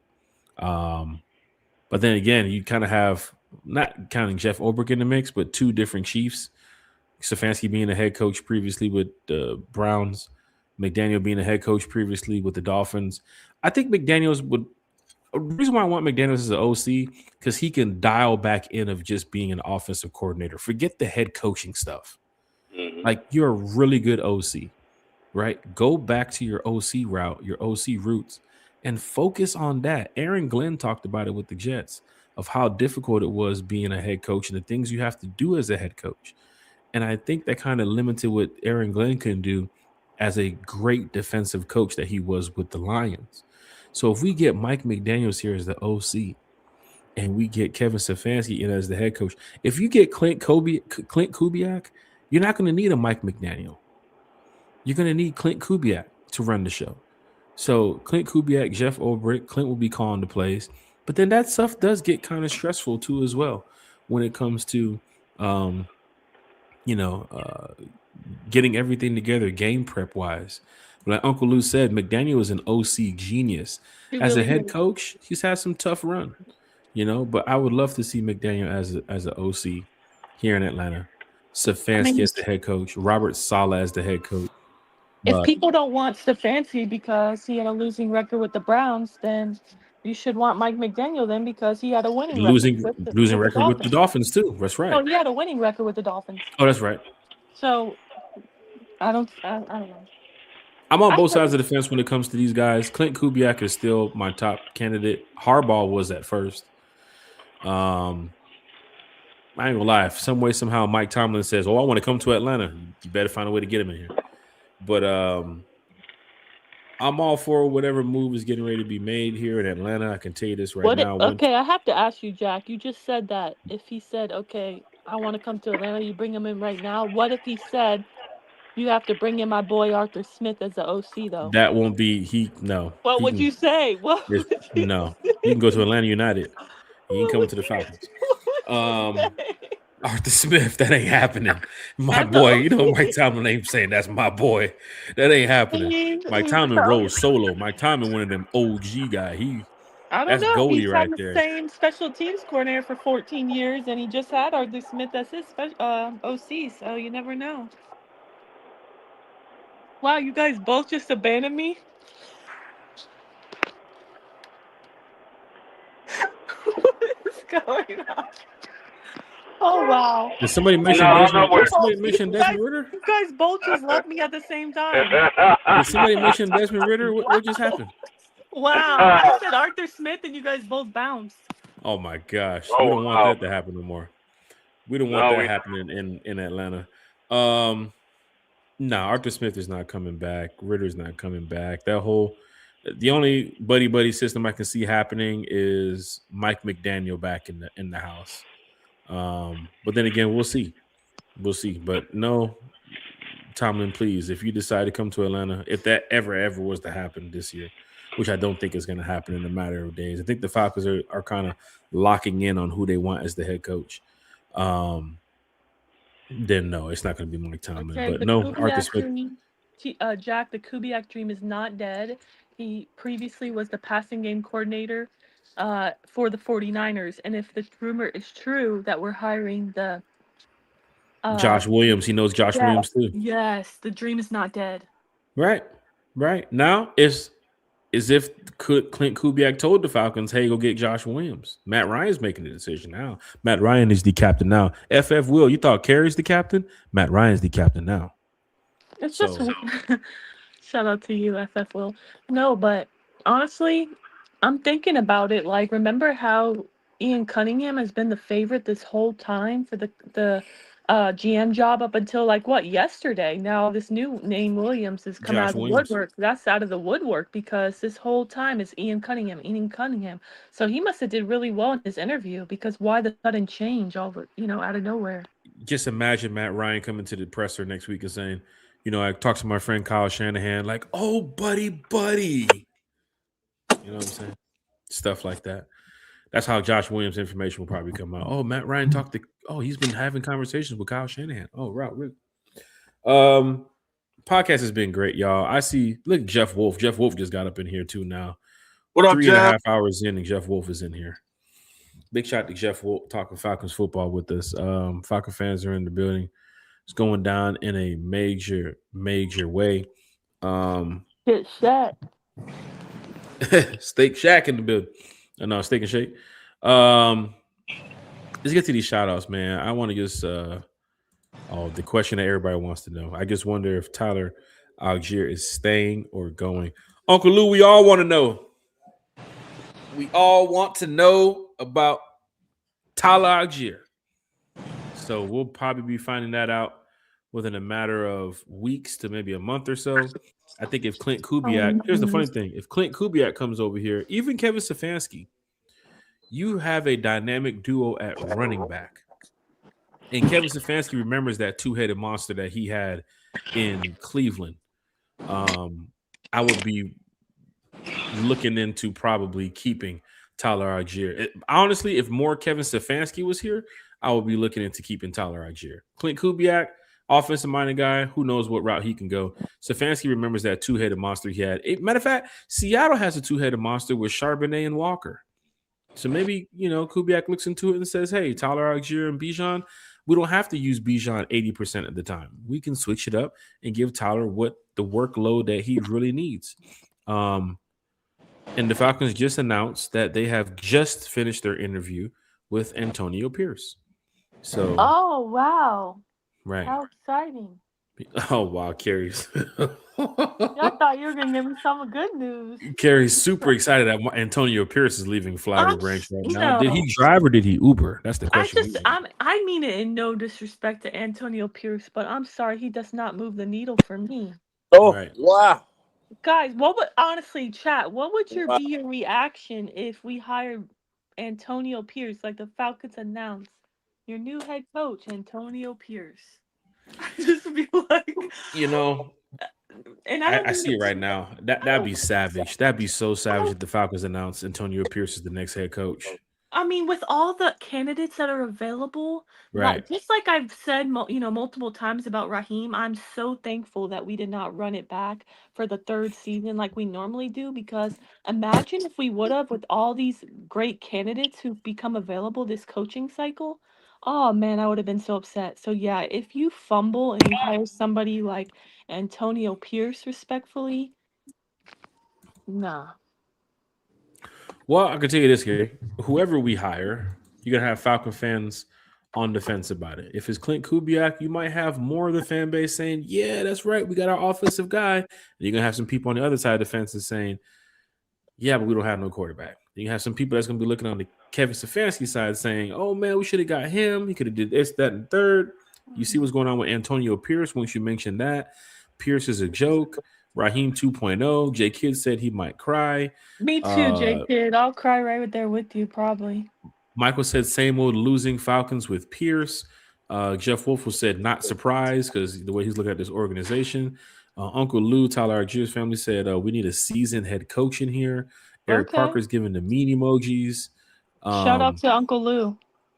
My boy King of Atlanta supporters said Raheem might return in that situation. That's tough. That's tough. Dre the Boxer, oh yeah, we're sick right now with all the movement right now in the NFL. And Falcons said we trust in Ra. I'd be so upset right now if we just decided to run it back and all these available candidates are out there, Right. and then we would have fumbled, honestly. But I do want to tell you, Jack, that I did put out a poll 3 days ago on Twitter. There was 1,511 votes, and I said, who would you like as the Falcons' next head coach?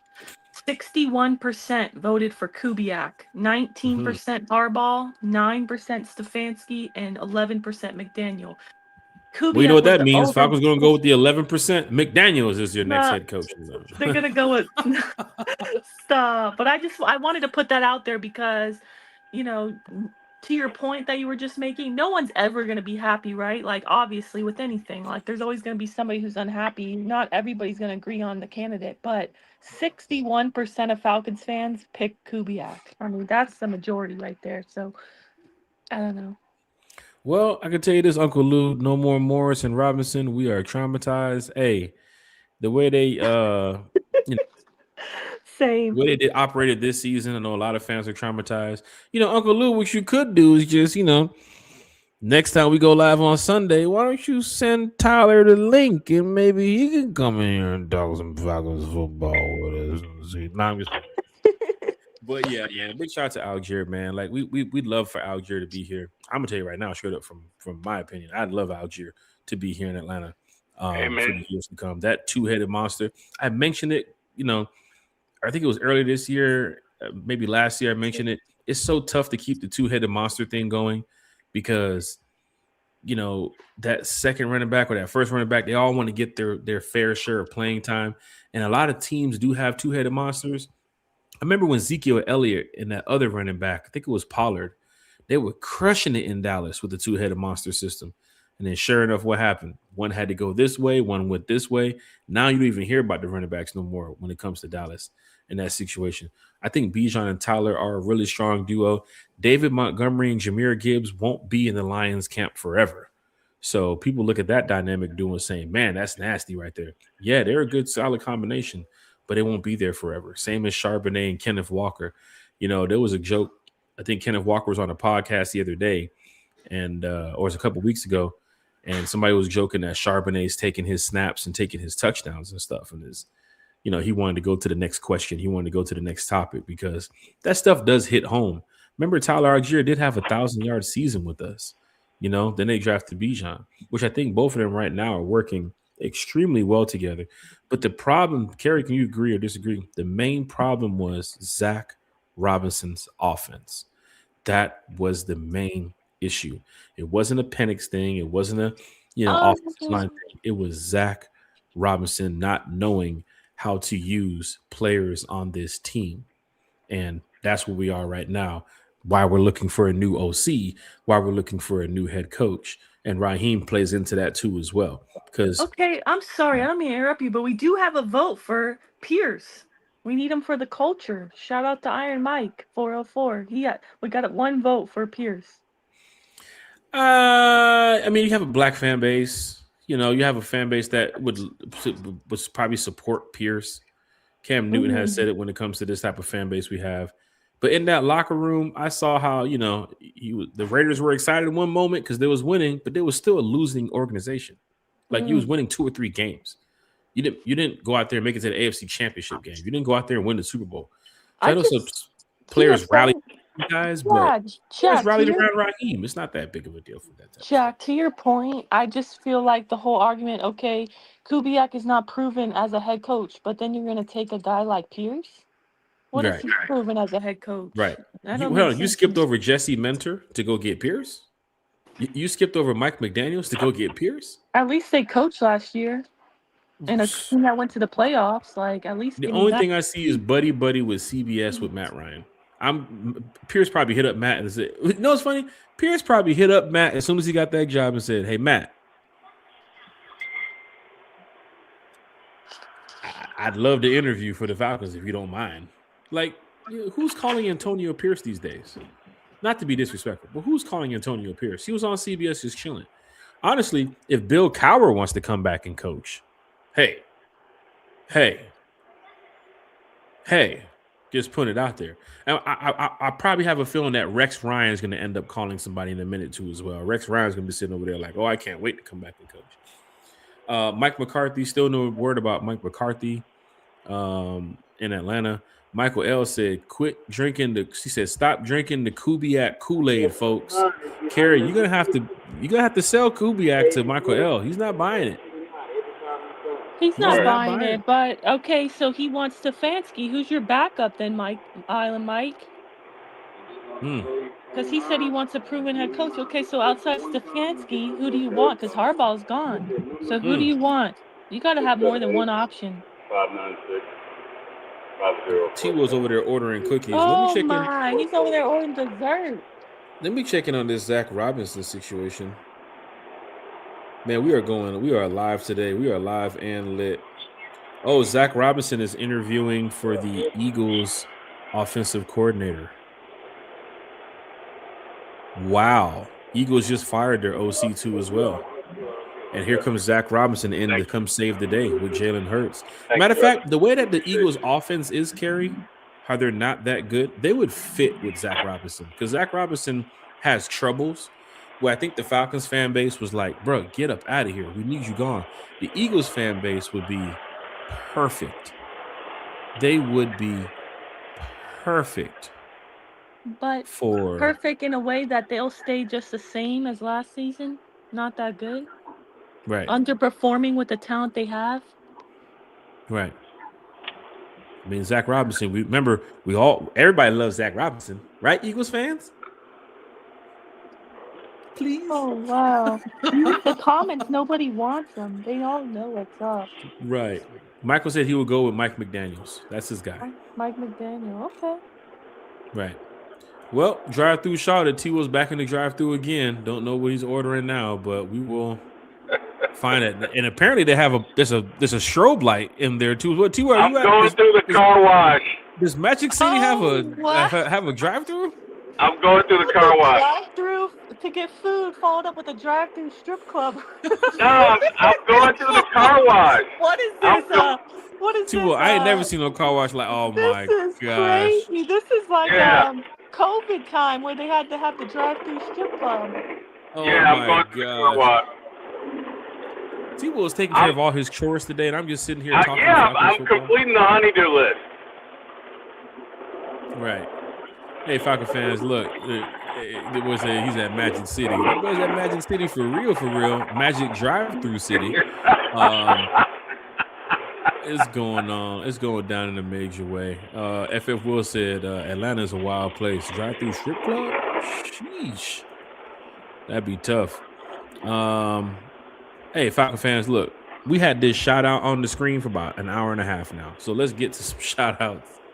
And let's get up out of here so we can enjoy our Friday. I'm just glad that everybody loves talking Falcons football with us.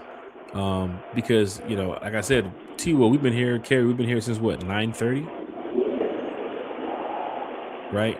And I'm hungry as a motherfucker. I'm telling you kind of right now, I'm mad finna get that this up. low key, Jack, between you and I'm kind of mad that I'm not like multitasking like T-Will. He's podcasting, he's got the strip club, he's getting lunch, he's doing Walmart shopping. I'm Eric just said he's been in sitting here 2 talking different Falcons. drive-thrus in one show. I'm just sitting here talking Falcons. I should have been multitasking. Falcon Let me tell fans, you we're something. talking Falcons. T would have been to Walmart. T would have been to Steak and Shake. T would have dropped off a PS5. T would have picked Hey. up shoes. He'd have been to the mall. Hey. Now he's going through the car wash. Hey, if I ever go to strip, you won't see me in the strip club. You won't. That show will not air, sir. Hey. Let's just put it that way. Man, You this will is not great. see that one. This is great talking Falcons football with everybody here in the chat. FF Will, John Brooks, Dixon Way, Auntie Pam, Christy Lewis. The list goes on. Dre, the boxer in here. Dre, the boxer, good to see you back in here too as well. I'm What cooking up, Dre? pasta right now and pudding is in the fridge chilling. Early birds. Hey, man. Shout out to boy Dre, the boxer in the chat. Nando's in here. Kubiak will be the next coach, and Cunningham will be the GM. He puts it in caps. The Bucks Skull Gang is back. After the Bucks announced that they've interviewed Mike McDaniel, here come Bucks Skull Gang. The Buccaneers fans back in the house. Came here to finish up talking some Falcons football with us. Bucks, bro, we've been going for 4 hours, bro. Bucks Skull Gang. 4 hours, bro. Yeah. Jay Kidd said he went to go watch the car because he's interviewing with Matt Ryan next. T-Will, you on the way to Flowery Branch? Hey, man, don't tell anybody, all right? We got to keep it on the hush.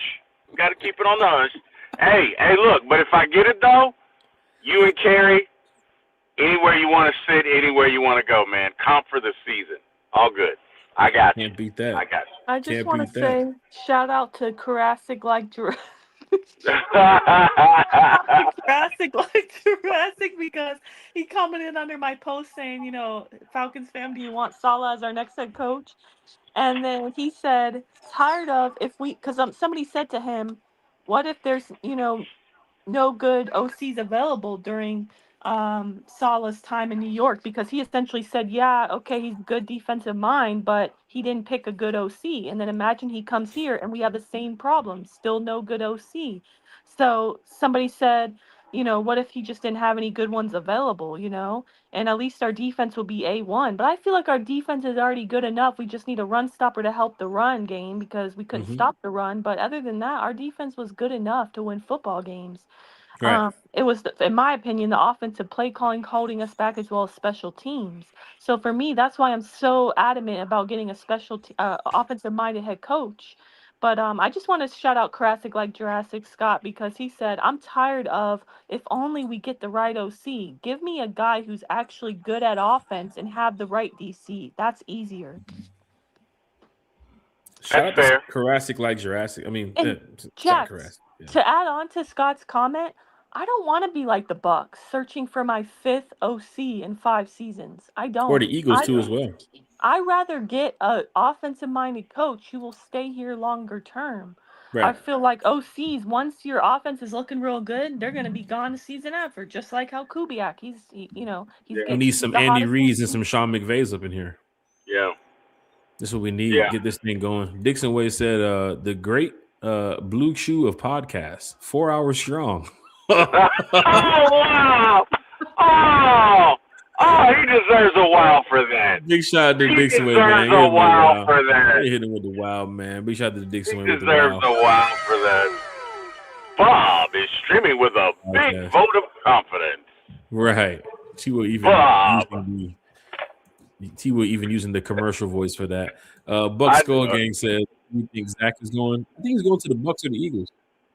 I think Zach is fit. He wants the Sunshine State. He wants a state that's can he can play golf in the winter. Florida's that type of vibe. Then again, he can go to Philadelphia and he can help out Jalen Hurts. Wherever Zach goes, he's going to do a great job. He's going to, right, Kerry? T-Will, he's going to do an amazing job. So, Buck Skull Gang, Amazing. Zach Robinson, You know what's interesting, Jack? back up the brink. Carrie really said something. She really did. When she said that, there are a lot of, offensive or defensive coaches who get to the head coaching position and they can't keep a good coordinator. And it just goes to prove that, you can be over an offense or defense and be really good, but if you're going to have any longevity in the head coaching position, you got to have contacts. Mm-hmm. Because you got to be able to get, because let's go to Dan Quinn, right? He hired Kyle Shanahan. That was great. He never recovered because he couldn't get another offensive guy in here that could equal Kyle's success, right? So you got to have contacts. And I tend to agree with what Scott said. If you already have an offensive guy, then really all you got to do is keep a defense coordinator. But the whole point is it's not easy, right? The Eagles, who won the Super Bowl last year, will not repeat, but they won't repeat. Why? Because Kellen Winslow left. And the guy that Pachulo was, not the greatest, right? Again, Super Bowl winning team last year fell far short of that this year. So for the Shanahan comment, I did not expect Shanahan to make it that long in San Francisco now. I did not expect that. Like, he's an offensive-minded coach that has taken that team to another level. Now, I know they haven't won the big game, but he's that one coach who's a head coach right now that is like one game away from winning it. Honestly, this year, if they randomly make it to the championship this year, this might be Kyle Shanahan's season. It's random because they have Brock Purdy, but I'm still thinking about Rams, Bills, Super Bowl. But I honestly, like you said about Dan Quinn picking Kyle Shanahan back then during those times, even Shanahan's resume wasn't like, oh, he's going to be the best coordinator in the NFL. Now Shanahan, years later, he is top notch. He's probably top 5 when it comes to offensive play calling. And he can take a quarterback like me, Eric Parker, T-Will. He can turn us into all pros. It's just random. It's just so random. Michael L says, who do you guys want if Kubiak goes elsewhere? I want Stefanski. Mike McDaniel, Antonio Pierce. No, I'm just playing. Offensive-minded head coach. Yeah. Mike McDaniel, Kevin Stefanski. I'll just keep those 2 right there. But then again, like you said, there's 8 positions open, and there's how many people getting interviewed right now? Like, somebody's going to be taking jobs coming up this week. Ain't nobody waiting until no Super Bowl to pick their head coach. Somebody's finna get hired real soon. That's finna happen. Mm-hmm. Nobody ain't waiting until no February 9th, 10th, 11th. We're January 16th. They're not doing that because somebody's finna miss out. So we finna find out what is going on. All I know is that I really don't care where Zach Robinson goes. I would like him to go to the Tampa Bay Bucks. But if he doesn't go there, for all I care, he could go back to the Rams. You said he wants sunny weather. He can go back to the Rams like his boy Jimmy Lake did. Right. And as a matter of fact, Raheem looking for a job. He can head back over there too. Yeah. But Jimmy Lake, he went back to the Rams after he got fired. Right. Falcon fans, hit that like, hit that share, hit that subscribe button. Wouldn't be mad if Grady Jarrett got himself a ring. Hey, I'm all for Grady Jarrett getting a ring, man. I'm all for it. Big Me shout out to the Grady too. family. They've done a great job. Just being there, supporting him through everything. Um, Everybody. Big shout out to Mama Jarrett too as well. Big shout out to the whole fam. J Kid said Kubiak announced on Monday. I'm stamping it. Well, we might have to go live on Monday just to see what's going We're on. going live. Whenever our head coach is announced, we gotta go live. Definitely do. Definitely do. Falcon fans, hit that like, share, and subscribe button. Let's get to some shout outs, and then we're going to wrap this up. I'm going to go ahead and order me some wings, sit back. Ain't no football games on today. Probably watch some basketball. Probably hit the Alfred up, see if he wants to get smacked in Madden. If not, then 2K. And we'll get it. A lot more in the past 2 hours due to Connor J. Hughes. A lot more reports are coming out that that Kevin Stefanski is going to be the head coach. So let's. I don't know who this guy, this Giants guy, this Jets guy is. He's talking up a lot in New York. You know, New York media gets a little chirpy, and obviously, whatever he's thinking, whatever he's saying, they're picking it up right now. And a couple of reporter sites that kind of retweet, have a big following, put it out there. Sleeper app has put it out there. Underdog NFL has put it out there, and a couple other platforms have put it out that Kevin Stefanski might be our next head coach. So let's just keep that in mind. But Falcon fans, 4 hours and some change talking Falcons football with everybody. And I'm telling you right now, I love it. I love every minute of it. I know T-Will was doing his shopping and listening to Glorilla and doing all this other stuff today. And Carrie was wherever she was in Florida, probably on making her way to the yacht. But it's a great time talking Falcons football with people when they can talk Falcons football back with you. I can't even have a conversation sometimes on the phone with a Falcon fan for about 20, 30 minutes. But sitting here on the podcast, 4.5 hours talking with you all has been truly amazing. But I can tell you right now, it's time for me to go eat because I'm sure Carrie ate. I'm sure T will ate. I got to go eat something too as well. I got to relax and chill and enjoy my day. If anything happens today with breaking news, of course, we're going to go live tonight. If anything happens tomorrow with breaking news, of course, we're going to go live again. And of course, Sunday night, scheduled time, 8 p.m., we are back talking Falcons football. And it's going to be a great time. Just like hey, you guys had a great time today, we're going to have a great time on Sunday night. But yeah, let's get to some shout outs. We're going to wrap this thing on up. Carrie, would you like to go first? For the second time, everyone. Oh, Carrie's second shout out of the day because she left around 11. 4 hours and 20 minutes. My goodness. Wow. Yeah, but no, shout out to Jack, T Will, Bodie, everyone in the chat. I truly appreciate you guys all coming and joining us, talking Falcons with us. It's always a pleasure and always a great time. You know, we eat, sleep, and breathe Falcons football. And it's really nice to talk to other fans about Falcons football.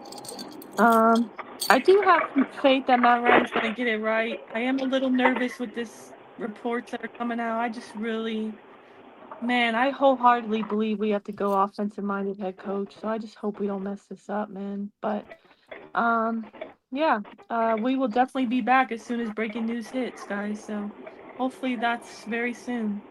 And I hope everyone has a great Falcons Friday and enjoy your weekend. Stay safe. And listen to T-Will getting alerts. Notification after notification. No, it's not Matt Ryan. It's Timberland Wood. And you guys can see me at For My ATL Sports 1 and For My ATL Movies 1. Jack, Carrie, thank you guys as always. Love doing shows with you guys. And, hey, man, thank God for waking me up. Thank God for sending you guys my path. And last but not least, it's Jack Spade and Eric Parker. Thank you for getting my shot in this business. You guys have an amazing day. I'm out. Falcon fans, and of course, Falcon fans, hit that like, share, and subscribe button. I think you all enjoyed this podcast today because we're in here for 4 hours. I didn't expect to be here for 4 hours. I know Carrie didn't expect to be here for 4 hours, but when the chat is just chatty about the Falcons and so much entertaining information coming from fans who support this team and this organization, people leaving the podcast and coming back and going to work if you have to and taking your break and we're still live and cooking your breakfast or going to the gym, wherever it is. We definitely appreciate everything that you guys do here at One Time for the Fan, all the support. And I just love it. I know Carrie loves it. I know T will love it. One thing y'all can do until we get effing set or get Falcon set, you guys can just drop a rise up in the chat. I know a lot of people enjoyed it until we change the slogan. You know, I know Michael L is going to say, I don't do slogans. I just want to win. That is perfectly fine with you, sir, because I'm in the same boat as you. I just want to win too as well. But just drop a rise up in the chat or hashtag One Time for the Fan, or, you know, you can use the emoji with the one finger and the clock in the chat for the one time. You know, we're all in this together. I'm sure everybody put valid points on the screen, put the comments in the chat about the coaches, quarterback, Drake London, Bijan, Tyler, the cheerleader is Frey the Falcon. Anything that we talked about today, we all had a good time discussing it. So continue, you know, talking amongst your friends and your family about One Time and the Falcons, and, you know, how we're here. Look at Leando in the chat. How we're here, you know, doing this together. There's a lot of Falcon fans that probably listen to the show and didn't comment, or, you know, watch the show and didn't say nothing. It's perfectly fine. At the end of the day, you got a chance to talk Falcons, probably whoever you are around, when you're sitting here watching us. So, you know, if we gave you an extra bit of energy boost for this weekend, then we're definitely glad that we was able to do that. But thank you all, man. 4 hours and a half. I didn't expect to do this. I'm finna go eat good. I might go get some lobster mac and cheese. Oh Dre the wow. Boxer's in the chat. Time to get some lobster mac and cheese, man. Jack, we're preparing for that day. We talk about when the Falcons win a Super Bowl, we're doing a 24-hour lit stream. We're We gonna be are, on and our Kai we Sinai. would have been 20 hours left. We would have had 20 hours left. We might have to do shifts, but we are sticking to our word. When the Falcons win a Super Bowl, we're gonna be on stream 24 hours, partying it up, enjoying that win. So we gotta, like, you know, kind of prepare ourselves for that day. You know, 4 hours here, 6 hours there, 3 hours. Carrie is right. When the Falcons win the Super Bowl, and we said it first, so I don't want to hear anybody else tell me, oh, we doing it too. We doing it. I don't want to hear it. Carrie said it. We've been saying this for a while now. When we win a Super Bowl, and it could be this year, could be next year, but when we win a Super Bowl, we are doing One Time for the Fan 24-hour stream. We are going to be talking about, the first hour will be about the 1965 Falcons. The second hour will be about the 1970 Falcons. Third hour, we're going to go back to Michael Turner days. We're going to go back to Michael Vick days. We're going to go back to I had a Joey different Harrington and idea. Byron Leftwich days. But It's funny you say that, Jack. We're gonna have to really, you know, collaborate and talk, you know, with One Time for the Fan crew and see how the stream will go down. In my mind, what I like pictured happening is like everybody's just watching us celebrate, partying, enjoying having a ring in Atlanta. Not more so much like just talking Falcons right. football. It's just so That's the kind of cool thing watch about us it, Carrie. You're celebrate. right. We can chop it up to where, like, in the middle of the night when we're sleeping, like, we have like the party atmosphere going on with the DJ and the music and, you know, the lights and everything. So Sleeping? whoever We're not jumps in is, sleeping, Jack. We're not sleeping. oh, we're not. I thought, okay, Hold wait, on. Now yeah, we got to talk gotta, about this because we got to we take gotta, shifts. we got a lot of talking to do because I thought this was gonna happen like as soon as the clock struck zero and we win the Super Bowl, we turn on the lit stream and we just celebrate. We're not sleep. At least I'm not sleeping after we win But a Super remember, Bowl. we have to remember too. If I'm at the game and we win, I'm running on the field, so I had to bail myself out too as well the following day. So it might be, you know, if I'm telling you right now, if I'm at that game and we win the Super Bowl, they're gonna be like, "Who is this Falcon fan running on the field?" And it True. might be me. Okay. Dre the Boxer has a great point. Just start the stream as a watch party. Then you only have to do 16 hours after the game. Hey, you might be onto something. That kind of helps us out too. It cuts us out 8 hours to carry. He might be onto something. Because right now we just did 4. 16, 4, 12. Yeah, he might be onto something. We can do a party hour with Jay Envy. We can get Jay Envy for like 2 hours. Let him play music, and then we'll sleep. We'll let Jay Envy just play music. Yeah. That'll We'll be sleep. awesome.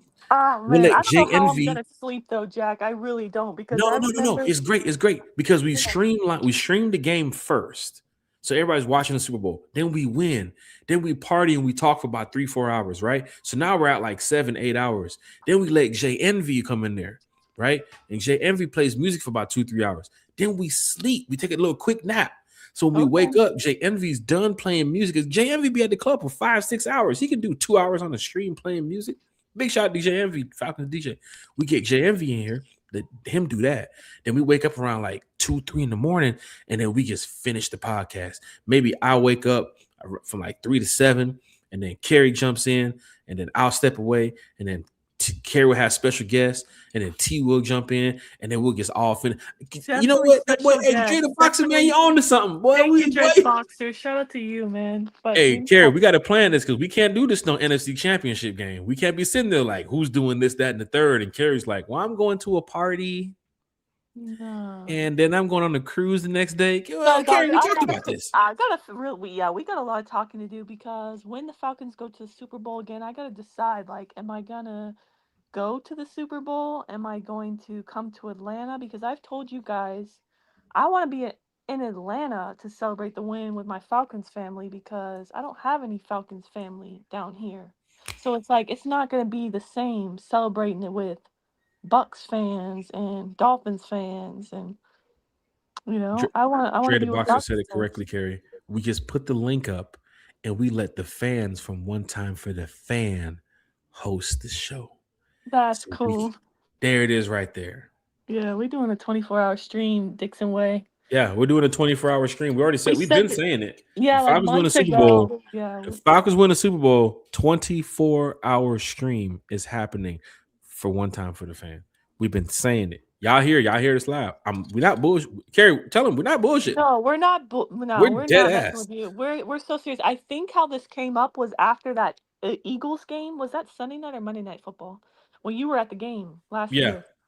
I remember that game. Remember, we were so hype off that win because everybody said we were going to lose, and that was such a big win. And little did we know, we thought we were going to be going to the playoffs that last year. But all that to say, I was so happy with that win that we were all hyped, right? On that, we were on the podcast, and we're like, yeah, like I cannot sleep. Like I'm so just laying there, like all happy, with the win, and it's just a little adrenaline rush. So. I think that's when we started talking about, man, when we win a Super Bowl, imagine we get to 24-hour stream. It's gonna happen. It's gonna happen. Yuri's in the chat. He said 4-hour stream. Sheesh. What's good, y'all? Big shout out to Yuri in the chat. Hey, Yuri. Yuri, that Rolling Loud lineup is ass cheeks. I'm so disappointed, Yuri. Are outside you of Saturday? And I rock with Don Tolliver. Not a problem with Don. But that Rolling Loud lineup is cheeks. I can't do it, man. I'm doing just the Saturday. I'm waiting for the single day tickets.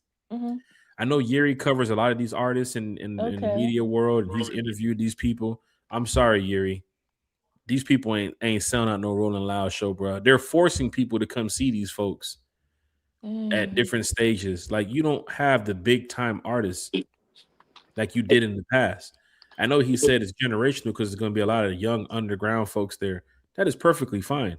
But nobody is sitting there listening to 20, 30 minutes of Laser Dim, dog. It's just not happening.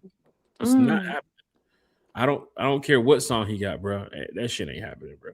There's a couple artists on Saturday that I definitely want to go see. So I'll probably just do the Saturday and that's it. But I'm not there Sunday night for Young Boy. I'm not going to be there Friday for Don Tolliver. I saw Don Tolliver last time at Rolling Loud. It was 6 o'clock in the afternoon. Come on. Like, either Tyreek is losing it when it comes to the money, or he's just losing it when it comes to the, the friendships with some of these artists. But some of your big time folk, I just saw an interview the other day where he said to academics that Yeet is not a headliner. Has he not seen Yeet perform? Mm. Yeet cranked over 70,000 at the Wireless Festival in the UK. He destroyed that set. Yeet is on a world tour internationally right now. He didn't have to do nothing in the States. Yeet is killing shit right now. But Yeet is not a headliner. Kodak Black, boys, stop. These boys out here making noise, man. But hey, that's another podcast to talk about. Yeah, I'd love to know what Yuri's thoughts are on the lineups. Like, Yuri, you know Yuri. He covers these people. He's gonna say this lineup is fire. This lineup is fire. But He's compared media. to He's gonna be down there last covering year- them. Yeah, okay. But that Compared lineup to- is cheeks, Yuri. Cheeks. I'm disappointed with the lineup, but shout out to the Nerd King. He said, "Who knows, Carrie? You could be celebrating the Super Bowl win while the Falcons actually host it." Don't make me smile like that. We do host it in 2028. Okay. I can't wait till 2028 though. That's 2 years away. I need it this year. I know, but being realistic, we're going from a losing season to Super Bowl the next year. Does that ever happen? The Bears are 2 games away. They had a losing season last year? They wasn't that good. I'm just curious if that's ever happened, but I'm not saying it can't happen. It's just realistically. The Jags was almost 3 games away. Okay, let's make the playoffs this year. Then, next, 2026, 2027, we'll make the NFC Championship. 2028, let's host the Super Bowl. Carrie, I don't want to take up too much time since we've been here 4.5 hours, but Yuri just posted a comment.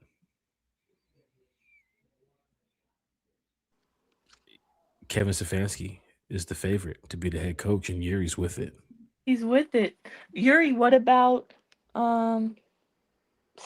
How do you feel about Saleh? We just talked about this. Saleh is also a rumored pick.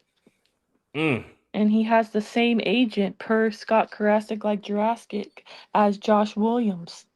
This is getting very interesting right now. That's funny. If Saleh comes over here and Josh Williams comes over here. Buddy. Carrie already knew it was about to go. Carrie already knew it. She heard them names. Buddy. Saleh's a great coach, but I think he's a better DC than head coach. Big shout out to Yuri. Yuri was with me in the pits at Rolling Loud. He understands what's going on. Yuri was with me with all that media equipment. I said, Yuri, you sure you finna go out there and go mosh pit with some of these YNs with all that camera gear on you? He's like, yeah, Jack, I'm fine. Gary's don't give a fuck about anything. Yeah, I'm good, bro. I'm good. It's like, all right, bet. Went out there and had a great time. Yuri said, Rolling Loud 2023 in Miami with Jack and VIP was legendary. Yeah, man. Those stories, me and Yuri got some stories in Rolling Loud, man. That was random as hell because I went to Rolling Loud. I was down there. I was in the VIP, me and Bodie. And sure enough, I look over and said, that's goddamn Yuri over there. Yuri's in the VIP too.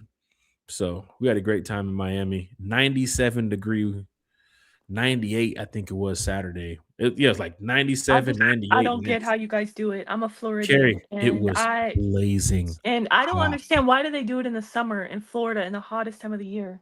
I don't know. And they picked there had Orlando. to be people passing out. I'm Oh sure. my gosh, you should have seen. You should have seen the amount of people passing out. I was at a Giveon concert in St. Pete area a couple years ago, and everyone in the crowd kept having to stop him on his opener on the stage. Hey, over here, and people just kept passing out because it was an outdoor concert in the summer. It's bad. And don't forget, it's much better when you're walking around the grounds. For those that haven't been to those big festivals, like you're walking around. It's 70,000 plus people, and there's 3 different stages. So you're walking around these fairgrounds, these campgrounds, like you're going to see different artists. But then you'll have like 2 of the stages closes down about 9:00. The main artist or the top 2 headlining artists will go to the main stage around 10:00, 11. So now you'd split the crowd up from 3 stages and brought them together for 1 stage for these artists. So you're talking about, I can throw somebody out there. Kendrick Lamar. Kendrick Lamar's performing over here. No, he's a headliner. So, okay. Kodak Black. Kodak Black is performing over here at the Sprite stage.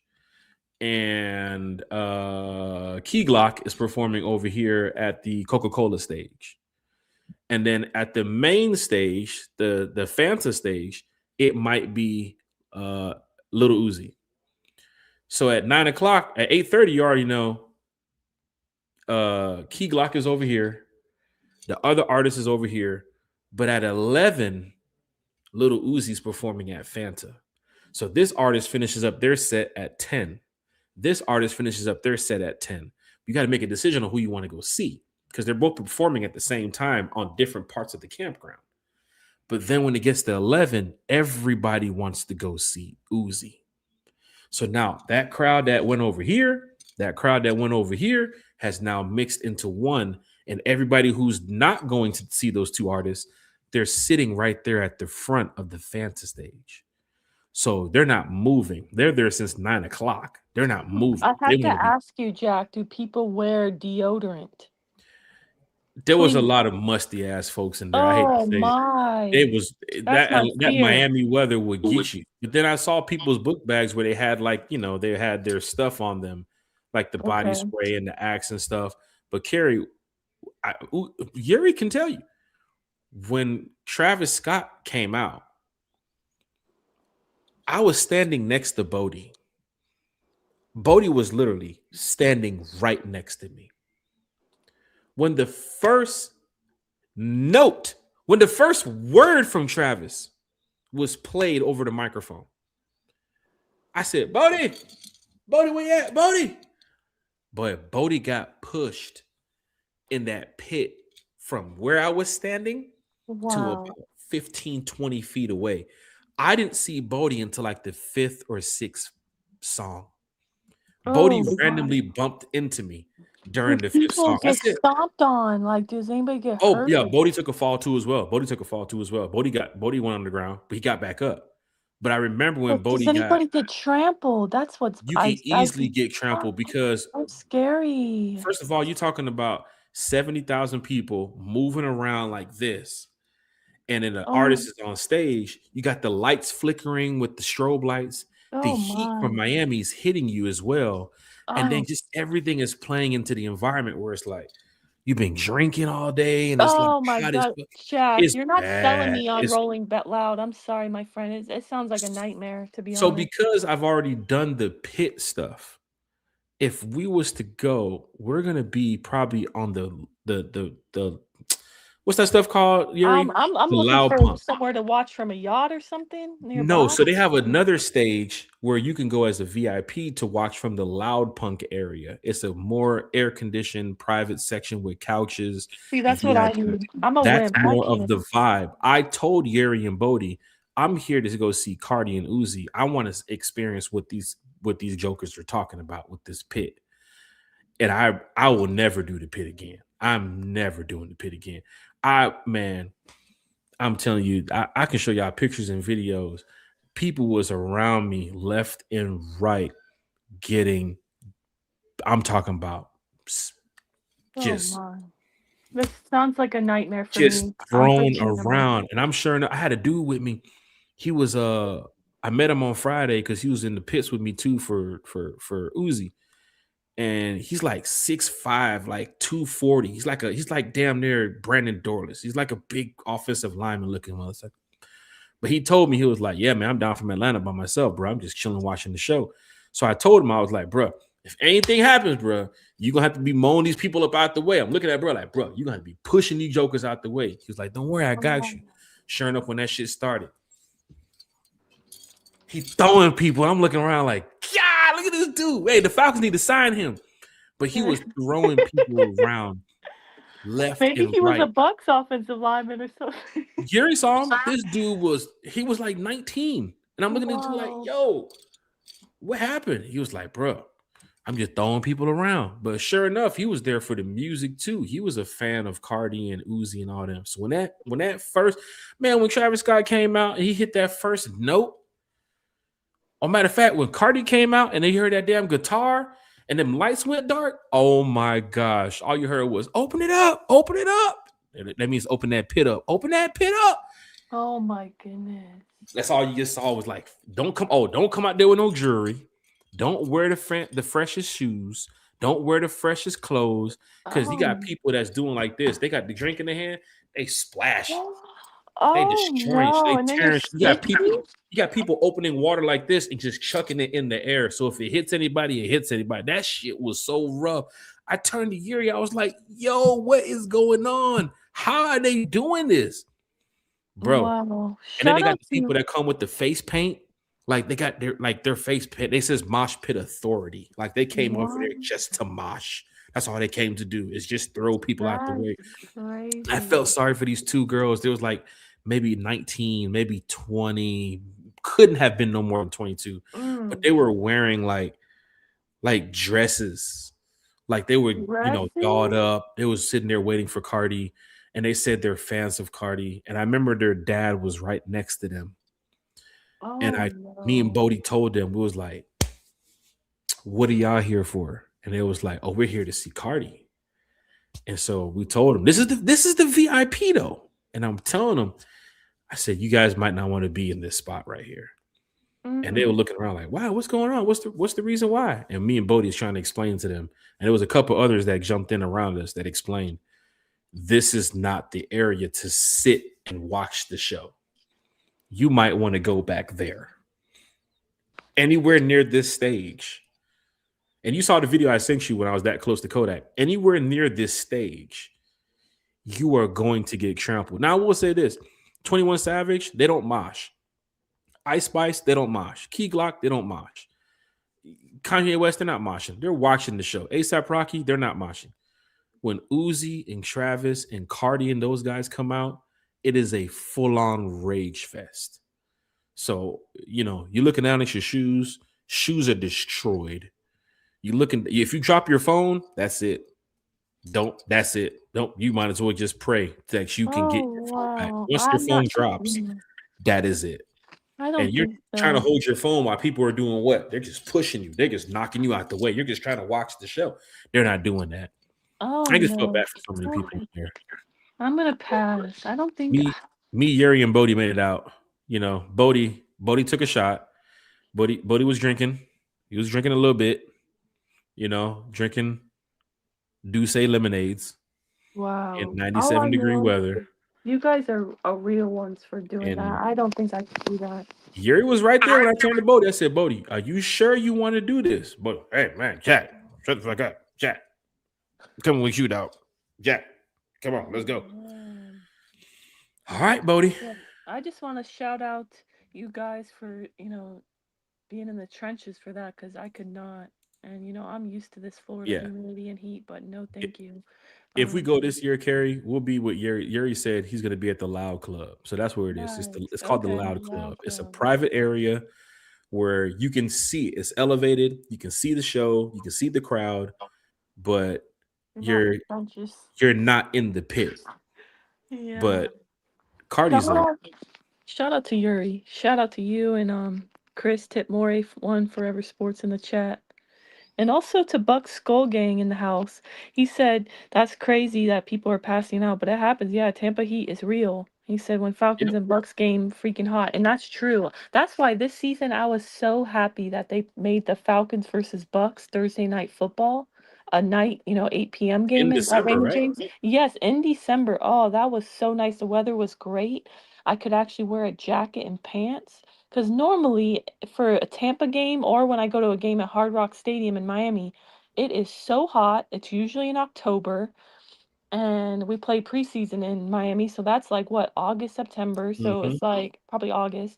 So it's like you are not needing a jacket and you are sweating. Like the heat is not a joke. So yeah, I was happy when they made this game Thursday Night Football December. I was like, yep, I'm there. Give a small example of Rolling Loud in Miami with the weather.